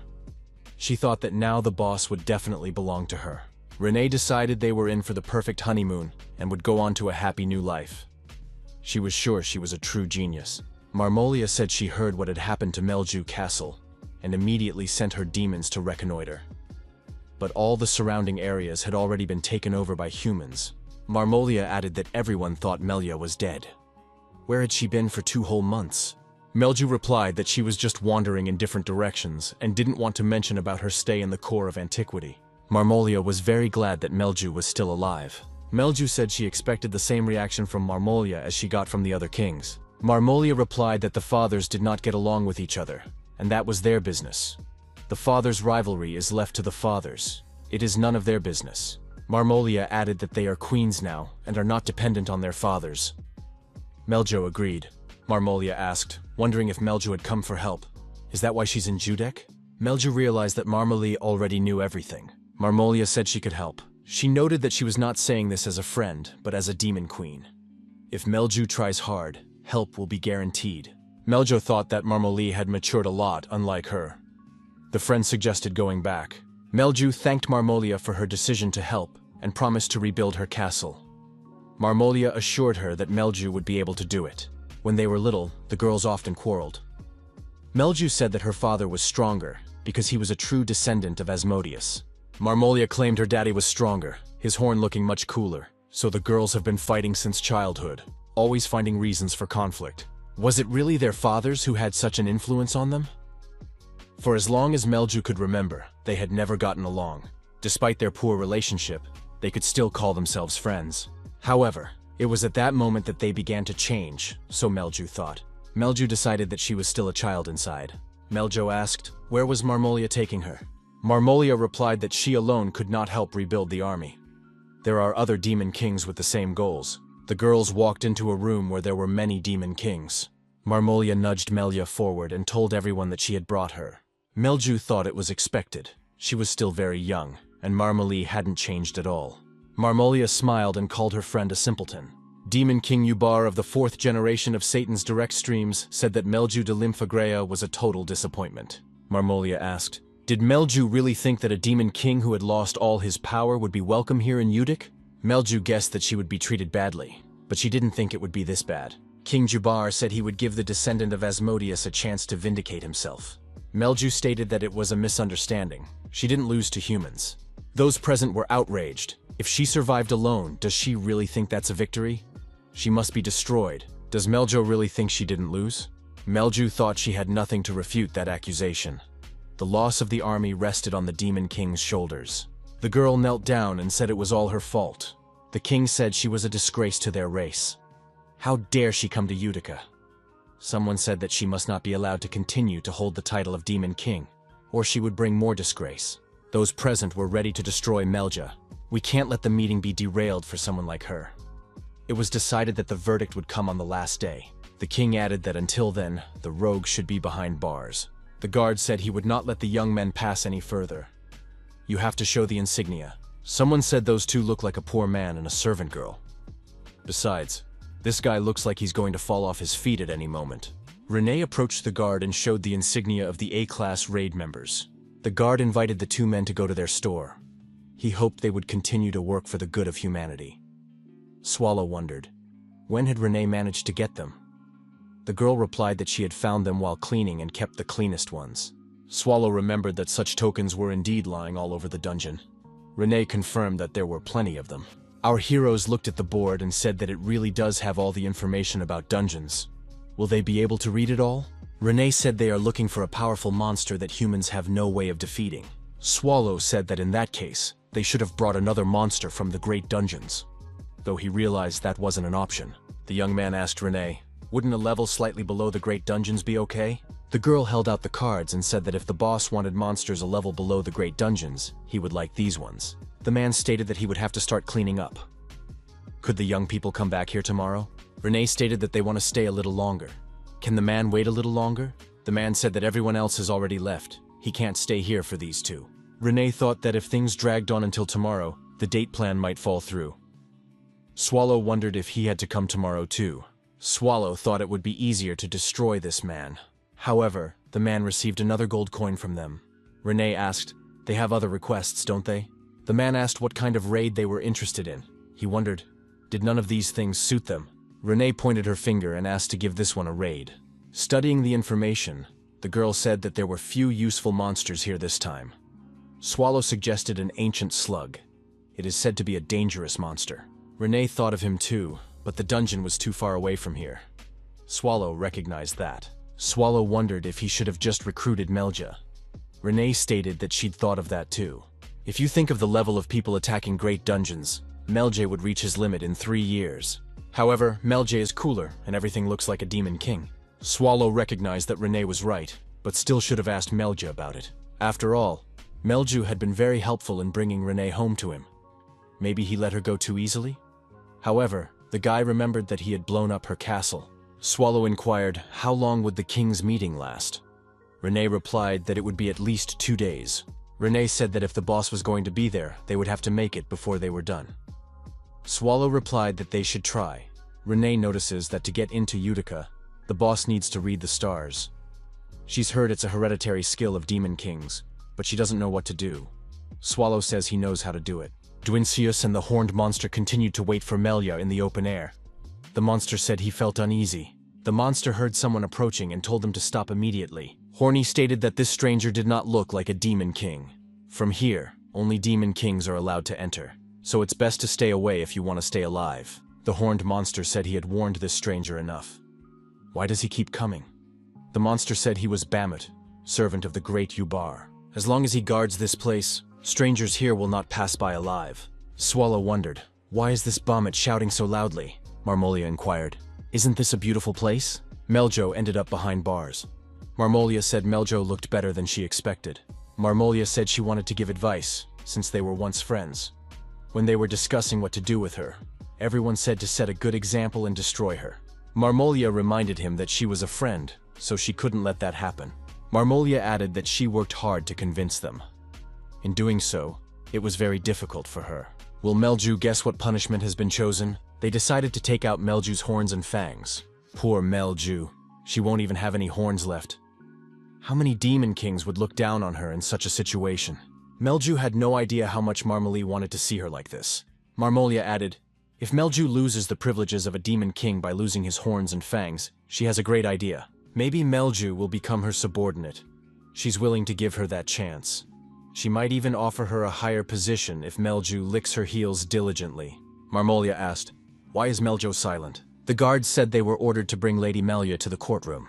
Marmolia told me to get Melja out of here. She said the fun was just beginning. The person in charge announced that there will now be a trial to determine the punishment. For losing the trust of the demons who served Melju, for the great crime by which he dishonored the title of Demon King, Melju will be punished. Melja will be punished by cutting off the demonic circles and ripping out the claws. King Yubar said he would give her the last word. Does she wish to say anything? Melju said that although she didn't spend much time behind bars, she had time to think about a lot of things. Even so, she still doesn't understand anything. The weak perish, the strongest survive. The Demon King's army was originally assembled for her defense. The weak army fell. The strong Demon King survived. So what's the problem? The people present became indignant. Is this really how the Demon King sees his army? Melju was indignant. Did those present really want to say that she had abandoned her army? Do those present know how each other were treated in the army? Marmolia said that Melju is throwing around lofty speeches while her army has been wiped out, and she herself is in a sorry state. Melju said as she finally came to her senses. No matter how much she thinks about this trial, it doesn't make any sense. She has done nothing wrong. Those present are already discussing her punishment without waiting for a decision. Melju noticed that she could still understand the lowliness of her former friend, but the fact that the greatest demon kings were supporting this farce was ridiculous. Meljo asked Sir Yubar, was she not right? Marmolia resented it. How could she call the king not lord but sir? The people present said that her tongue should be torn out along with her fangs. The king said that Melju had already lost everything, and he was not the least bit hurt by her words. Melju thought, no matter what she said in this place, the outcome would be the same. She decided that those present should behold what a supreme being really looked like. How could the so-called demon kings be so ignorant? Melju felt much calmer now. The person in charge said that they would enforce the first punishment first, and then determine the measures for her insolence. He ordered it to begin. The executioner with a gun in his hand said they would do a good job. The executioner added that it was going to hurt a lot, so you should enjoy it properly. He would start with her slaves. However, everyone was surprised to hear a suspicious noise outside. Marmolia thought, what's all this noise? Just started the most interesting part. Those present wondered, where are these sounds coming from? Melju thought, is it really the eater? Could he have come all this way? Someone asked why dog barking could be heard in a sacred place like Utica. Melju stated that she would rather listen to a dog barking than all that nonsense. Melju came to her senses and decided that there was no way the eater would have come here. She must have imagined it. There was no reason for him to be here. She still had hope, however, that Mr. Eater was here. She turned around and saw Mr. Swallow. Mr. Eater turned to the girl and called her by her first name, Melju. The guy asked, she seems to be in a bit of trouble, doesn't she? In the ruins of the old castle lay a destroyed monster with a broken horn. Swallow assumed it was the last one. They'd resisted for nothing. They were kings, but in fact, they were nothing. Swallow looked back at the noise and thought, did anyone really survive? He asked the survivor, if he has horns, is he a demon king? Mr. Eater asked how old he was. It was hard to tell with demons, unlike humans. The wounded demon king didn't dare to give his name. Melju said it was Mr. Yubar. Meljo hugged the dog and said that she had told him to sit and wait. He must have gone after Mr. Swallow. The handcuffed Marmolia asked the two men, what kind of demons are they? Who is their king? Had they lost their fear if they were distracted from sacred judgment? Renee was indignant. How dare she? She should know her place. Swallow asked Renee to calm down. He apologized and said he didn't mean to interrupt them. They don't have a king. They were just passing by. The Eater wondered if these demon kings were ashamed of Melia, since she had managed to lose everything. Is that why he thinks so much fuss has been made about punishment and everything else? Swallow asked what would happen to them if he destroyed their property. Following their logic, all of them should be similarly punished? One of the demon kings was outraged. This upstart had forgotten his place. Not only had he come to Judaica and insulted them, but he was also threatening Mr. Yubar. One of the monsters screamed that it was about to tear Swallow into little pieces. However, this monster was instantly destroyed. No one even had time to blink. The demon king stiffened. The young man remarked that he had nothing to do with it, and there was no need to look at him with that expression.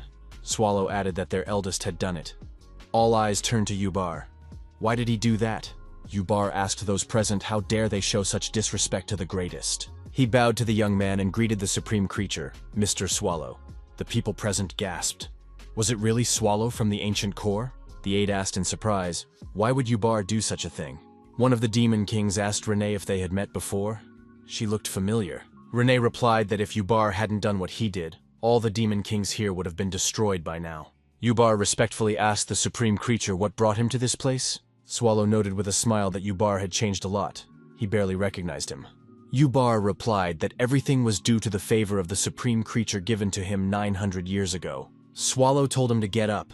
He didn't come for that. Yubar thought that fear was impossible to forget.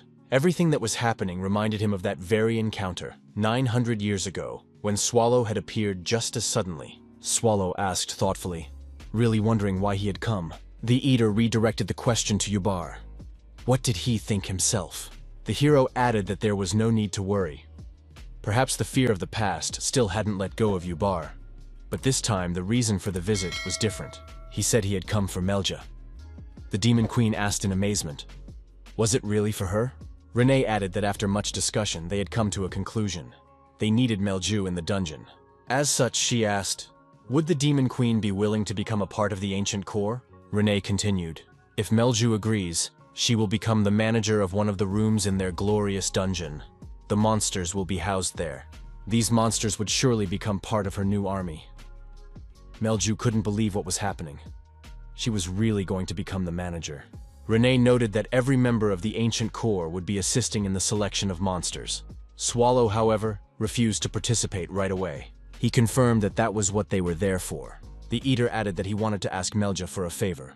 Marmalie shouted that she was strongly against it. Would a lowlife who couldn't manage his own army become the ruler of the ancient core? She continued. Ever since she was a child, she had been compared to Melju, told she was inferior. And now, with the opportunity to overthrow her rival, Marmalie turned to the majestic Mr. Swallow, assuring him that Melja was deceiving him. How could anyone trust such a scoundrel? Unlike Melju, she, Marmalie, is a true demon queen with an ancient lineage. And if Mr. Swallow allows her to take the position, she is willing to give him her body, heart, and soul. Renee was outraged. How dare Marmolia pull her filthy hands on Mr. Swallow? In the next second, Marmolia's fingers were already hurt. Yubar hastily apologized to Mr. Swallow for such rude behavior. He promised that if he gave Marmolia to them, they would punish her properly. Marmolia screamed, demanding to be released immediately. She screamed louder and louder, but no one listened to her. Meljo asked Renee if she regretted that decision. Renee replied that if Meljo had just asked, she would have slaughtered all those kings. Melju said that there was no use for the ancient core. She did not choose to spare the kings out of mercy. Now they would count against her, and living allies are more useful than dead enemies. Meljo wondered how they had found Judaica in the first place. Renee replied, Mr. Swallow can read the stars. True, they were met at the entrance by an annoying guard who refused to escort them out. But they were helped by a monster that smelled of Melju. Melju petted the dog and said that this was exactly what she expected from the first soldier of her army. Melju said she would do her best to become a worthy member of the ancient core. She realized that the previous managers had been much stronger, and now she would have to take their place. It was a little worrying. Renee admitted, the truth is, Meljo doesn't fit the criteria. She won't last 3 years, so there's nothing to worry about. Melju replied that she had expected such a thing, but hearing it was like being stabbed in the heart. The Demon Queen cried again. Renee said they came here at Mr. Swallow's request. Then we must try not to disappoint him. Melju assured her that she would try her best. Renee added that she has already received Mr. Swallow's permission to confess. Melju wondered where Mr. Swallow had disappeared to. Meanwhile, Jubar was approached by Bjerman on behalf of the Northern Demon King. He stated that Swallow was an ancient monster, and the strongest among the dungeon bosses of the vast evil dungeons. But even with that in mind, this kind of behavior is unacceptable to the Supreme Demon. Jubar replied that he heeded his words with all his soul. It was obvious that many were afraid. He might undermine the authority of the kings. Bjerman recognized that there was some truth to it. This should not happen again.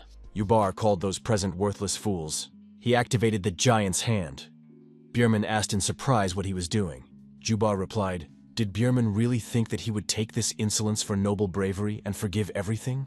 If he's so worried about the burden, he might try to shoulder it, if he can." Jubar straightened up Bjerman and turned to everyone. "Who else thinks he bowed his head because of weakness? Let them say." Those present began to apologize for their ignorance. Jubar let them go. He thought it should serve as a lesson to them. But the Supreme Demon King was curious. What did a child of the Agreb family have to do with an ancient monster? Suddenly, Swallow appeared and noticed that this was where Jubar was hiding. He asked if he needed anything else. The young man admitted that he hadn't originally intended to get involved, but now he had changed his mind. Jubar realized that it wouldn't be that easy. Swallow confirmed that he had a request. Jubar sighed. There was nothing to lose. He had already bowed his head. Swallow asked, "Isn't Jubar the Demon King?" He showed him the plaques and noticed that he tensed up somehow. "An emergency meeting of the Demon Kings has been called." Renee was surprised that Mr. Eater hadn't been too lazy to gather them for this. Swallow said they were good friends and had put in a lot of hard work. Renee also admitted that she hadn't expected him to be so enthusiastic. She was truly happy. Swallow grinned. If Renee was never going to be happier, then there was no point in trying anymore. He thought he'd done the right thing, trusting everything to the Demon Kings rather than going through the monsters at the inn. Meljo was asked if she had finished her business. She replied that she was fine.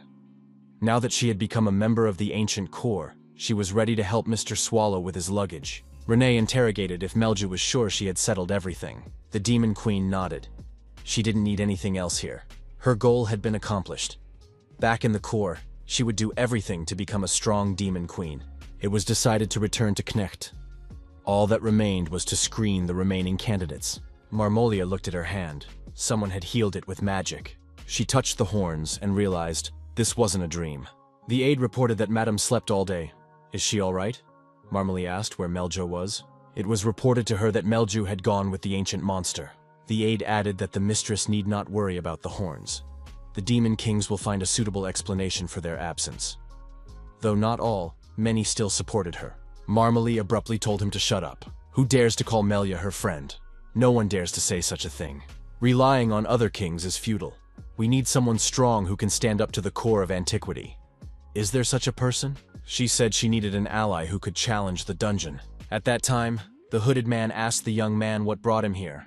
He replied that he had a question for the third eye. The question was about homunculi. Hotel in the town of Knecht, overnight. Melju and Renee studied the cards provided by the Demon Kings. Everything was detailed, stylized to look like human raid requests. Renee noted that the Demon Kings had selected monsters as strong as themselves. Melju marveled. Mr. Swallow was truly great. She wondered, even such strong monsters don't suit Renee. Card. Elizabeth, Queen of the Succubi. Her race and characteristics speak for themselves. She is a flirt and uses it skillfully. Renee emphatically declared that this one was no good, and tore up the card. Meljo asked what about the giant lamia from the foothills. Renee replied that it didn't fit either. The description said that it stood out for its gracefulness and beauty. Renee added that there's really only a bunch of mediocre monsters here. She said none of them fit the criteria. Meljo understood. It appeared that Renee was also wary of other people's beauty. Meanwhile, the young man talking to the hooded man felt that for the safety of the Swallow Empire, Swallow should be eliminated. Ufyun entered the room and asked the commander if she had been able to find out anything. The young man suggested a cup of tea to start with. He said that based on the book he found, the only information that remains the most reliable is that of the ancient core. Although the facts were common knowledge, he found something disturbing when he read carefully. Information about the gatekeepers and the very meaning of the dungeon's existence. The tentacles can be left out. There are many such creatures with unknown origins, but there is no record of the other two. Even considering the possible variables, there's too much left unsaid. Dungeons of abundant evil usually seek to expand their power, but the ancient core is not. Most importantly, the purpose of Mr. Swallow himself is still unknown. Garrett asked to hear her report. The young man asked why Garrett had come in the first place. She remarked that the question was timely. There was an urgent message from the Third Eye. Demon Queen Marmolee is requesting negotiations. The hooded man thanked the commander for responding to the unexpected call. The young man confirmed that he had been informed of Marmolia's request. The hooded man recognized that the place had been chosen by another party, and in haste. He did not recommend accepting the invitation. It could be dangerous. Nevertheless, the meeting took place. The woman said she expected to see the old man at the head of a human organization. She added that she was pleasantly surprised that the man in front of her was young and quite handsome. The young man introduced himself. He is the commander-in-chief of R. Edelbrace Gal Rivisten. Marmolia recalled that the message said the commander would come without an escort. It was a hint of Garrett's presence. She added that they will not be alone in the negotiations. The woman suggested not stalling and getting straight to the point. Riveston agreed. He too was ready to get right into the discussion. Marmolia said that there is a village of Rosoid near her castle, where about 400 people live. If the negotiations don't go according to plan, her army will destroy the village. Riveston noted that this is a very petty move. He refused the offered tea and expressed his wish that such tricks should not be used in the future. Marmolee thought he was a simpleton at first, as she could feel neither magic nor aura. But soon she realized that the commander was not so simple. He proposed to get to the point. Marmolia stated that one of the demon queens would be leaving Knecht soon, and she needed to be destroyed. Riveston clarified, "Is the lady asking them to march against the Demon King's army?" It looked like a request to become cannon fodder. Marmolia explained that all they needed to do was to destroy a demon queen named Melia. If he did so before she left Knecht, the commander was promised a generous reward. She added that people in robes need monsters for biological experiments, right? Riveston declined. Marmolee wondered, was it really about the reward? The commander said it was something else. Then she asked what it was. If he was in such a hurry, did he need something too? Riveston noted that this woman had no fangs. Probably no horns either. Her demeanor suggests a fugitive. The demon queen, who had never been contacted before, suddenly asks for negotiations. It was either a trap or something very serious. Marmolee marveled. Was this man really laughing at her? Riveston said he wasn't laughing at all. Isn't she hiding something? The mistress requests the destruction of a demon queen named Melja, but Meljo clearly has a patron. The commander stood up and stated that they were returning. He saw no point in interfering with the demon's succession games. Marmolia tried to stop them by admitting that Meljo did have a patron. Riveston suggested simply pretending that the negotiations had not taken place. Then she called out the patron's name, an ancient monster from the Dungeon of Evil, Swallow. But, she thought, there was probably a way to eliminate Melja away from Swallow's eyes. Riveston stopped and said that he agreed to a deal. They would eliminate the demon queen Meljo de Rimph Anrea. Marmolee was amazed. She hadn't given her full name, after all. Does the commander already know about her? Riveston replied that he simply could not be unaware of the demon queen being near Riaz. However, they should hurry. Meljo might leave Knecht soon. Marmolee thought. This was all very strange indeed. Marmolee thought that the man clearly smiled when he heard Swallow's name. Then there must be something wrong here. The demon queen said that no matter what a person thinks about, he should leave those thoughts behind. The commander had not forgotten. They had 400 people from Rosoid village as hostages. Riveston said the lady could destroy them. The commander added that it would be a special honor for them to die for the great renaissance of the mighty empire. Riveston concluded that negotiations had taken place, and he was ready to be rewarded according to the terms of the deal. Riveston recalled that his opponents had promised to provide monsters as test subjects. One of them is now right in front of him. The aides told Ms. Marmolia to hide behind their backs. Marmolia thought that now even this dirty man didn't take her seriously. Marmolee shouted for all these people to be destroyed immediately. Renee said it was time to wake up and wished Mr. Swallow a good morning. The boss would agree to sleep for at least 5 more minutes. Renee noticed that the boss had said the same thing 3 hours ago. Swallow noticed that they basically didn't care whether it was day, night, or morning. Renee turned around and said that it was time for Melj to use it. The Demon Queen realized that she was talking about that very forbidden spell of total destruction. Swallow said he was already up. We can knock it out. What was that even on? Can demons use holy magic? Melju replied that this magic is called genocide, and it's light magic. Renee said that since Mr. Swallow was already awake, he could have the breakfast she had prepared. There was roasted goat meat with stewed vegetables for breakfast. Swallow thought it looked like a homunculus. How could he have made this? Renee said that on the day they were returning from Judeca, a reply to the letter they were sending to Federico came. Renee showed the piece of mirror and noticed that it was in the letter. Swallow wondered, did the skeleton really want them to admire themselves? Melju assumed it was a magical communication device. To make the connection, you have to pour mana in there. Melju said the device was working, and Fedric appeared in the mirror. He asked if he could hear him. Swallow noticed that Fedric had strange nostrils. Skeleton said they'd just made contact, and already the boss was picking on them. Fedric said that judging from the letter from Renee, Melju was already helping them.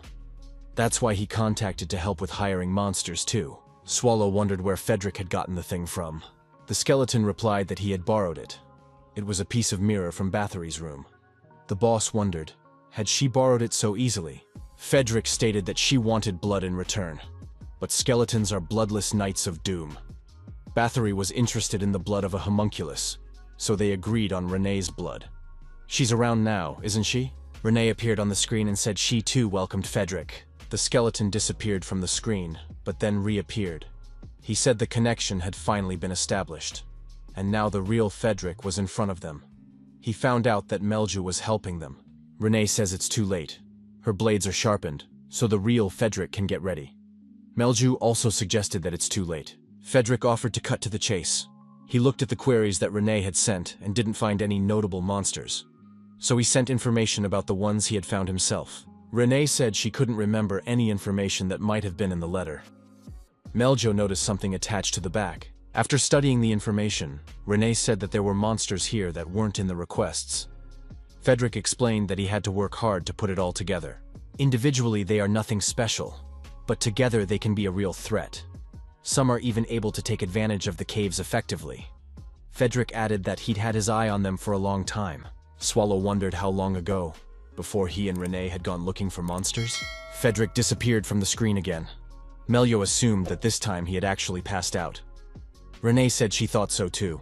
Renee figured this skeleton would still get its thank you. Monsters everywhere were destroyed. Riviston said that the Demon Kings were really unreliable. Who would have thought they would come here with such an army? The hooded man told Sir Argarius that one demon was still alive. Could he take it for himself? Riviston replied that he didn't mind. The commander added that he would now like to receive the award he deserves. On her knees was the bloody demon queen Marmalie. There were armed and masked men beside her. Marmalie asked, did the man really think he would go unpunished after something like that? If he did something to her, the other demon kings would come after him. Riviston remarked that he didn't care about that. Nevertheless, the demon queen was a great help to them. Thanks to Marmolia, they had a chance to deal with Swallow. Marmalie laughed. Riviston wondered why she had such a reaction. The demon queen replied that his words were ridiculous. The question is, who will deal with whom? She can assure a man of that. Marmolia added that it was absolutely impossible. Man has no idea how terrible this ancient monster is. The hooded man said there was no need to listen to her further. He humbly thanks you for such excellent material. The hooded man added that he would do so without fail and with all splendor. He'll make the best homunculus out of this demon queen.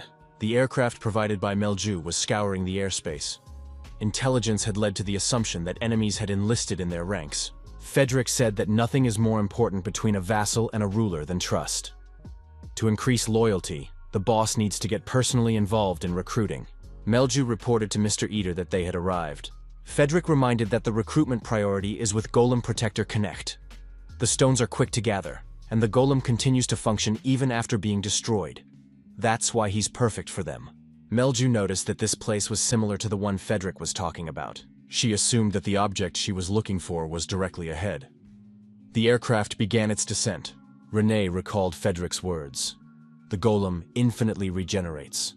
If it's a magic golem, regeneration will work as long as its core, the magic stone, is active. Swallow said that in that case they just need to find that rock and take it away. Melju asked a reasonable question. Would such a huge thing fit in a cave? She also noticed that the golem looked quite imposing. The demon queen promised to restrict his movements. Then they could take out the stone while the golem recovers. Swallow reassured Melja and thanked her for her delivery. Mr. Eater stated that they will deal with it quickly. He jumped off the flying machine right on top of the golem's head. Swallow delivered a crushing blow, and the golem shattered into pieces. The hero admitted that he even enjoyed it. Renee told her companion not to yawn. They needed to find the magic stone. Finished with the golem, Swallow complained about getting dirty and wondered who was next on the list. Meanwhile, the monsters were discussing a rumor. The golem from Stone Mountain had disappeared after the recent earthquake. It is said that the silver wolves from the plateau above the canyon were enslaved as well. One of the Cyclops remarked that there must be people behind this. The leader cut the conversation short. It was too early to worry. He added that as long as no one knows where their dungeon is, there is nothing to fear. At that moment, the girls appeared behind him. Meljo asked Renee if she had heard of this Cyclops. He looked really huge. Renee admitted that she hadn't expected to meet them here. Fedric turned out to be an excellent informant. The Cyclops wondered who they were and how they had gotten here. Renee explained that they had come to offer cooperation. They were looking for monsters for the dungeon. The Cyclops had figured it out. These were the same ones who were kidnapping monsters around the neighborhood. But how did they get in here in the first place? The leader of the monsters declared that they were not going to surrender, and raised a huge battle club. Renee whispered to her companion, "Words won't convince these people." Later, the girls would return. Renee admitted that she hadn't expected the Cyclops to be so weak. She looked at the list. Melju said the next one was a monster named Yaksha. Suddenly, they were called. The voice said that they had indeed found their way here, though he doubted it. The young man, dangling head down from a branch, noted that the Cyclopes had probably already lost their heads. Renee said that rumors spread quickly. The boy jumped to the ground and added, "Surviving and going unnoticed is not their only virtue. They are the fastest at gathering information." Renee nodded, meaning he didn't need to explain everything. The young man confirmed that he knows everything, and they want to offer him a job in the dungeon. He agrees, but only on one condition. He turned to Swallow and asked if he was the same eater. Renee was outraged. How dare he speak to him without respect? The young man offered to fight. He had long wondered how strong the ancient monster was. Renee was indignant. Mr. Swallow shouldn't waste her time. She could do it herself. But Swallow said he would accept the challenge if he was asked. He added that it will be interesting to see what the opponent can do. The guy raised his fists and asked to fight seriously. After a while, Swallow exhaled tiredly. Everything made him angry. He was tired. 2 days without rest. Even immortals could die from overwork. Renee offered him a snack. There was no time to cook, so she bought food in town. While Swallow ate, Renee studied the list. It turns out the only monster recruited was Golem. Cyclops and Yaksha had gone to their ancestors. Swallow didn't believe that guy could have died from even a pinky punch. Renee added, Arachne turned down their offer too, but it was not in vain. They got a lot of valuable information. It was a memorable trip. All were destroyed and the spoils were taken. Swallow was curious. What was in the boxes the monsters had taken from the humans? Renee replied, nothing unexpected. Magic tools. Swallow asked if there was anything among them that could pierce Fedric's bones. A strange flower appeared in the palm of his hand. What is it? The hooded man thanked the commander for providing the copy. Riviston replied that it was all for the good of the Empire. The interviewee confessed he didn't expect Riviston to get such great material. He offered to take a look. Isn't that beautiful? Riviston agreed, though he added, looks were not the main thing. The results of the experiment were important to him. The hooded man said they're working hard. But if this body is removed early, it's unlikely to last more than 2 days. Riviston remarked that that was enough. After all, it doesn't matter. He also expressed doubt that the object's consciousness was completely suppressed. The interlocutor promised to produce positive results no matter how the object was used. Riviston wondered, was this body really that strong? However, the decision to assign it had already been made. Pointing to the flower, our hero asked Melju if it was also a magic item. Melju confirmed, yes, but it has already been used. The protection spell seems to still work, but otherwise, it's a useless trinket. Renee remarked that a flower would look good in her hair. Meljo agreed. Swallow asked Renee to stand still and not move. He was doing something on her head, continuing to ask her not to move. Swallow then secured the flower in Renee's hair and said she looked cute. He figured Renee is always working hard. Since arriving at Knecht, she seemed to have changed. He didn't know what it was exactly, but it felt like she wanted something. Besides, he had never given her a gift. Meljo noticed that Renee was especially sweet right now. Renee was touched. Was she really beautiful? Swallow said if she didn't like it, he could find something better. Renee cried and admitted that she was very happy. Swallow said that now that they were done with the bodies, they could rest. He was scheduled for a day's nap. But Renee reminded him that they still had 2 places to go. Win Historia had been lying on the couch for a long time, bored. She remembered the admonition. Best to act like she was still recovering. If the Imperial family found out that she had recovered quickly, she might be sent back to the front lines. Win decided that inaction was the worst thing to do. What if someone was in danger right now? We should at least check the situation in Riaz. She went out on the balcony and decided to leave the building that way. Riviston suddenly appeared and asked where Lady Win was going. He wanted to talk to her. The girl noticed that it was customary to knock before entering a room. Riviston admitted that he suspected Win would try to escape. The girl objected that she was not. However, under the weight of hard evidence, Win admitted that she had lied and really wanted to escape through the balcony. She asked how Garrett was doing. They hadn't spoken since that injured arm. Win felt guilty. Riviston said it was not a good idea to take on the responsibility of defending the Empire. It's certainly a commendable quality for a warrior, but everyone in the Order of the Black Wolf is willing to sacrifice themselves for the Empire, including Garrett. Besides, Garrett doesn't feel too bad about the injury. She's trying to be considerate of Win, so there's no need to blame herself. Riviston then asked the girl for a favor. It concerned artificial beings that the Empire had studied in the past. Recently, an incident was reported at a research center. It turned out that the artificial creatures left in the center had escaped. Fortunately, they are far away from populated areas, and no one has been hurt yet. Win said this needs to be reported to everyone immediately. However, watching the expression on her interlocutor's face, she thought that Riviston, on the contrary, wanted to keep the incident a secret. The commander explained that the matter had to be resolved secretly, with as few people involved as possible.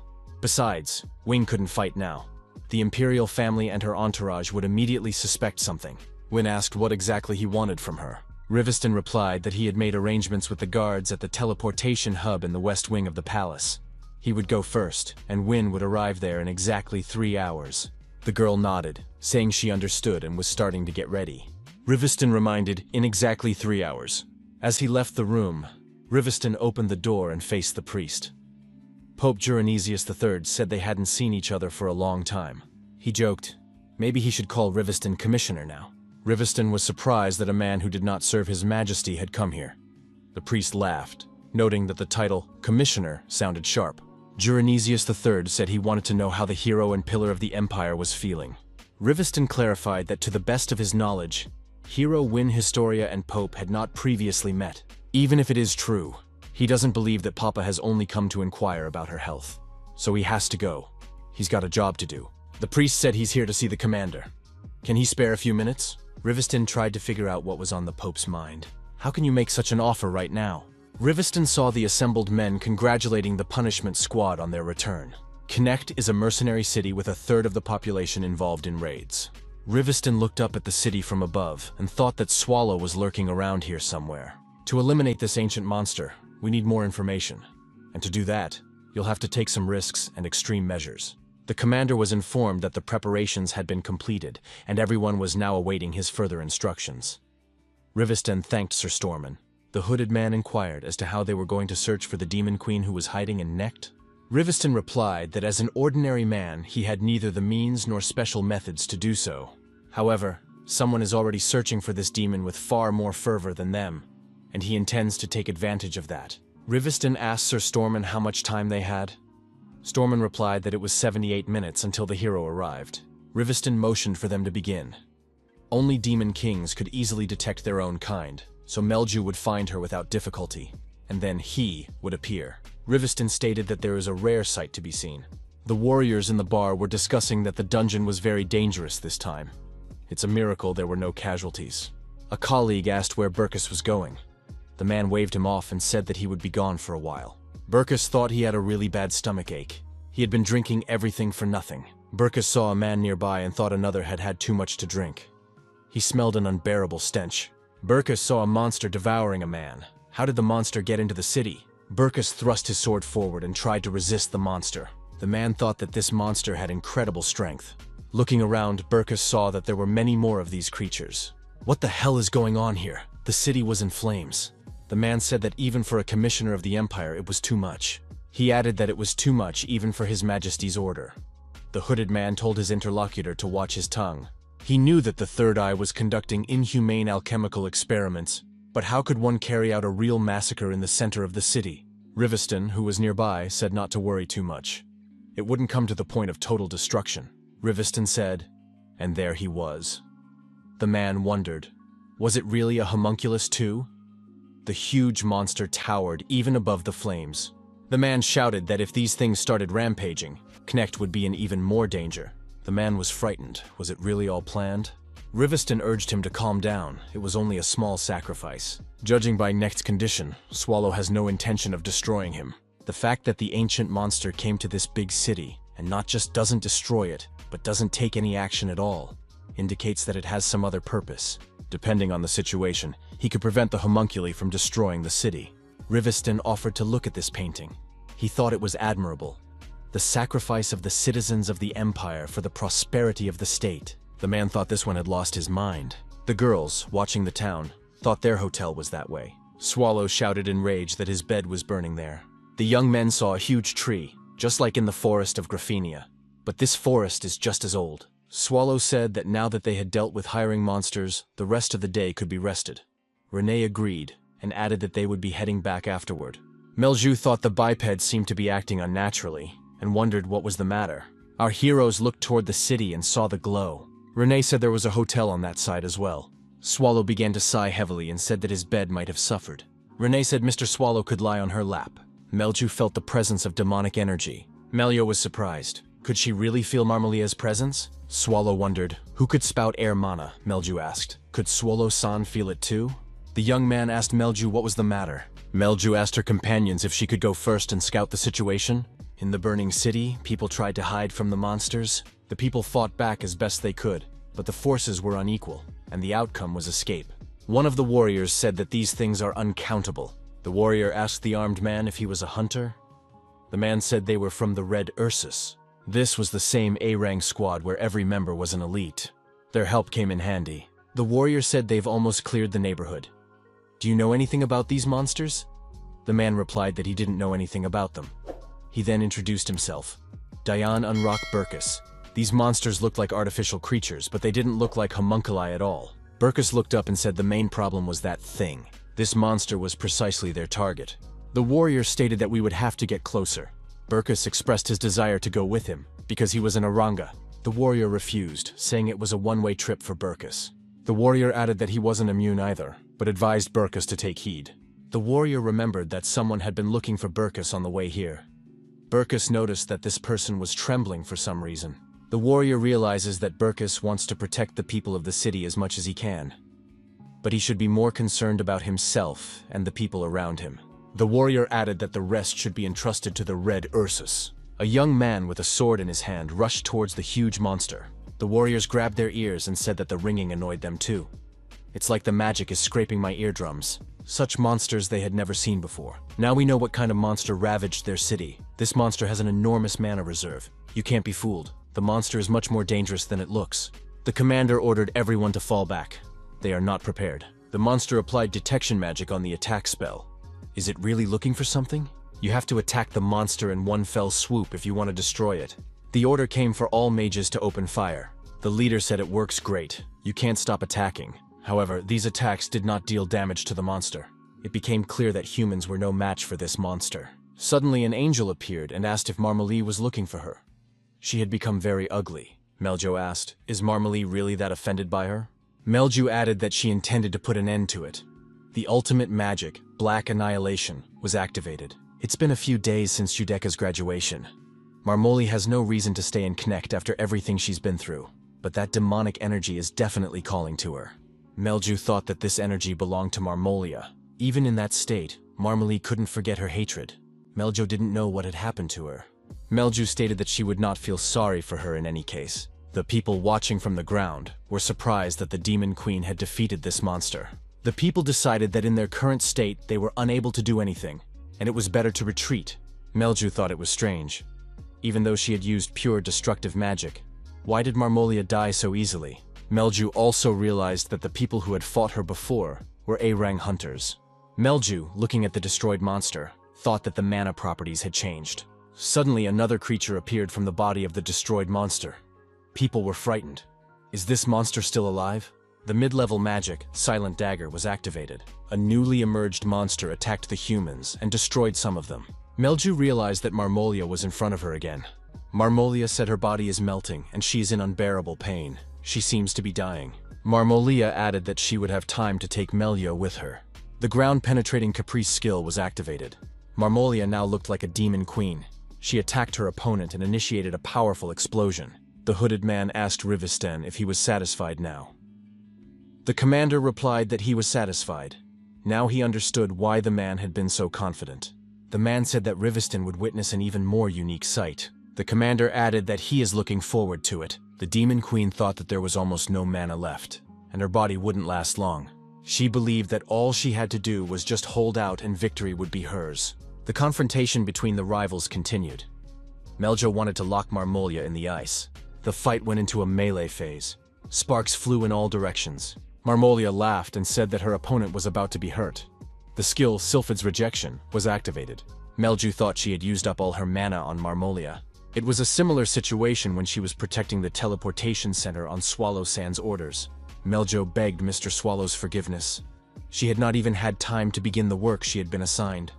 The girl was bleeding. Renee, looking at the burning city, asked the Eater if Melju would be all right. The young man replied that Melju could handle it. She was stronger than she looked.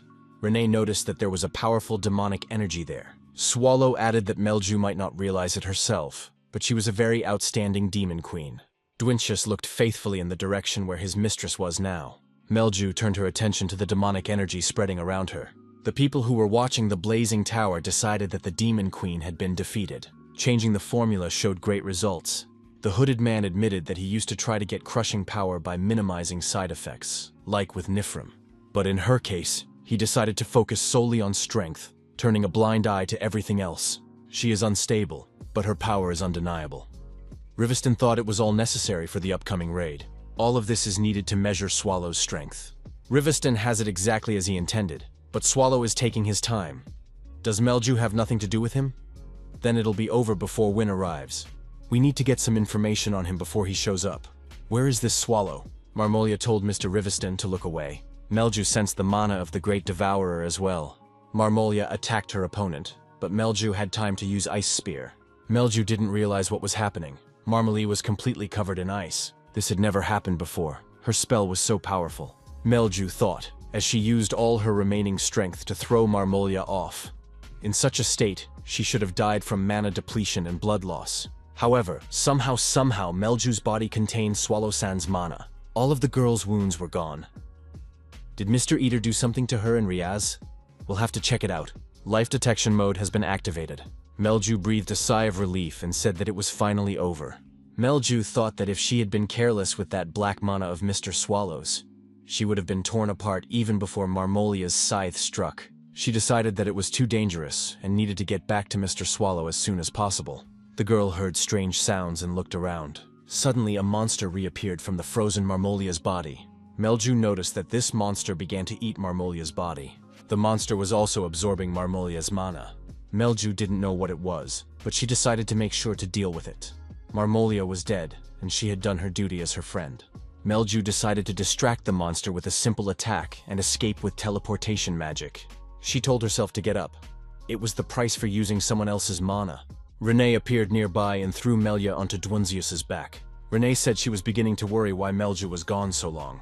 Melju apologized. Swallow asked how long he could wait for Melia. He almost fell asleep. Swallow asked Renee if he could do all the rope tricks. Renee replied that she didn't know. A beginner could cut himself in half by mistake. Renee added that Mr. Swallow will definitely do well. The young men noticed that the monster was getting significantly larger. Renee said she'd take care of it now. Swallow stated that he would look into it himself. Mr. Eater had a one-on-one encounter with this monster. Renee asked Meljo if she wanted tea. The Demon Queen wondered where Renee had gotten it from. Renee replied that being prepared for something like this is usually done for a maid.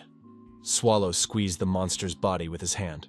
The huge monster received a charge of negative energy and began to lose strength. Melju couldn't stop wondering, is it okay that the boss is tossing that monster around so much?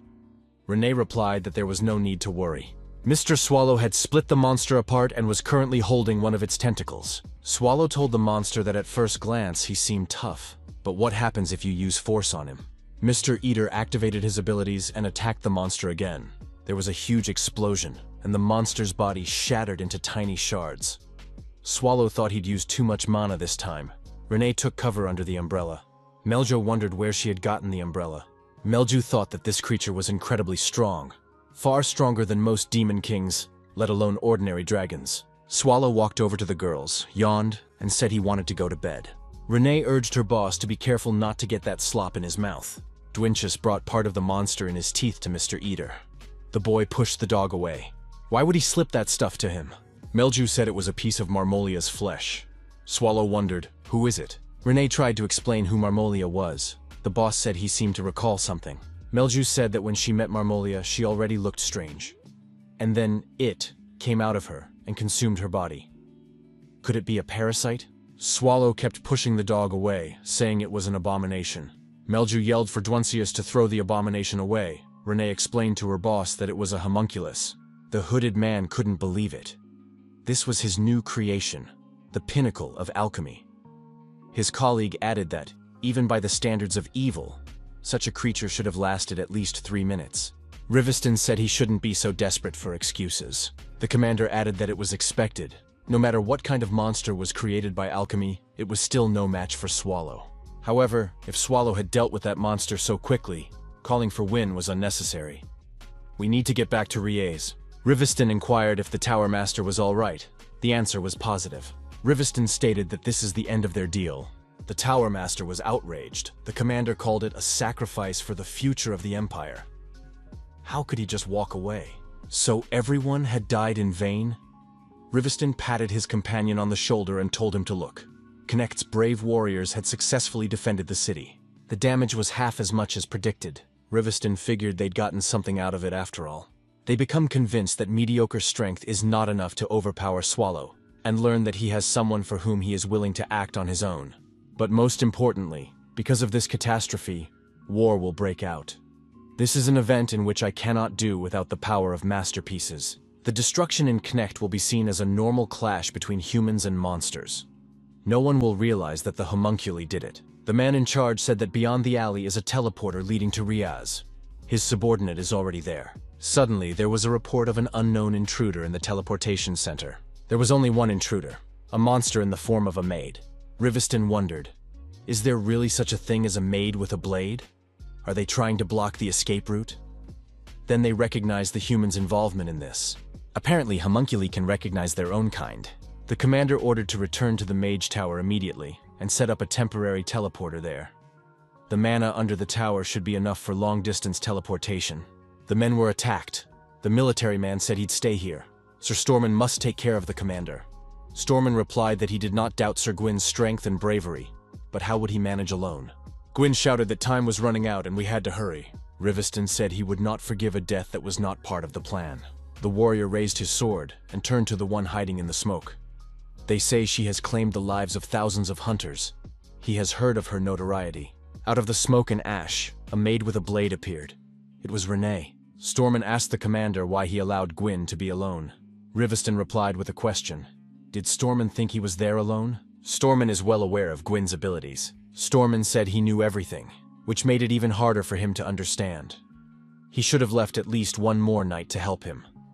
Riviston replied that he would only be in the way, for Sir Gwyn is blessed by the spirits. Renee said that Mr. Swallow told her to destroy the teleporter and finish off the suspicious people. Gwyn asked if the maid was going to play with him if he was alone. Renee said she didn't want any more idle talk.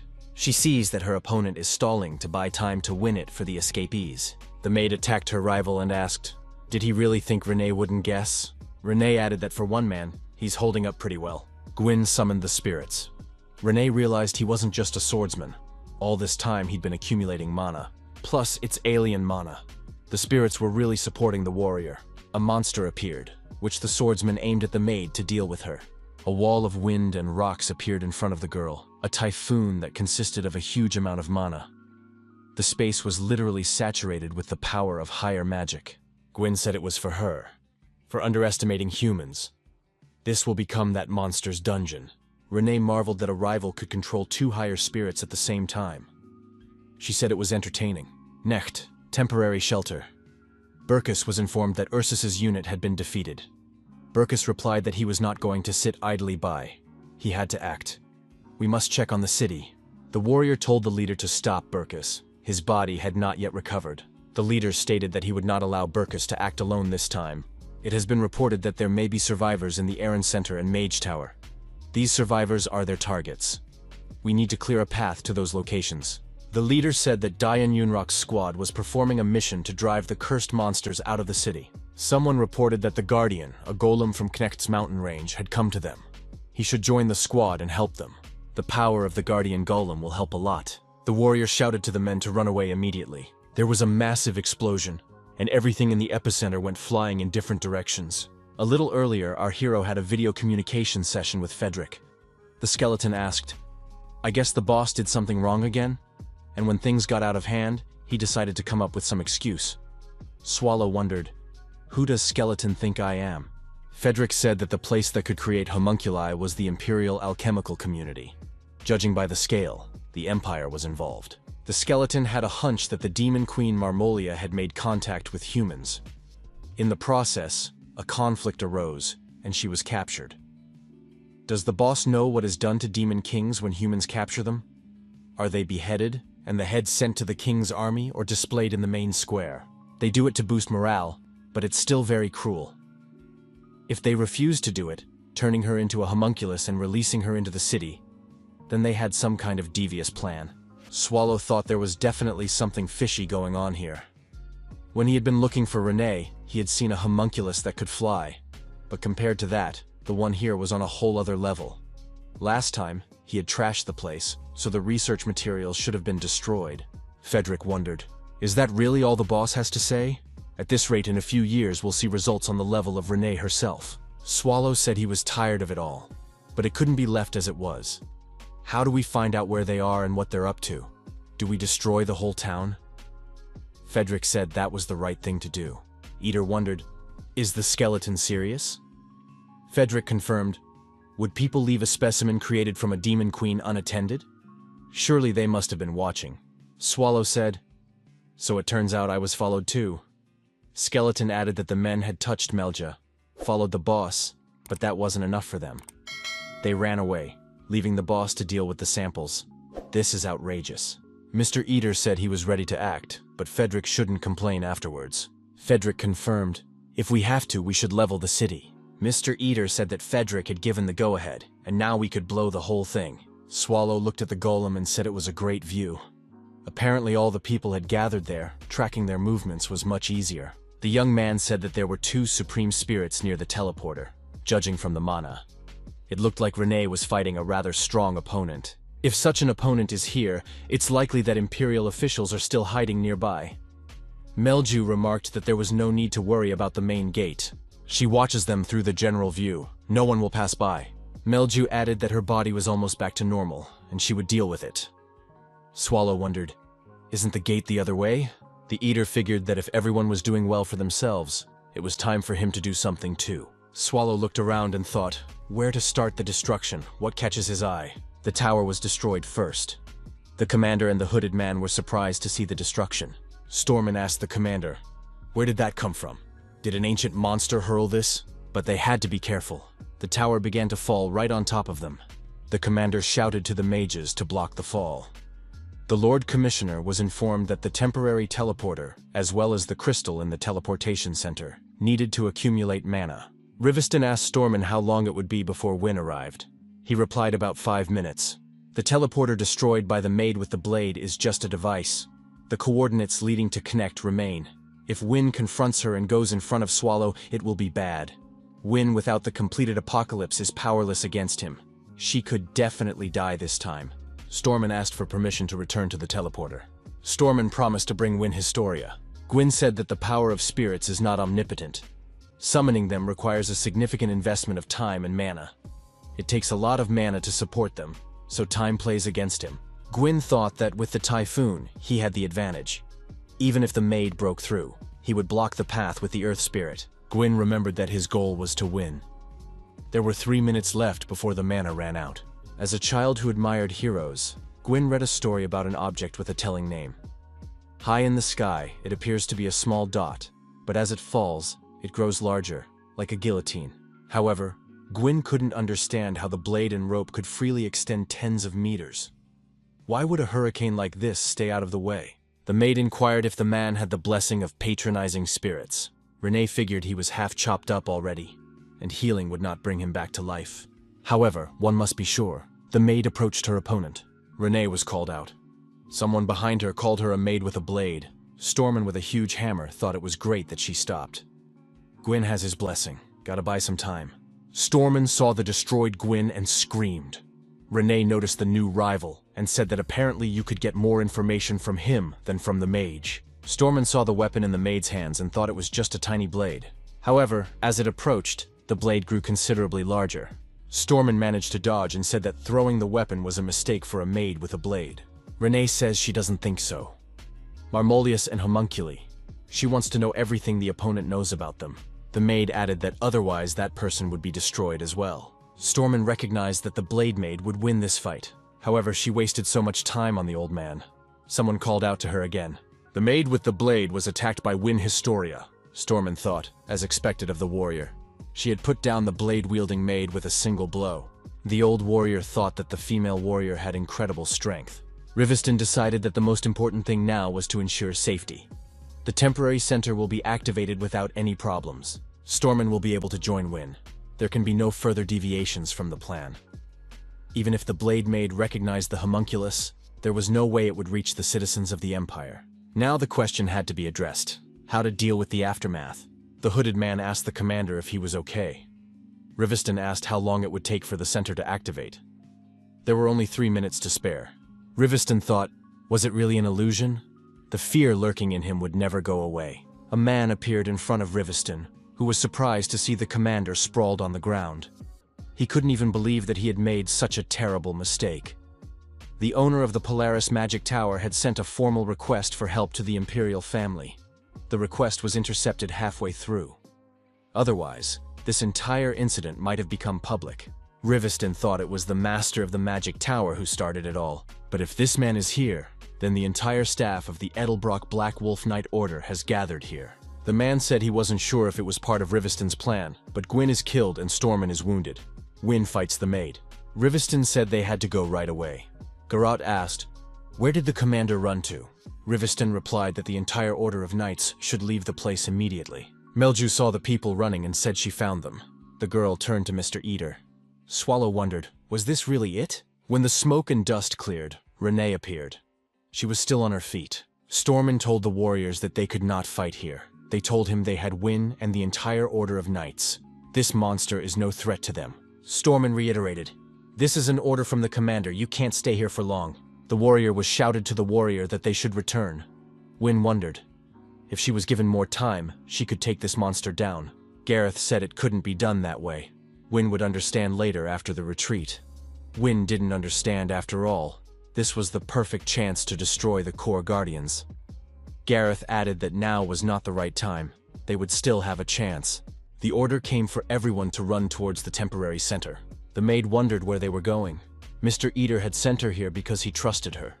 No one leaves this place. Renee looked at Riveston and wondered if it was the dark-haired one they had in charge.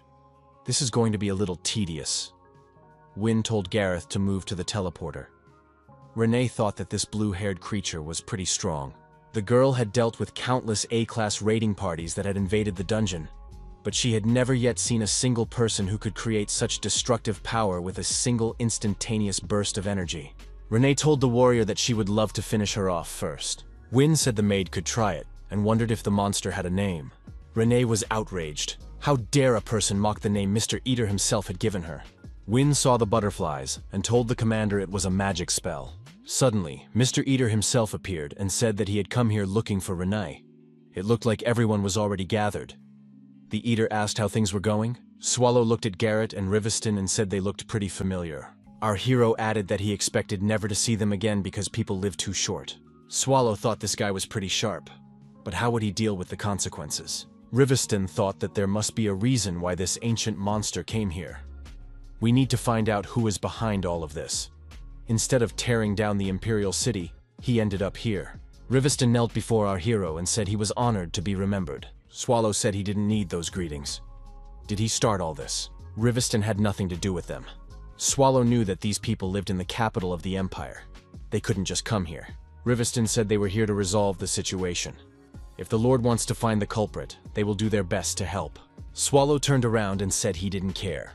Our hero called out to Renee and told him it was time to leave. He was terribly tired. Swallow was outraged when he saw that Renee was bleeding. Riveston thought it had worked. Swallow leaned over him and wondered why he was smiling. Our hero asked, "Did this man really think he was going to leave it all so easily?" Win turned around and ran to our hero. She said she owed her a debt from Ryazi, but this time they had crossed the line. One of the warriors decided to lend his support to Lady Wing and began to use his arrows. Gareth shouted for all the knights to cover them immediately. Win decided to take Riveston out of range. The warrior dragged the commander aside, her arrows covering her. Swallow cursed. These people always got on his nerves. Mr. Eater activated his unique abilities using demonic energy. Win thought they couldn't escape the targeted attack initiated by the Eater. Win lowered Riveston to the ground and ordered the warrior to take care of the commander. Riveston stopped Win, but the warrior didn't understand why the commander was stopping her. Garrett thought to prevent Win and Swallow from colliding. That would require teleportation. Garrett felt the black mana around her, like a poisonous gas that made it harder and harder to breathe. The movement of the knights slowed down, and it became difficult to calculate the coordinates for the teleportation spell. Garrett realized that at all costs, they needed to find a way through. Gareth shouted that Einar's help was needed.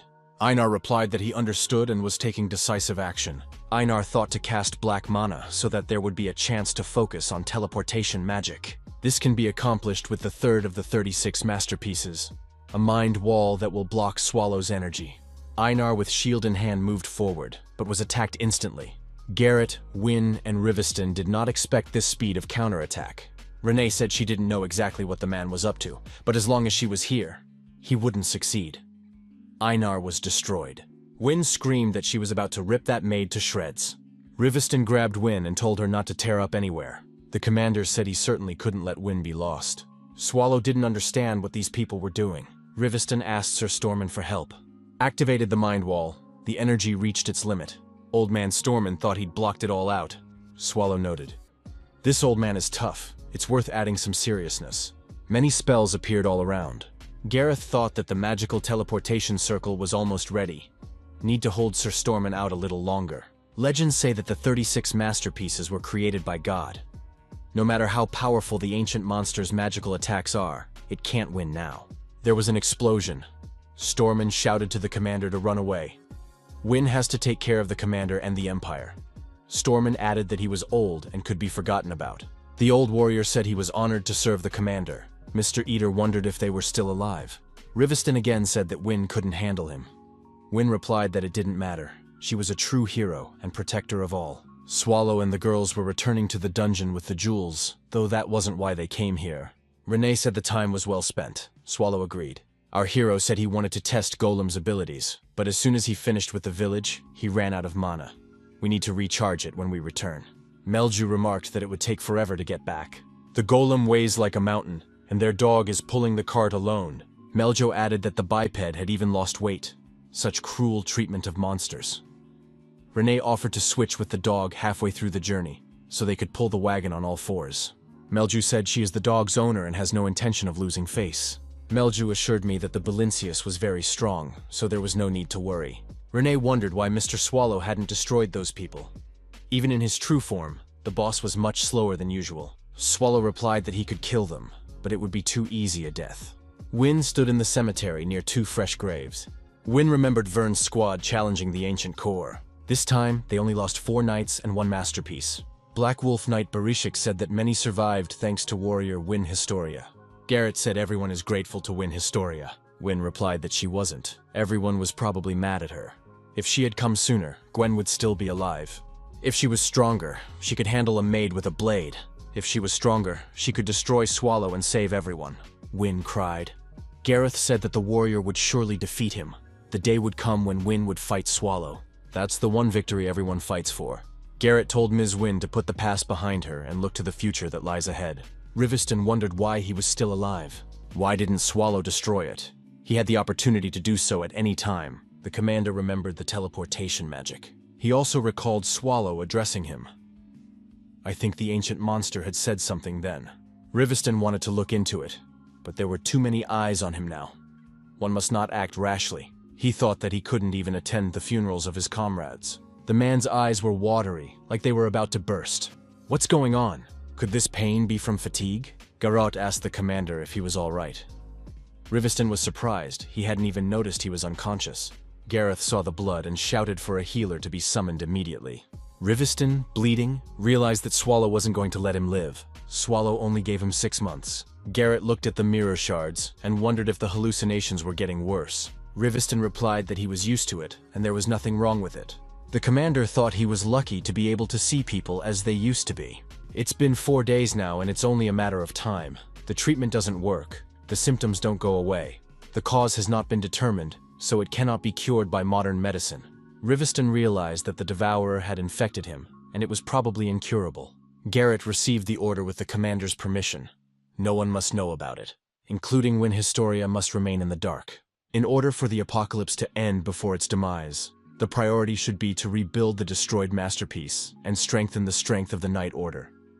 Gareth said that she would take care of the knights and gather the talent that the commander had been focusing on for so long. Garrett added that since they had departed hours ago, there might already be teams that had made contact with the target. The commander wondered where Wynne and a few other members had gone.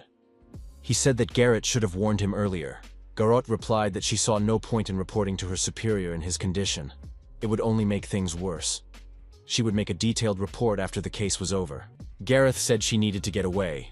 On her way out, she saw the commander's special favorite person heading this way. Riveston noticed that you couldn't just use magic in this room. There was a knock on the room. The priest said he had come after hearing the news and hoped that the old man's support would calm the commander down a little. Riveston replied that perhaps the priest had been in the place too long, but he was always bad at deception. Is the priest here just to hear his answer? He confirmed that he would not deny it. The priest said he wanted one of the strongest members of the Empire, the Order of the Black Wolf Knights of Edelbrass, to support them.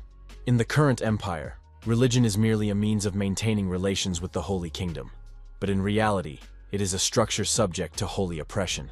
The priest added that at times his life was worth no more than the life of a mere nobleman. Riveston was surprised. The interlocutor speaks as if suppressing doctrines. Even if there is a god in the Empire, their god is none other than His Majesty the Emperor. The priest said that this is the case now, but soon the blessing will reach every corner of the earth touched by humanity. Then they can escape oppression and spread the doctrines on a wider scale. The commander said it sounds like the priest is going to start a new holy war. Riveston added that, unfortunately, the priest was jumping to conclusions. Even a spoon is hard for him to hold. What kind of weapon can we talk about? The priest said that the commander was in bad shape today, so he would go. But I never heard him answer. The priest expressed hope that the commander would be able to fulfill God's will. Riveston thought he would answer this priest differently next time. Our heroes found themselves in the 4th room of the dungeon, where they were warmly welcomed by Fedric. Fedric turned to Mrs. Meljo and said that she and the demon dog would be taken care of here from now on. Meljo got excited and said she really liked it here. The demon queen told her dog that this was the very core of primordiality. It felt like they were in a fairy tale. Meljo added that you could build a whole castle here, and you have to think about how to decorate your room. Fedric was glad it had ended safely. Skeleton remarked that it was worth destroying Knecht for the sake of it. The boss had brought a great watchman with him. It was about the demon dog. There should be enough of him here. Dwincius will do his job. Swallow noticed that this dog belonged to Mrs. Meljo, and she had come up with this nickname for him. Fedric noted that Meljo was good at picking her subordinates, but that she had trouble choosing names. Swallow agreed. It seems that the demon queen doesn't understand what this dog is at all. Fedric assumed that now was just not the right time. But someday she would realize that. Renee informed Mr. Eater that the work on the golem in the 3rd room was complete. The energy source, the magic stone, was charged and hidden in the wall, so that ordinary people wouldn't be able to find it. Swallow noted that this was excellent work. The boss added that Renee had been through a lot and had done fine. The girl thanked Mr. Eater. Fedric thought he'd seen this scene 1,000 times before. These two don't change at all. Skeleton said he refused to watch it and would go straight to the main thing. Swallow wondered, what main thing? Swallow said that if Skeleton wanted to chase him away, he wouldn't leave. Skeleton replied that that was the point. There wasn't a single step outside of the dungeon this time, but there were a lot of events happening. An entire city was even destroyed. The rest of the great and terrible dungeons are already aware of this, and have found the Eater's actions extremely strange. Swallow asked what he was going to be charged for this. Frederick said they would. Skeleton added that Lady Elizabeth Bathory has already been contacted. Other dungeons want to speak out too. Swallow remarked, "It's just awful." Mr. Eater asked when they were coming. Frederick answered that it was today. The dungeon lord yawned and acknowledged, "Home was always good." Bathory wondered if the Eater realized what everyone was doing here. Eater joked, maybe cleaning up for New Year's Eve? Elizabeth Bathory was outraged. What New Year's Eve are we talking about? Did representatives of the dungeons of great evil often gather here? Frederick explained that if we're talking about a gathering like the one in Judaica, it's never happened. They're not that close. Judaica aims to strengthen the bond between the demon kings, and the dungeons of evil are too divided by race and beyond. Meljo wondered, was this really the first time? Then she would be witnessing a historic event. Frederick agreed. A historic event indeed, for he didn't recall the dungeon masters getting together. It means the boss's lawlessness has crossed a red line, and that's no reason to rejoice. It is enough to look at the text of the letter. The letter stated that everyone was heading to the core of antiquity. They did not bother to ask permission or reveal the purpose of the visit. Melju remarked that there was not an ounce of respect in the letter. Skeleton agreed. These cronies turned out to be very unapologetic. Skeleton added that they have a complete lack of manners. Meljo turned to Mr. Frederick. It seems someone has invaded the dungeon. Skeleton asked Melia to inform the others, while he himself would go first to find out the purpose of the guest's visit. The center of the union of the kingdom of the Great Desert. The main trade route connecting all 5 kingdoms ran through this desert. The man in the wagon felt the ground shake. Suddenly the ground opened up and a dungeon emerged. A huge monster appeared from underground. The dungeon took over the entire trade route. People wanted to end the dungeon and reclaim their land. There were only huge insects against them, but with a mighty army gathered from the 5 kingdoms, they should be able to drive these creatures out. However, the insects were stronger, and the humans could not win the battle. The commander didn't understand how insects could have such an army, outnumbering the human army by dozens of times. It seemed impossible. It was a nightmare. The mother of all insects, the lord of the desert, the embodiment of the despair that had gripped the kingdom, appeared from the ground. The boss of the Sandhell Evil Dungeon, Mother Hexabel, said that the monsters hadn't been fully replenished yet. Frederick thought it was a clumsy imitation of a human voice. Among the insect-like monsters, there are those who imitate the voices of eaten humans. Is the monster trying to assess the combat capability of the core of antiquity? Frederick decided he had to take action before the boss came in. The boss showed up and asked what their games were. Renee yelled for Mr. Swallow to wait for them. Frederick told the boss to stay behind. He'd handle it himself. Swallow wondered why. The huge monster saw Swallow and called him teacher. They hadn't seen each other in a while. Mr. Eater is in great shape. Swallow said that Hexabel had gotten even bigger. Hexabel was surprised. How can you say that, lady? What does a teacher do? Swallow asked how Hexabel was doing. Monster replied that she was doing just fine, thanks to her teacher's guidance. Swallow said, her face glowing. Renee and Meljo stood silent, their mouths open in surprise. The boss introduced the girls. This was Hexabel, the former gatekeeper of the ancient core. The monster apologized for not introducing herself earlier and informed that she was from Sandy Hell. Elizabeth Bathory said that Hexabel was the guardian of the Blue Path before she came, and the question about replenishing monsters was asked out of concern for their dungeon. Hexabel shyly admitted that she just didn't know how to say hello. Frederick wondered why his boss hadn't told him before. Swallow replied that he'd been busy doing nothing. It had all slipped his mind. Skeleton said that even if Hexabel is the former gatekeeper of the ancient core and a friend of the boss, she is now the head of another evil dungeon. There's no way they can relax. Hexabel told the skeleton that she was a big fan of his. Frederick was surprised. Why should she be? Hexabel replied that he is unrivaled in swordsmanship. And even though he is a skeleton, he is called the Knight of Doom, the strongest swordsman. It is a great honor for her to meet Frederick. Frederick smiled and suggested that Hexabel make herself at home. The skeleton loudly told everyone that the boss of the other evil dungeon was a fan of his.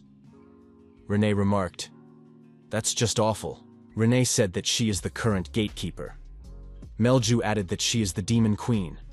She is still small, so she is unpalatable. Renee apologized for the indelicacy and wondered why Hexabel called her the mother of all insects, while she called herself a lady. Did it have something to do with her gender? Hexabelle replied that she was a female. Renee said it was clear to her now. Renee continued her questions. So before her arrival, Hexabelle had been the only woman around Mr. Swallow? Melju said that in her experience in lovemaking, there must have been something salacious between them. Frederick covered the Demon Queen's mouth. Where did Melju get such knowledge from? Renee told Frederick that it was just a parasite. The skeleton tried to calm Renee down. Frederick apologized to Hexabelle for all the chaos. It was just that when they found out that the evil dungeon bosses had decided to pay an unannounced visit, everyone got kind of jumpy. Hexabelle said that she just wanted to see her teacher after a long time. But it was only for her. The Demon Queen stood in front of the cave.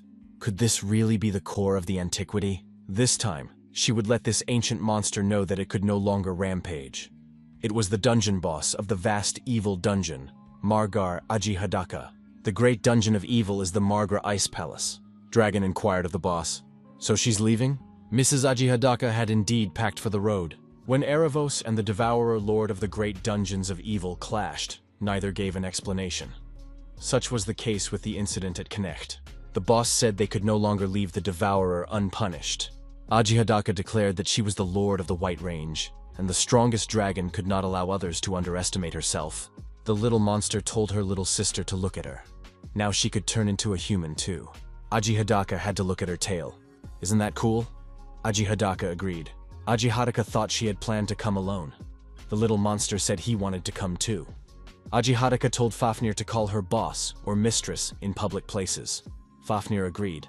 Fafnir told mistress that her tail had gotten smaller. The boss of the other dungeon was outraged. How could he bring a child to a meeting of the lords of the great evil dungeons? Ajihadaka was also outraged. How dare he come to a meeting of lords with such an aggressive attitude? It was the boss of the great evil dungeon, Nirkambal Kurak. Lord Nirkambala seemed like an ordinary orc at first glance, but he had become the boss of the dungeon due to his power. Ajihadaka couldn't believe that she ran into him at the entrance. Ajihadaka said that Fafnir has power far beyond that of a normal dragon. She would not tolerate unnecessary interference from Kurak. Fafnir replied that she would not tolerate such a thing. Kurak replied that in that case they were lucky. However, the Dragon Lord must remember. The orc noticed that losing a comrade could be lost in an instant. Ajihadaka told her sister to stay close to her no matter what happened. Fafnir replied that she obeyed her mistress. Ajihadaka also asked Fafnir to move around on 2 legs. Looking around, Ajihadaka noticed that there was nothing here. It definitely says that hundreds of glaciers, known as cave monsters, swarm in this strange place. Kurak said this is the first time he's ever seen this book. Perhaps they were destroyed by the raiders. Ajihadaka thought, this is a pristine core, not some third-rate dungeon where you can hunt monsters unsupervised. This is clearly a trap. Do they intend to test her, the great Ajihadaka? She will not tolerate such disrespect. Kurak wondered. Were the golems sleeping too? Fafnir asked her mistress if this could be part of their ordeal. The dungeon boss was furious. How dare they? How long are they going to bully her, Ajihadaka?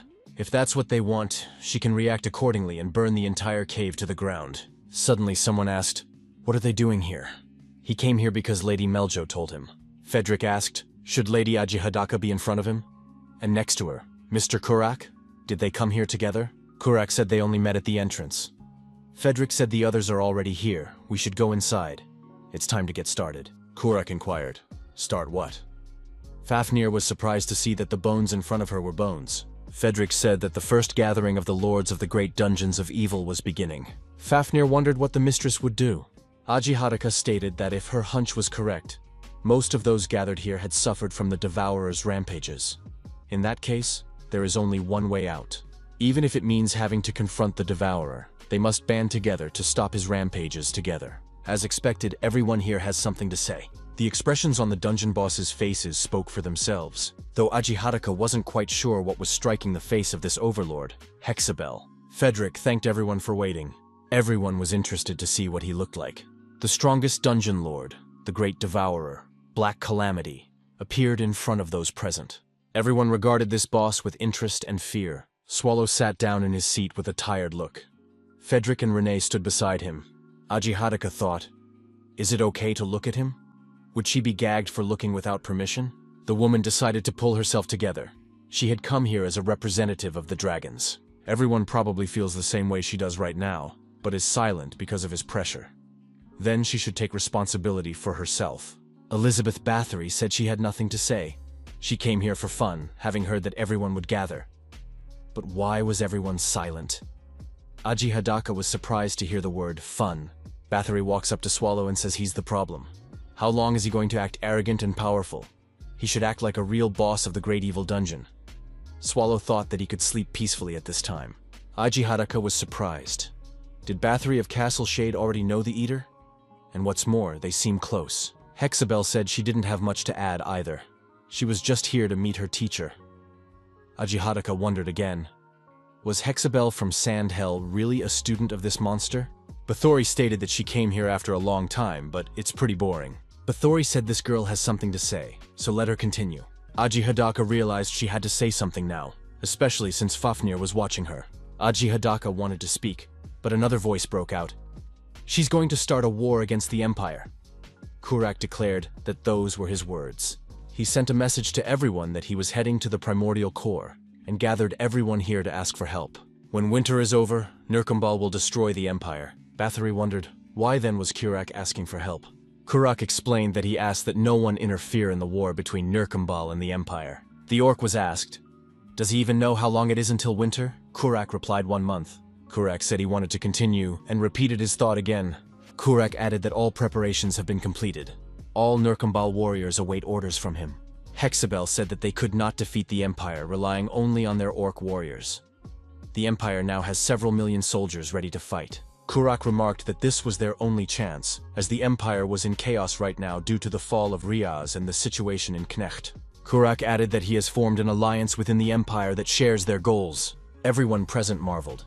Had the orc really allied himself with the humans? Swallow tells Kurak to fuck off if he's going to fight. Eater added that there was no need to breed quarrels in his house. Swallow asked if Kurak might want to fight him. Bathory said she had nothing to talk about with someone who sold her privilege of being a monster. Swallow said he had a hunch it would end this way. Fedric told his boss that he wanted everyone to leave, and he did manage to send everyone away. Swallow noticed that he wasn't the one who had started the fight this time. Judging by the orc's confidence, the alliance he mentioned should be quite strong. Skeleton added that destroying the Empire was their shared dream. However, the boss reacted too impulsively. The boss is the only one who thinks so. Now's not a good time for that, Fafnir asked her mistress. Was the orc really serious about destroying the Empire? Aji Hadaka replied that she too dreamed of wiping out all humans if they crossed the borders. However, destroying the Empire is another matter entirely, and it's not an easy task. Aji Hadaka remembered the orc's words when he said he was pleased to hear that. Kurak warned that the loss of a comrade could happen in an instant. Aji Hadaka thought of Hexabelle and Kurak. Weren't they in on it? She remembered exactly that they had gone off in different directions. It was all the more surprising why they now found themselves together. Southeast of the Empire, Yobaf. The man asked, "Isn't it tasty?" The girl replied that she had lost her appetite. "It's kind of sparse with visitors here, even though it's only morning." Wynne asked her interlocutor how long he planned to behave like this. The man said that the warrior would not bring her comrades back by refusing to eat. Now he understood why Garoth had sent him here. Apparently, the others had left to find Tian. The man noticed that Wynne was interested because he mentioned another warrior. He was sure they had disguised themselves and were hiding somewhere. Wynne wondered if they could even catch them. The man replied that at least they were the ones they could communicate with. Perhaps they would be the ones assigned the more difficult jobs. The man told Wynne not to even think about getting up from the table until she finished. In the meantime, he would go do his job. The chef walked into the room and asked the customer what happened. The man replied that they were looking for someone. They were told that person was here. Did the chef see him? The chef was shown the image. He replied that he had definitely not seen the man, although he was unable to remember all his customers. A melee ensued between the man and the chef. The man said the chef looked a lot like the man they were looking for. The man asked if it was better to call him chef or former hero. It was the former hero, Rushmer. Rushmer said he wasn't quite sure what the interlocutor meant. The man wondered, is the chef really saying this after blocking his stabbing? The man added that they had a request for the former hero. Rushmer said he had to refuse. The man lowered his sword and said in surprise, for he hadn't even voiced what he wanted. Chef said that the Empire had enough seniors already, so they must be trying to get him back on the battlefield. Rushmer advised his companion to go home while they could both still laugh. The man remembered that Garot had warned him that the former hero might refuse, but he was also told what to do in this case, although he doesn't really like this method of conversation. The 36 masterpiece skill, Bloody Mary, was activated. The man introduced himself. His name is Barisk. He is a member of the Order of the Black Wolf Knights. He said he was Rushmer, the chef. There was a sound like steel gnashing. Rushmer was attacked, but it didn't take him by surprise, and he deflected the blow. Rushmer said he hadn't fought like that in a long time, his power control problems making themselves felt. But thank God he didn't put a hole in the wall. Win asked Barisk if he was okay. Barisk asked, treating him more gently. The chef thought that this girl was sitting quite far away. How on earth did she manage to move so quickly? Win said she was honored to meet a hero from the past generation. Her name is Win Historia. Rushmer replied that the great heroine of the Empire was before him. Had she really come to meet a former star? Win said that they had their reasons. The Empire was in a state of crisis. Rushmer knows about Mr. Vern's passing, doesn't he? Rushmer said, so the rumors were true. Win asked if Mr. Rushmer was going with them. Rushmer asked the girl if she knew why he fights with a kitchen knife and not a sword. Because they live in times of peace. Riaz is much richer than any other country. However, the Empire's greed knows no bounds. Young men are sent to their doom under the guise of a dungeon raid. Win asked, is Rushmer really against the Empire's noble mission to raid dungeons? Rushmer said the girl has a discerning eye. She already wants to put him away for treason. Win replied that since Rushmer wouldn't agree to their polite request, she would have to capture him and bring him to the Empire. Win attacked her opponent, but the chef easily dodged. Rushmer said the youngsters are now full of energy. Win attacked again and again to no avail. The girl couldn't understand why she couldn't hit her opponent. Barisk thought it was like Rushmer was fighting a child, not the great Win. Rushmer suggested that the opponent still can't figure out why she's not hitting. The chef threw the girl back with one punch and said her attacks were too predictable. This is probably because of its straightforward nature. But such a simple attack pattern will only be a hindrance when facing enemies of equal or greater strength. Another man appeared in the room and asked, is Mr. Rushmer here too? The chef was surprised. Who is it? The man said he was pleased to meet you. He is the acting commander-in-chief of the Dungeon Raid Union headquarters. R. Edelbrace Gar Riviston. Rushmer realized who had sent the two men. Is Riviston going to change his mind too? Riviston asked Win to leave them alone for a moment. There was something to discuss with Mr. Rushmer. First of all, he would like to apologize for having to be contacted in this way due to the circumstances. He would very much like this conversation to be direct. Rushmer said he had nothing to discuss with His Majesty's subordinate. Riviston assumed that the former hero still harbored a grudge against the higher echelons of the Empire because of that incident. Rushmer assumed that the interlocutor was making inquiries. Riviston said that it was more of a preparation for a pleasant conversation with Rushmer. Rushmer remarked that in that case Riviston should know perfectly well why he couldn't go back to the Empire, and he didn't want to talk about it anymore. Riviston said there weren't 6 of them: Jacob, Brenda, Arnold, Kenneth, Vig, Reinhardt. Rushmer wondered, how did Riviston know those names? Riviston added that there were not 6, but 8. There were 2 others that Rushmer did not know about. The chef asked, is it really true? Riviston replied that he even knew the names of the 2 men. Mr. Eater told the skeleton to do nothing. Fedric recognized that doing the minimum amount of work was the best course of action right now. The boss said that whether the skeleton did it before or after, he would still have to work. Fedric agreed, but if he worked after the fact, he would be praised more strongly. Fedric couldn't believe that his boss could come up with such a productive thought. Swallow said he'd rather enjoy the happiness of the present than chase an uncertain future. Skeleton admitted that the boss had a point. Fedric added that he's going on hiatus right now for his true happiness. Skeleton suggested starting by repairing the dungeon and called it maintenance. The first and second rooms are still empty. The boss remarked that the place was perfect as it was. Swallow couldn't believe it. Did Fedric really want him to look around all the rooms? The boss didn't agree to listen to vacation requests. He'd definitely tear the skeleton to shreds as soon as he turned his back on him. Fedric saw the boss again and said he finished earlier than expected. Or did the boss, as usual, do the work after his sleeves? The boss replied that he had discovered the problem earlier than expected. The skeleton wondered, what problem are we talking about? Swallow explained. The problem is with the food storage. It's empty. Before Mr. Eater bowed and apologized. Melju wondered if the monster traders had come because of food supply problems. Fedric confirmed. The great and terrible dungeons are different from the ones that merchants seek out for goods. In their case, it's more of a symbiotic relationship that goes beyond a simple market relationship, as they care for the leprechauns. Mr. Eater asked where North was now. Melju wondered. Did Mr. Eater really know all the members of the trade group by name? Skeleton explained that North was particularly competent among the leprechauns. The boss was quite impressed with him. The trader reported that a few days ago, there was a supply raid against most of the trade groups. The boss inquired who had done it. The merchant stated that it was a group of orcs. Frederick suggested that it might have been Nirkumbal. North said he wouldn't let the orcs take it all.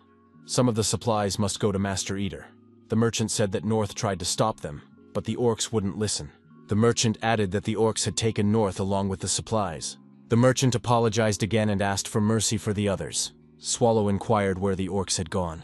The situation had gotten much worse. He didn't think orcs would attack monster traders for war supplies. Frederick said it's still possible to get the food back, but the problem is North. Swallow asked the merchant to take him to the orcs. Frederick asked if he should go with the boss. Swallow replied that he could handle it himself and show him what happens when someone steals someone else's food. The small wooden buildings in the winter forest are an orc settlement. The orcs were preparing food and discussing matters of the day. If the merchant had given the food right away without too many questions, there wouldn't have been a problem. But he said that the food was for the great and terrible dungeon. The old orc wondered, did these two really believe his words? Are they really such cowards? He suggested that instead of stealing supplies, seek cooperation by avoiding conflict with other great and terrible dungeons. The old orc told the commander that now was not the time to be an obedient boy. They were about to have a war. Even if they encounter other great and terrible dungeons, as long as he, Gakundar, is with them, there is nothing to worry about. If they want to fight, they'd better bring that ancient monster from the core of creation. A merchant appeared and asked if the orc was sure he wouldn't regret his words. There was someone else standing behind the merchant. The orcs realized that the leprechaun who had escaped was the one in front of them. But who is this one with him? The merchant said he was here to bring North back. The orcs wondered, had the leprechaun brought only one merchant with him? The peddler shouted loudly, "Where is North?" The orc leader said to bring that guy with the beard. However, this leprechaun is very brave if he wasn't afraid to come here. He will be rewarded. The peddler resented what had been done to the old man.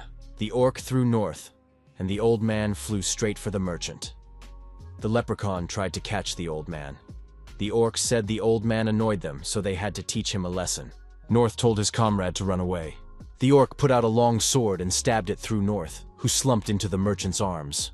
The orc said the old man was already good for nothing, and could be thanked for putting him out of his misery. The orc explained that it was the price for challenging and mentioning the primordial core. Suddenly, a huge hole appeared in one of the orcs and it shattered into pieces. Mr. Eater told the head orc that he shouldn't have done that. He only wanted to issue a warning for stealing food and bad words about the core of the primordium. Swallow added that that stupid orc shouldn't have done that to North right in front of him. The orc thought, was there really an ancient monster in front of him? So the old man was telling the truth? The orc shouted that he needed a teleporter. He didn't want to die here and needed to survive for a greater purpose. Swallow asked, wondering which teleporter we were talking about. Did the orc really think he was the smartest? The orc told the caster that he had asked to teleport him, not to move the commander here. Custer told the commander he could explain everything, but those were his last words. The orc, the lord of this dungeon, has destroyed a comrade in arms and admitted that it was his mistake. His stupidity led to his subordinate's insolence. He is ready to take responsibility. Mr. Eater wondered, who here is talking about responsibility? He liked that word, and he had a great idea. Kurak said he could destroy the empire in just 1 month. Kurak must bring him 20 times more food than they had lost. The deadline is 1 month, or better yet, 3 weeks. Kurak thought this was absurd. Where would he get such a large amount of food?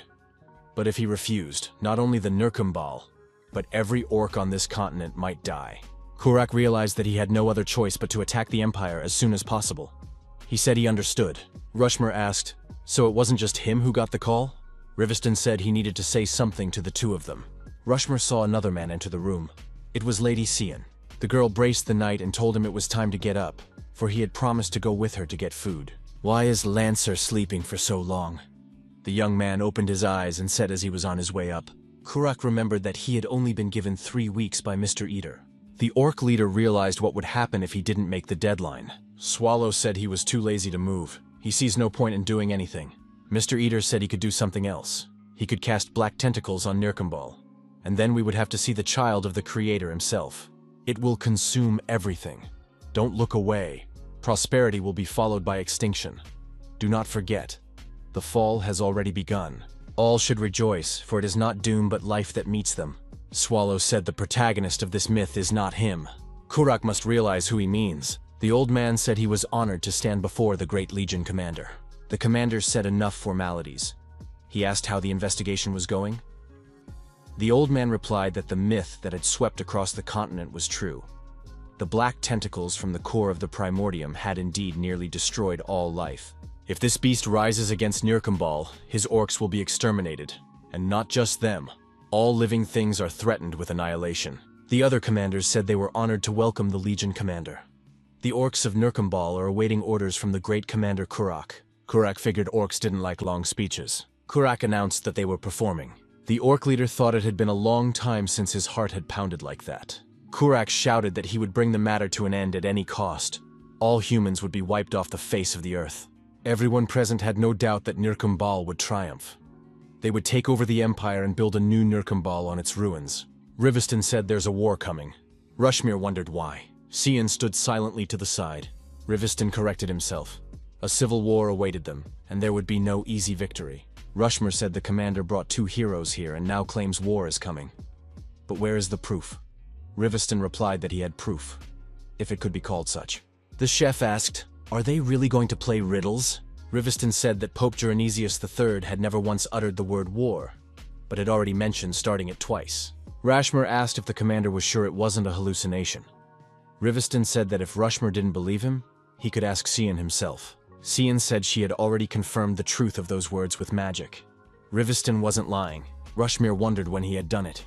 He hadn't even noticed him casting the spell. Rushmere said he's not here to listen to different jokes. The bandage on the commander's face deflected, and it became clear what had happened to him. Rushmere scrutinized Riviston's face and wondered, did the Eater do this? The officer asked that Sir Rushmere calm down. Riviston said he had not forgotten his promise. The commander held out the envelope and said there were 2 names listed there that Rushmere did not know about. He also gave the context of the incident, so the final decision was Rushmere's. Chef apologized for letting his emotions get the best of him. Riviston said there's no need to apologize. He knows what happened and understands everything. That anger is justified. Rushmere said we can get to the point. What are they required to do? Riviston reminded us that war is inevitable. The moment to prevent conflict had long since passed. He would like these 2 to side with the Empire in this civil war. Cian expressed doubts that the Pope had the strength to lead a coup. Rushmere said he thought so too. Rushmere said that if it was treason, then we should destroy him and be done with it. The commander said they weren't sure exactly who he was in alliance with yet, so it's not likely to be a wise decision. If outside forces have intervened, the death of the Pope won't change anything. The war will still happen. Riviston said it was just a request for military support. Rushmere said he was definitely not going to side with the Pope. Rushmere looked at the departing officer and thought it was a strange man. Riviston said that the 2 men were not very close. Rushmere confirmed this, for he always preferred to work alone. Besides, they were usually sent on different assignments. When things calmed down a bit, he was too busy mentoring Vern. Riviston said Vern died in the raid on the Eater. It's a familiar outcome. Riviston said he had a request regarding him. The commander clarified that he was talking specifically about the Eater.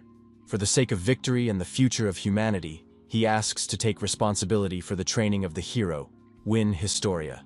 Rushmere wondered, what was the point if the Eater couldn't be defeated?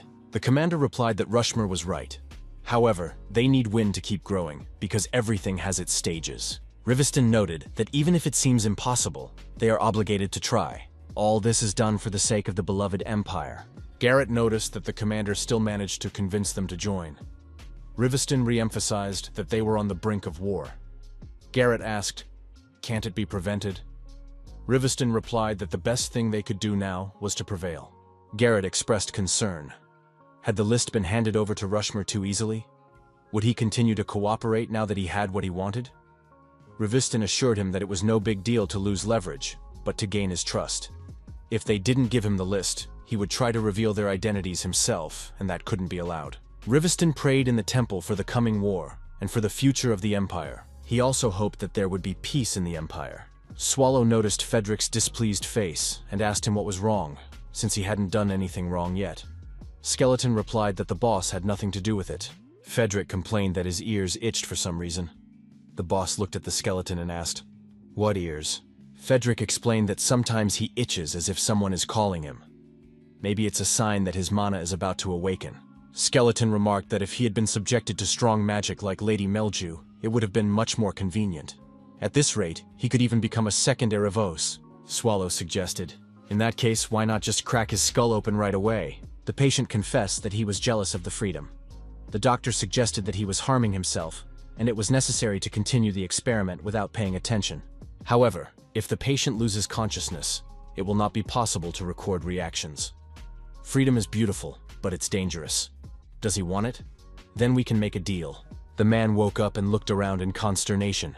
He was sitting on a bed in a dark room.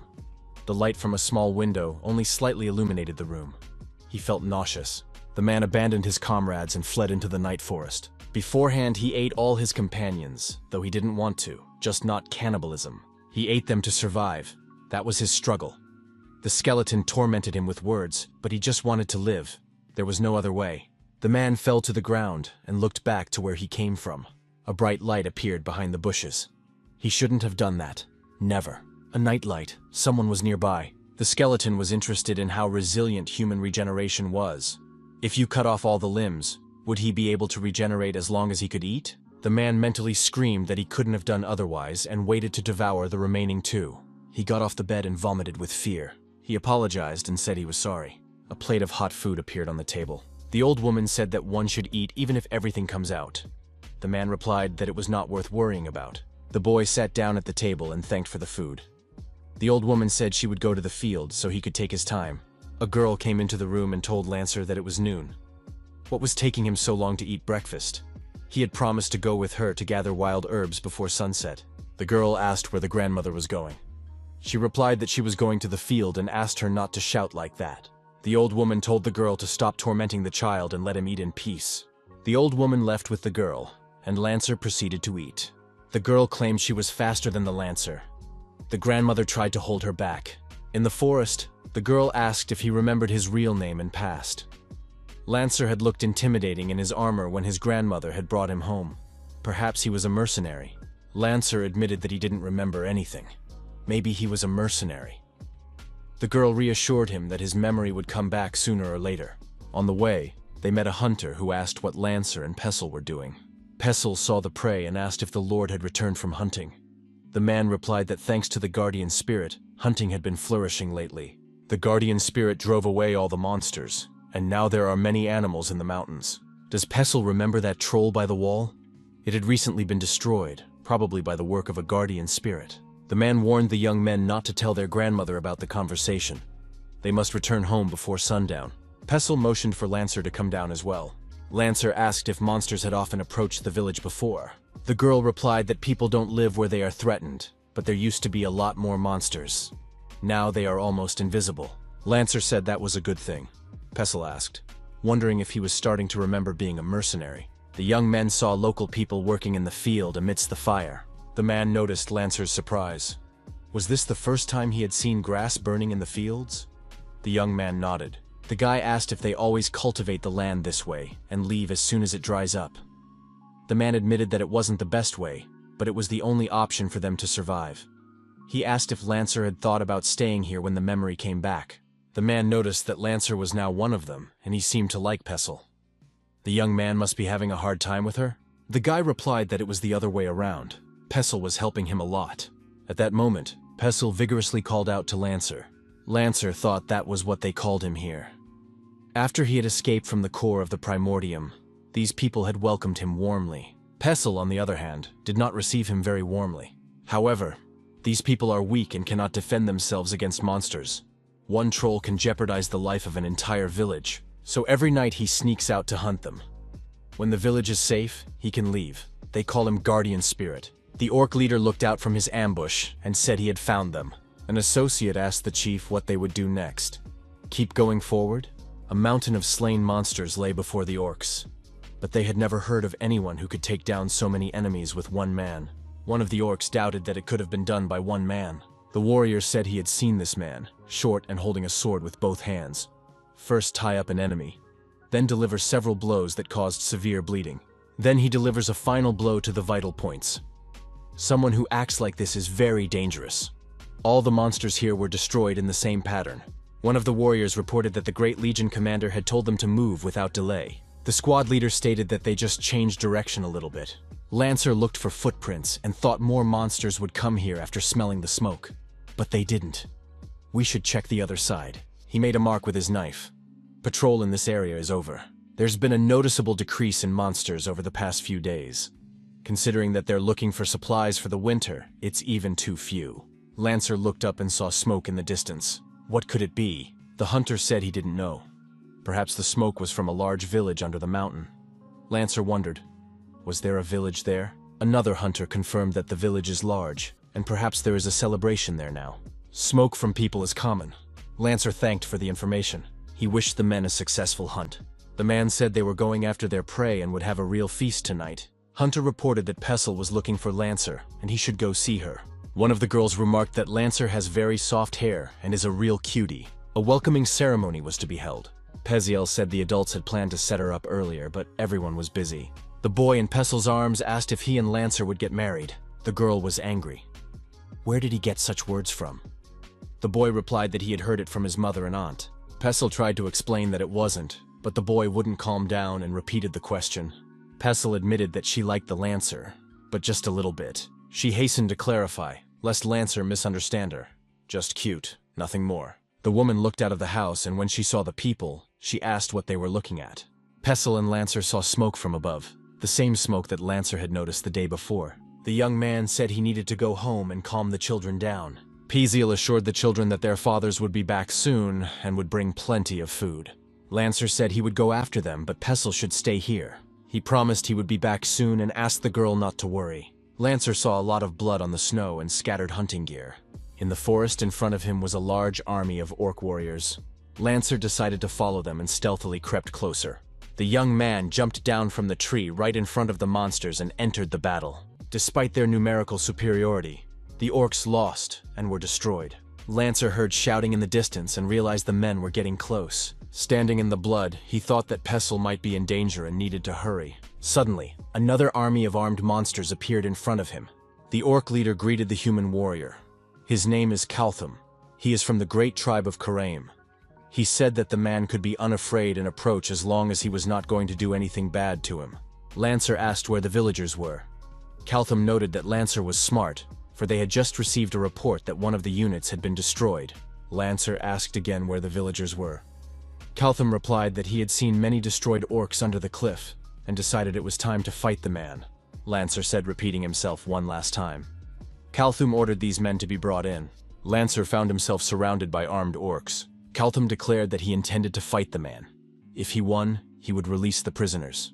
Lancer saw Pestle among the prisoners. That means she's alive. Lancer drew his knives and asked what the orc was waiting for. It was time to take a fighting stance. Kalthum replied that he liked it. The orc rose to his full height and roared loudly. The duel begins. Kalthum was stronger, but couldn't touch Lancer. Lancer constantly wounded the orc with his knives. The young man accelerated and jumped on the monster, trying to climb onto its back. Lancer ended up on top and swung the knife to deliver a blow to the head. He slid the knife in and pressed to sink it deeper. However, the knife broke. The orc said that in battle you have to be unpredictable. You have to know both yourself and the enemy. The orc added that he had taken into account his experience at the foot of the cliff. He wore a protective helmet on his head. Lancer thought the armor was too strong and wished he had a proper weapon. Lancer wanted to jump, but the orc grabbed his leg and said they were having a fair duel. Did the man decide to run away? Lancer was injured and fell to the snow. Kalthum said the man had entertained him more than he expected and was one step stronger because of him. Kalthum added that now, as agreed, he could cut out all the people. Lancer thought he had to save Pestle and the children. Kalthum ordered his subordinates to quietly dispose of the prisoners. They would go for food anyway. Kalthum looked at his wound and said he was impressed. How could one inflict such a thing with a wretched weapon? Now he wouldn't be able to use his left arm for a while. Pestle was worried about Lancer's well-being and kept repeating his name. The young man opened his eyes and saw a green-haired girl in front of him who said, Nephrim. The girl said that Nifrim manages to sleep for a long time after such experiments. The boy was surprised. Sylvia? An audience member asked what was being experienced with him today. Sylvia replied, looking at Nifrim, and immediately wanted chocolate. A guy said he was craving hard liquor, and another added that he'd eat stew from the Drip Bowl Tavern. The girl stated that she would have eaten fresh bread with a heavy layer of fruit jam, while someone wanted a whole roasted boar. Someone asked what Nifrim would eat. The guy replied that after the experiments he didn't feel like eating at all. Nifrim promised to do everything he could to get them out of here and eat to their heart's content. The monsters were perplexed that he was still alive.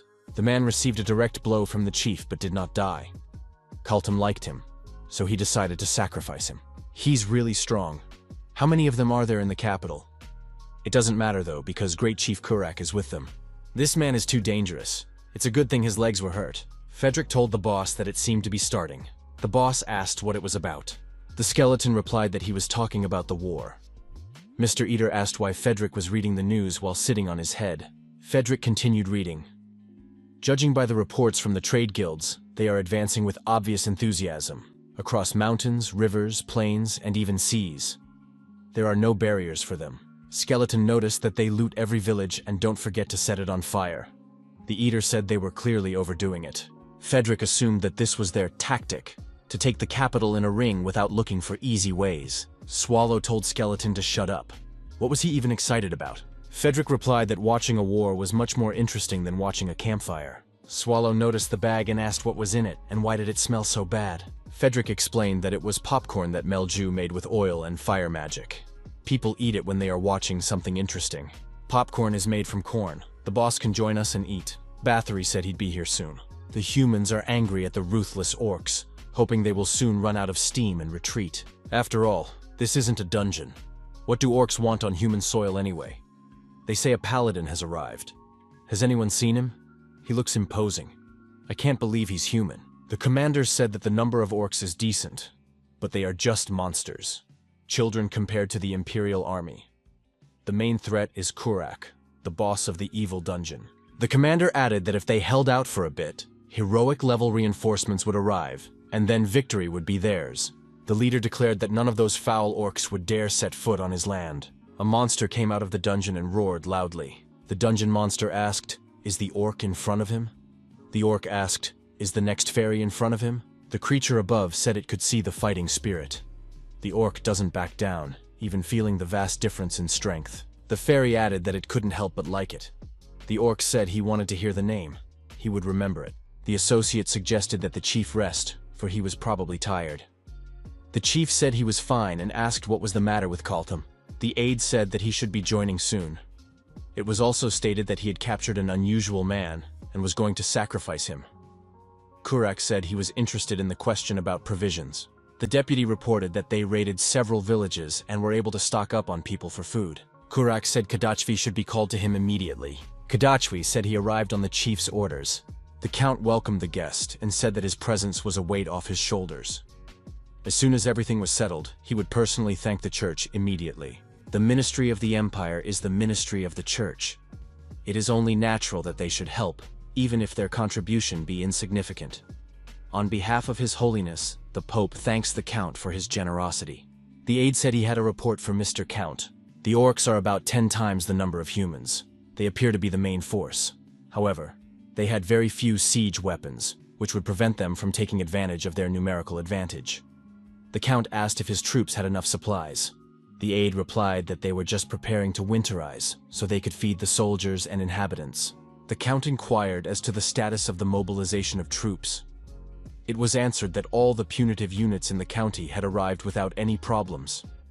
Among the warriors and common people, rage against the orcs is boiling. Morale is stronger than ever. The Count stated that to justify their fighting spirit, they must win. They only need to hold out for a week. Then the Empire's strongest unit, the Red Spear of Roa, will arrive. The aide asked the Count, did he have to wait at all?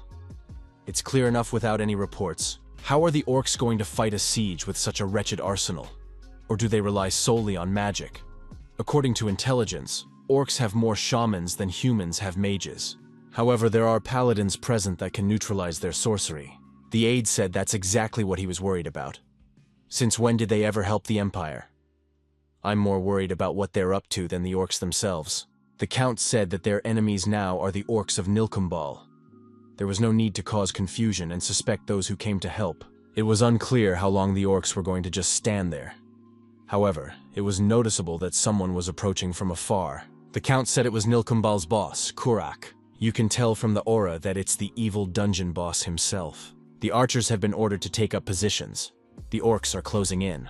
Mages should prepare spells and prepare to fire on signal. The order came to raise the shields. The Lord's safety is paramount. A sentry reported to the Earl that something was amiss. Kurak is followed by just one orc, and he conjures. The men clutched their heads. They could hear this orc addressing them. The voice amplification magic was activated. The orcs said their bravery was commendable, but they would not be able to stop Nilkumbal's advance. Kurak asked, "Do people really hope that they can hold out just a little longer? Do they really think they can win and raid? It is precisely because humanity cannot awaken from its pathetic dreams that it is doomed to perdition." Kurak said he would snap the men out of this dream in half a day and kill every last one of them. The commander was indignant. What is this pathetic orc saying? He himself lives in rosy dreams. The Count didn't understand how he could be so sure. After all, the ringleader would not throw around words. It was obvious that he was absolutely serious. But why? Had he been waiting for something all this time? What did they miss? The Count ordered everyone to be on guard. After all, the boss of the evil dungeon himself was speaking before them. There's definitely some intent behind his words. We can't let our guard down. Suddenly, the Count was attacked. His body was pierced by a spear. Blood rushed in different directions. A ruthless orc who was behind the commander's back stabbed him with his spear. The orc said that His Holiness was right. The Earl was too smart. Starting with an attack on these lands was the right thing to do. The wounded commander said that there were some damn traitors in their camp who dared to go against the Empire. The orcs need to be stopped. It's teleportation magic. They are going to move their troops right inside the domain. However, it was too late. The holy war was beginning. The wounded lancer was in a wagon behind bars. He was told that humans destroy each other, but they don't eat human meat themselves. Why are they so strange? A man must eat, for he has yet to be an offering for the chief. The orc asked, "Why is the man looking at him? Does he really want a challenge with a body like that?" The orc told the man to eat or his patience would run out. Lancer said he wouldn't eat for anything. The wounded young man thought he would just die. Under no circumstances would he eat it. The orc lifted the young man above the ground and asked, "How long would he be stubborn?" The orc said that in that case he would feed him himself and began to poke the meat in Lancer's face. The orc said not to be stubborn or he'd die. And if he continued to starve again, he'd have to shove it down his throat. The man seized the opportunity and pounced on the expecting orc. The orc was surprised. How could this be possible? Lancer was on his back and continued to strike at his opponent's head. The doctors reported that they had finally succeeded. The regeneration was successful. Does Nifrim feel anything strange? Nifrim said his arm recovered in a second. The doctors noted that this is great. With this method, they will be able to mass-produce invincible soldiers. The doctors advised Nifrim to just swallow it, without forcing them to help him. The doctors explained that he had to take the food to activate the ability. To fully activate it, he would have to eat this particular meat. Nifrim didn't understand why he had to eat this particular meat. Lancer stood on the defeated monster. The orc's body was bleeding. The other guards were puzzled, for this guy's legs were injured. How could his legs grow back? It seemed impossible. Lancer shouted loudly and lunged at the other orcs, striking them. The orcs swung their weapons but could not stop the man. Lancer was fortunate and quickly dispatched his opponents. After a while, all the orcs were defeated. None of those who were nearby escaped the massacre. The new orcs who had arrived looked at the man and said that he was a walking undead. A normal human would not be able to do such a thing. The magicians have been ordered to practice sorcery. No power can be wasted without Caltham's permission. Lancer felt the effects of his powers waning, but he really wanted to avenge the residents. Every single one of them. Lancer was loaded with the rest of the men to be sent to the main army. Melju told her dog that the handsome men were hauling luggage. And once upon a time she had many acolytes too, though you couldn't tell that now. The Demon Queen thought maybe she would one day regain her glory. Melju said that Dwoncius had been unfriendly to her lately. Has he grown tired of her? Fedric asked the Demon Queen what she was doing here. Melju asked why there were so many extraneous monsters entering the dungeon. Fedric replied that he didn't like it either, but they weren't enemies. No one can object to the boss.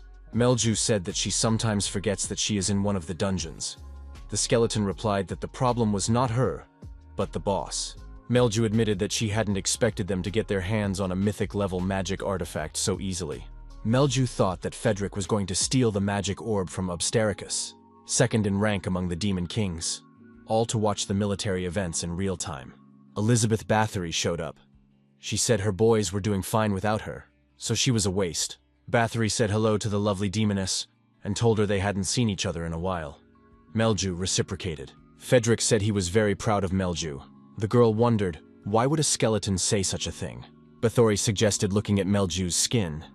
It's a sight to behold. Meljo didn't understand what was going on. Fedric explained that Bathory had come in kindness, so it was logical to return the favor. Melju repeated again that she didn't understand anything. Why is she being told this? Bathory said that if the skin is like that, then the stuff that flows inside is also perfectly clean. Elizabeth Bathory stated that a deal is a deal, thanked Fedric and said she was taking it away. Meljo didn't understand what the deal was, or where it was being taken. Bathory asked at the mirror, "Swallow, should I take everything else to room 4? She'll be staying there for a few days to entertain herself." Fedric doesn't mind, does he? Bathory said that even the smell from Melju was pleasant. The Demon Queen was outraged. After all, she had even made popcorn for them. Bathory added that they have to share a room for a few days. They need to get along somehow. Melju called Fedric a shameless bonehead and declared that she cursed them all. Bathory said the mirror only activates when she's around, so she'll quickly taste-test it and come right back. Melju screamed for Fedric's pelvis to fall off. Fedric asked Duenadius not to look at him like that. He was sad himself. Bathory inquired, "What is it?" The skeleton replied that it was popcorn. Melju made a whole mountain of them, and they are eaten during the spectacle. Bathory wondered where the carcass was now. Fedric pointed to Mr. Eater's huge paws peeking out of the popcorn. Swallow asked why Elizabeth had come again. The woman replied that Fedric had called her.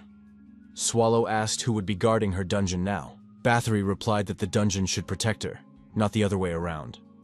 Swallow thought that sounded quite logical. Bathory made herself comfortable in a chair peering out of the popcorn. The woman wondered if Swallow had decided to just watch from the sidelines. The Eater said the Imperials have been really annoying with their raids lately. It's annoying. He didn't like Kurak as it was, and now they could fight among themselves. Bathory asked why Swallow had given the orc a deadline of 3 weeks. Swallow replied that he was just wondering how far Kurak would be able to go. Swallow asked where Renee was now. Skeleton replied that she had gone to comfort Melia. Bathory tried to figure out what was on his mind. Was it really all for some kind of food and amusement? Is he really acting out of curiosity? Swallow said popcorn is fine to eat as long as you ignore the foul odor. Bathory kept trying to puzzle out if there was some deeper agenda behind this. Swallow wanted to see how Kurak would cope, and Bathory wondered what the Eater was preparing for. The woman decided to stop these musings, or her mind might have boiled. The duty officer ran into the room and gave the urgent news. The situation was critical. The duty officer shouted that Felstein had fallen. The commander was surprised. The battle had lasted less than 5 hours. It seems that if this continues, they will quickly reach Riaz as well. The commander-in-chief was asked what the future plans were. Red Dragon Squad Commander Cart stated that he would lead the suppression squad and look into the matter. Riviston responded that he was not giving permission. The situation on the battlefield is extremely difficult. He doesn't doubt Karth's ability, but with his current strength, he can only buy a little time. They may be orcs, but they are warriors of the great and terrible dungeon. There's a good chance that the Red Dragon Suppression Squad won't be able to withstand it. Karth replied that the commander may not trust him, but he himself has faith in the commander. He is confident that everything will work out the way the commander wants it to, so he is ready to go forward. Karth added that he is acting for the future that the commander envisions. Riviston agreed and authorized the use of Nixir's Red Dragon unit. Karth rejoiced. Now it was a different matter. He reported that the Red Dragon Squad was moving out. Riviston expressed hope for their safe return. He thought that Pelstein was not a fortress that would fall in half a day, even under the onslaught of superior forces. It seemed that the enemy had finally made a move. The man said he was already afraid his dad wouldn't show up. The move was so flawlessly placed you had to believe it. How fortunate that he'd taken the path of betrayal for power. But more importantly, no one knows why they're still alive, and why he isn't doing anything about it. A man from the magical community came to see the commander. Riviston asked if everything was ready. He replied that everything was ready and they were ready to move out. The man added that here you can remove the hood. No one is hostile. Mass production has been established. as requested by the commander. He asks what to do with the captured papal rat. All the important information was taken out. Does the commander still need it? Riveston says the magical community will find a use for it. This man is no longer the man he used to be, but was once called Daddy's right-hand man. Riveston said they could use it for its intended purpose, and the interviewer wanted to make the moment dramatic. Riveston figured they now held all the cards to get Daddy to reveal himself. The whole operation is just a play designed to capture a collection of 36 masterpieces. The only way to destroy the Eater is to use the material from the meltdown and create an apocalypse for Win. Riveston thought that many citizens of the Empire would die, all because of him, because he had started this war. He's going to hell for this. The interlocutor was startled when he saw the condition of the commander. Riveston, bleeding, fell to the floor. The man promised to bring painkillers. Riveston thought that monsters like him had no place in this world. He doesn't need monsters like that. Necessary evil? What's good about him? What does the world really need? A small but bright ray of light. Rushmore said that if Win dragged him out at night to practice, she should get ready. Win replied that she thought it sounded like Riveston was calling her. Rushmore asked, did she think he would be able to yell so that he could be heard from here? The girl has to focus. He noticed that she still hadn't hit once. The teacher said she had one more try. Win tried to attack again. Elizabeth Bathory said, did Swallow really think I would watch this in silence? Frederick replied that in such a situation, even the boss had to be a little pissed off. When he said he had allied himself with humans, it seemed like he was talking about a hostile nation, or mercenaries. Bathory thought that this orc had forfeited the right to bear the title of monster. By joining with a religious order, he had overstepped his bounds. Swallow wondered, what's the big deal? He just messed with people. The great and terrible dungeon, the ice palace of Margar. The aides welcomed Mrs. Welcome back and said they had been waiting for her for a long time. They asked how the meeting had gone. The lady said it had gone fairly smoothly. The Eater wasn't going to interfere, but a new problem had come up. The head of the dungeon stated that the problem is quite serious. Hexabel sided with Kurak.